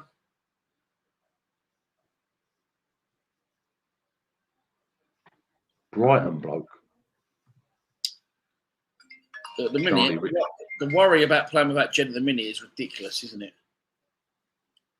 Yeah, I think as well though. I've said this along like if Jed doesn't play, we don't play. Yeah. And I've always, I mean, we can't afford to really, but I've always said it would be nice to watch us play without Jed Wallace for a few games. And see if that does change anything. But, you know, he is a great asset to our team, but our team is not Jed Wallace. And I honestly believe that if we had, say if that Ojo came in and Jed Wallace went, I don't think you'd see much difference. I don't. I really don't. I know what you mean, but He sort of raised his level. Sorry, I'm just getting a graphic. I'm not. Yes. Yes, this season he's been exceptional. Yeah. You think, and I'm not being horrible to him, I'm asking a genuine question. Do you think that's because he knows the situation?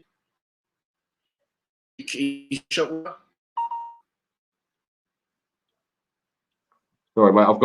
I think it's my stepdad sending me tweets. I think he's meant to be putting it in the YouTube thing. Can you say that again? Because he's just put, Kenny, you've heard all the stories of 1987 and 88. No one knew that we would run around the top flight the way we did. It was fantastic. Change our identity. Did it fuck? So that was from probably the conversation that we had earlier about going to the Prem and it changing our identity. He's just put, Marlon should go now. The Premier League, how mad we fucking was for a season. Yeah. He also put Marlon should go now. As much as it disappoints me, his heart is no longer at Millwall. Good luck to him at Pompey. He has served us well, but his time is done at the Dem. I agree, mate. But we are 15 minutes away from the deadline. News at Dem posted that 10 minutes ago. They're still hoping to get a deal for a Liverpool attacker completed. Strange go. I mean, look, it's not as if nothing's happening. Something is potentially happening, isn't it? But it's being left very fucking late. Very, very late. I don't even suffer from anxiety. I'll tell you what, I'm starting to. Steve Lee says, Jed didn't raise his levels against Portsmouth or Fulham. He was dire. A Millwall KP is in, the legend, the man, the myth, the legend KP. I'll do a better job than that. What do you think, Dan and Kenny? And then New Den Lions just goes and put Murray Wallace up front. Murray Wallace up front. Matt Smith keeps Kenny happy, and KP at the helm will be flying. Yeah, look, Jed can be in and out at times, but he's, you know, for me, him and Scott Malone get a pass because they're just not afraid to try anything, are they? They're just not afraid to try anything. You do sort of accept it, don't you? Now it's one of them where you know, if something doesn't come off, you sort of accept it. The problem is Jed last season lost the ball, and when he lost the ball, it usually ended up with us conceding a goal. There was a lot of mistakes that he made that were quite fatal to us. So yeah, that's true. You know, that was a big problem. Steve Morrison, the real Steve Morrison. Hang on, it's been announced. People are saying.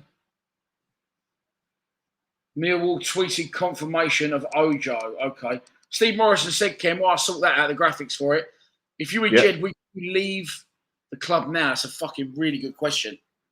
Because I think I would if I was Jed, if I'm honest. You have your opinion, Ken. Well, it's done. They have done, yeah. Confirmed. We've even got a little bit of a video. Yeah, well, I can't show the video. I'd rather they put a picture up because I can't show the video. But it is confirmed. Ojo signs for Millwall on loan until the end of the season. Richard Cowley has confirmed it. The club have confirmed it. We are 14 minutes away. Who said it won't? Who said it was going to be a fucking dire night? You said earlier on the group, didn't you? Dan knows something. That's why he's stewing. I can confirm now. I didn't have a clue. I didn't have a clue he was signing. But he has signed. We signed a 24-year-old winger from Liverpool. Ken, me and you are like very Millwall. Don't know too much about players, but looking at his Wikipedia, looking at his pedigree and where he's come from, are you excited about that? Yeah, that's what I had to do earlier to look at it. I think you'll find that a lot of Millwall fans will be excited just because we've got a player in. My argument is where is he going to play? There's still also, yeah, I know, yeah. But so that's my biggest thing is where is he going to play in our squad? Because there's no way he's come to sit on a bench every game. There's probably some sort of clause in his contract coming from a Premier League side that he's got to play a certain amount of games, etc. And the worrying thing is the only person that he replaces is Jed, and that's what worries me. Pardon? Does he say on these thingies he's right-footed?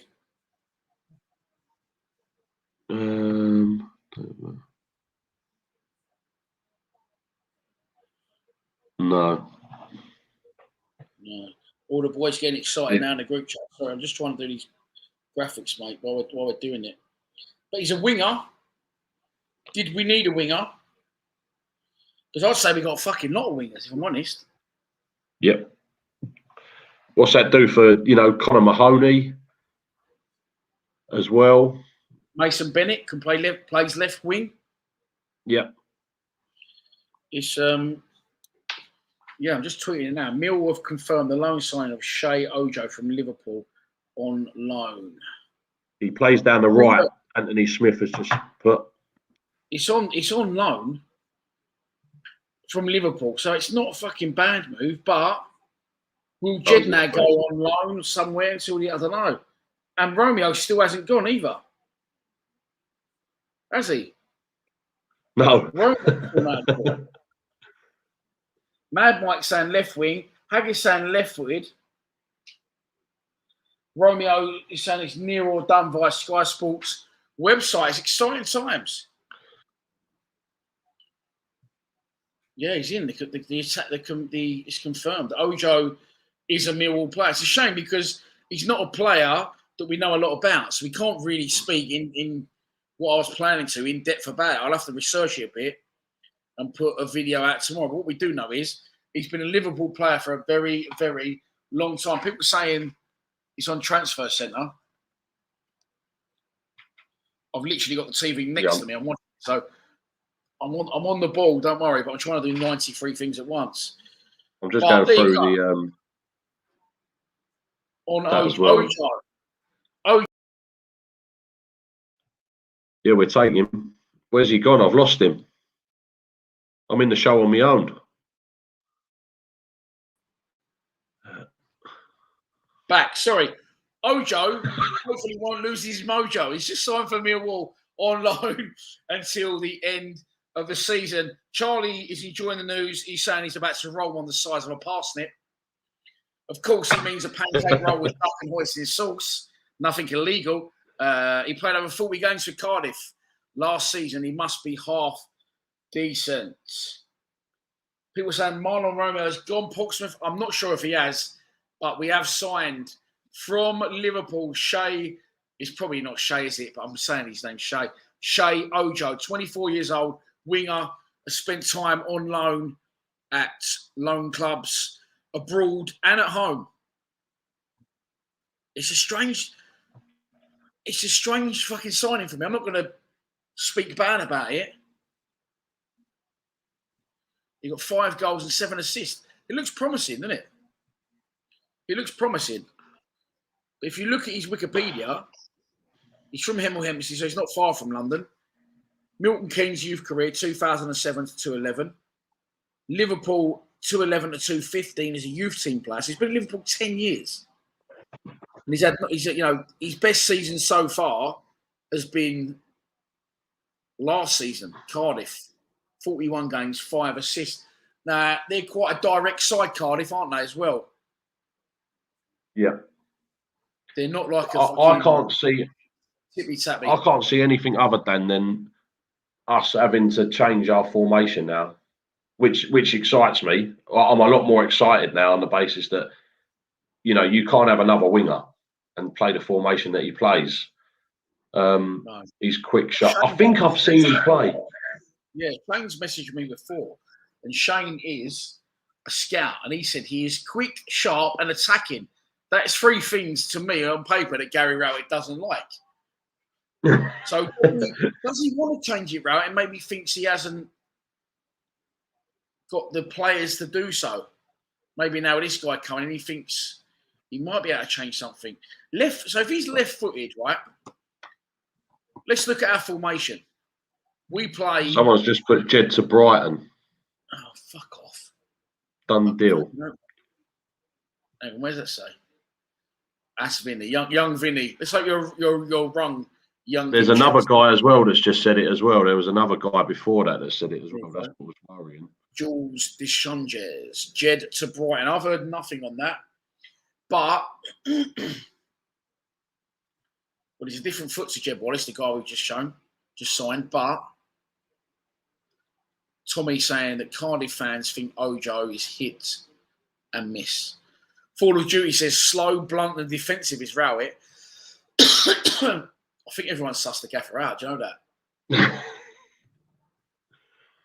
Yeah, he doesn't have a plan B. That's the big problem. Plan B is chuck Matt Smith on, and then about 3 minutes later put on Conor Mahoney, and we'll see how we get on. Yeah, MB has just said, look, Jed's gone. The bloke in the car park said so. I like that. Because obviously, yeah, hearsay. You know what I mean? Nothing on Jed on their website, Brighton. I don't. Jed's gone. Check Brighton Insta. Someone's put. I can do that then. I can do that. Well, please yourself because you can do it. I can sort that for you, mate. No problem. Yeah, don't worry, mate. I'm on it. This has been an exciting fucking window. So, for a recap, while Kenny checks that, let's have a recap. What's going on? Millwall signed a player. What about that? Who said it? And this happened last fucking knockings, just as we've gone 4 hours into a live stream. Nothing. But people getting us at it. Yeah. Let's go in order of how it happened today. How today went, Alex Mitchell signed for Leyton Orient on loan until the end of the season with a recall option at January transfer window if need be. Same thing happened for Isaac Alafe. He went back to his old club Sutton, who are now in League Two and rock bottom of that division. This guy's saying up his sleeve. What was the up his sleeve? Was it someone coming in or was it someone going? We've heard rumours, but still no confirmation from any reliable sources that Marlon Romeo will join somewhere in the next 6 minutes. 5 minutes and 17 seconds, actually, if you must know. Could be Portsmouth. Sunderland are coming in with a late bid, but Marlon is expected to go. And I suspect we haven't been told it yet, but it's still done because this happened earlier. Millwall working on a deal for Liverpool winger Shea Ojo. And it's happened. He signed for Millwall until the end of the season on loan. So how do you think that's gone down, by the way, Ken? Has Gary Rowett spoke directly to fucking Jurgen Klopp? I don't know. I'll tell you what he might have done. I won't let him cross the halfway line. Don't worry. I think someone put on the comments actually that Benicophobe, Jed, Saville, I think there was someone, and Ojo all played in the same team at the same time. Maybe that might have had something. Wolves, yeah.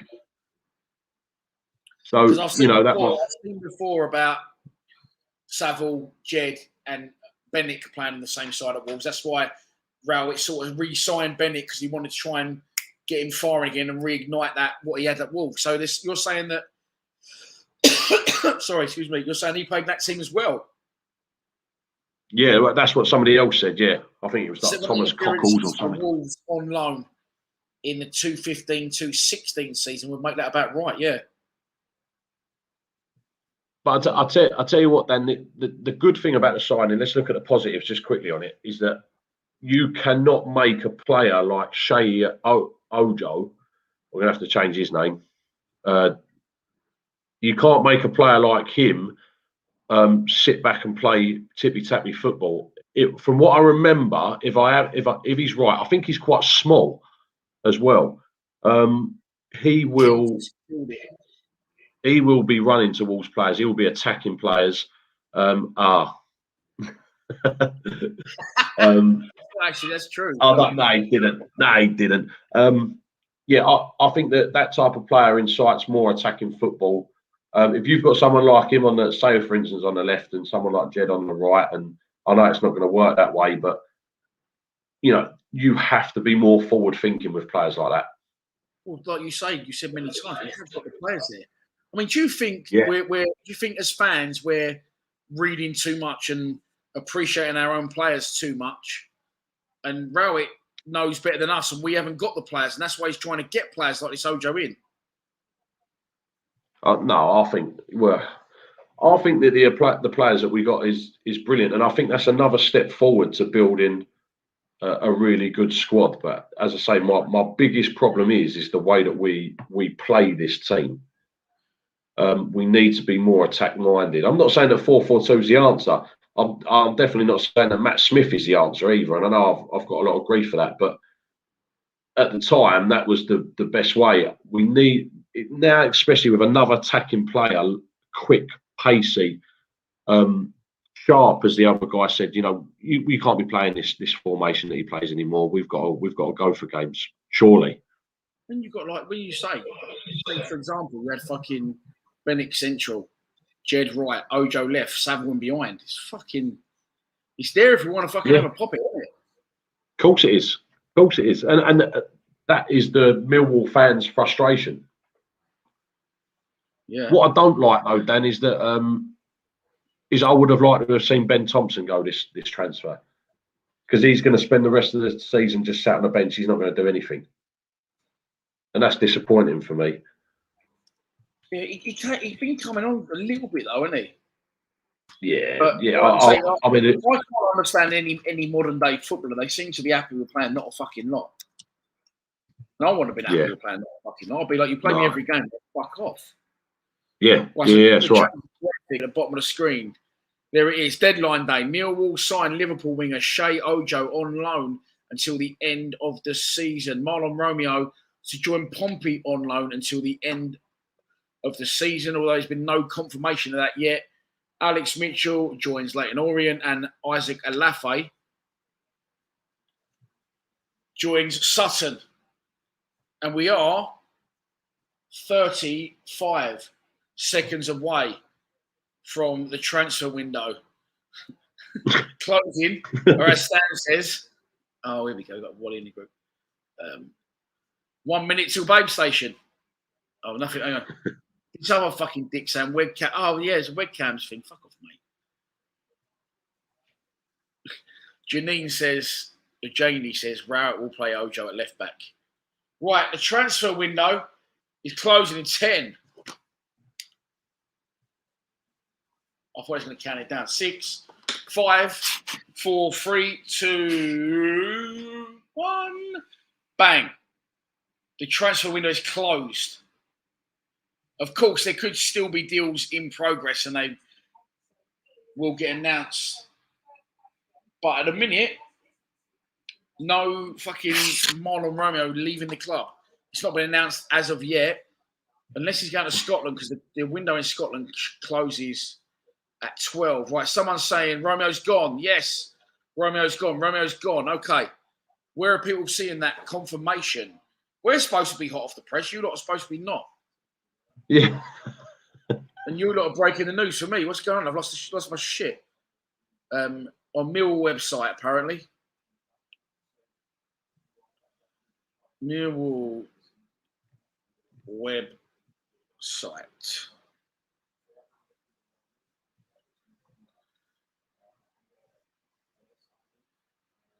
Yeah, done. Marlon Romeo has joined Portsmouth on a season-long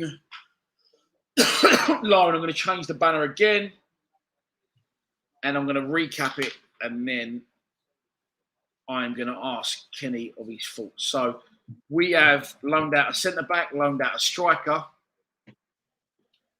loaned out a right-back / right wing-back, and signed a left-footed winger. So, if you are just tuning in because it's gone up again, Alex Mitchell to Leyton Orient to the end of the season. Isaac Alafe to Sutton until the end of the season. Jeb Wallace, thank fuck, stays put. However, I think he'll probably leave in the summer. But let's not have any down thoughts tonight. Let's have good thoughts. That led me on really badly to Marlon Romeo, who's left the club. And it wasn't about that. It wasn't about Marlon. He's left the club until the end of the season for Portsmouth, although he's still contracted to our club to 2004. No movement on Bavarsson or Ben Thompson, but one signing through the door, and his name, I keep forgetting, time and again, is Shay. I'm going to call him Shay. Ojo. There he is, 24-year-old winger. Kenneth, thoughts on the business as a whole? I'm going to nick it off Badger, but Romeo transfer business was done with 21 seconds to go. Badger, that's twice Badger's been done tonight.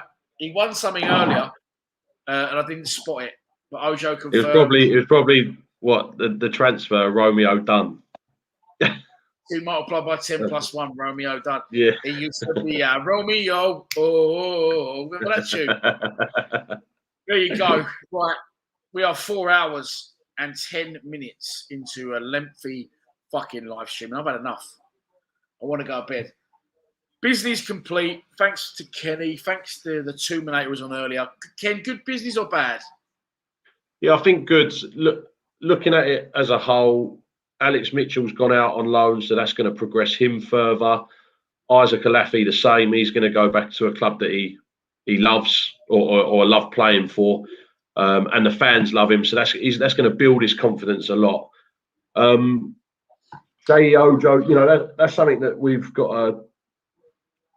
Well, we've got to wait and see. But from what we're hearing, attacking, fast, pacey, very attack-minded is definitely something that we really was lacking in our squad, really, other than Jed.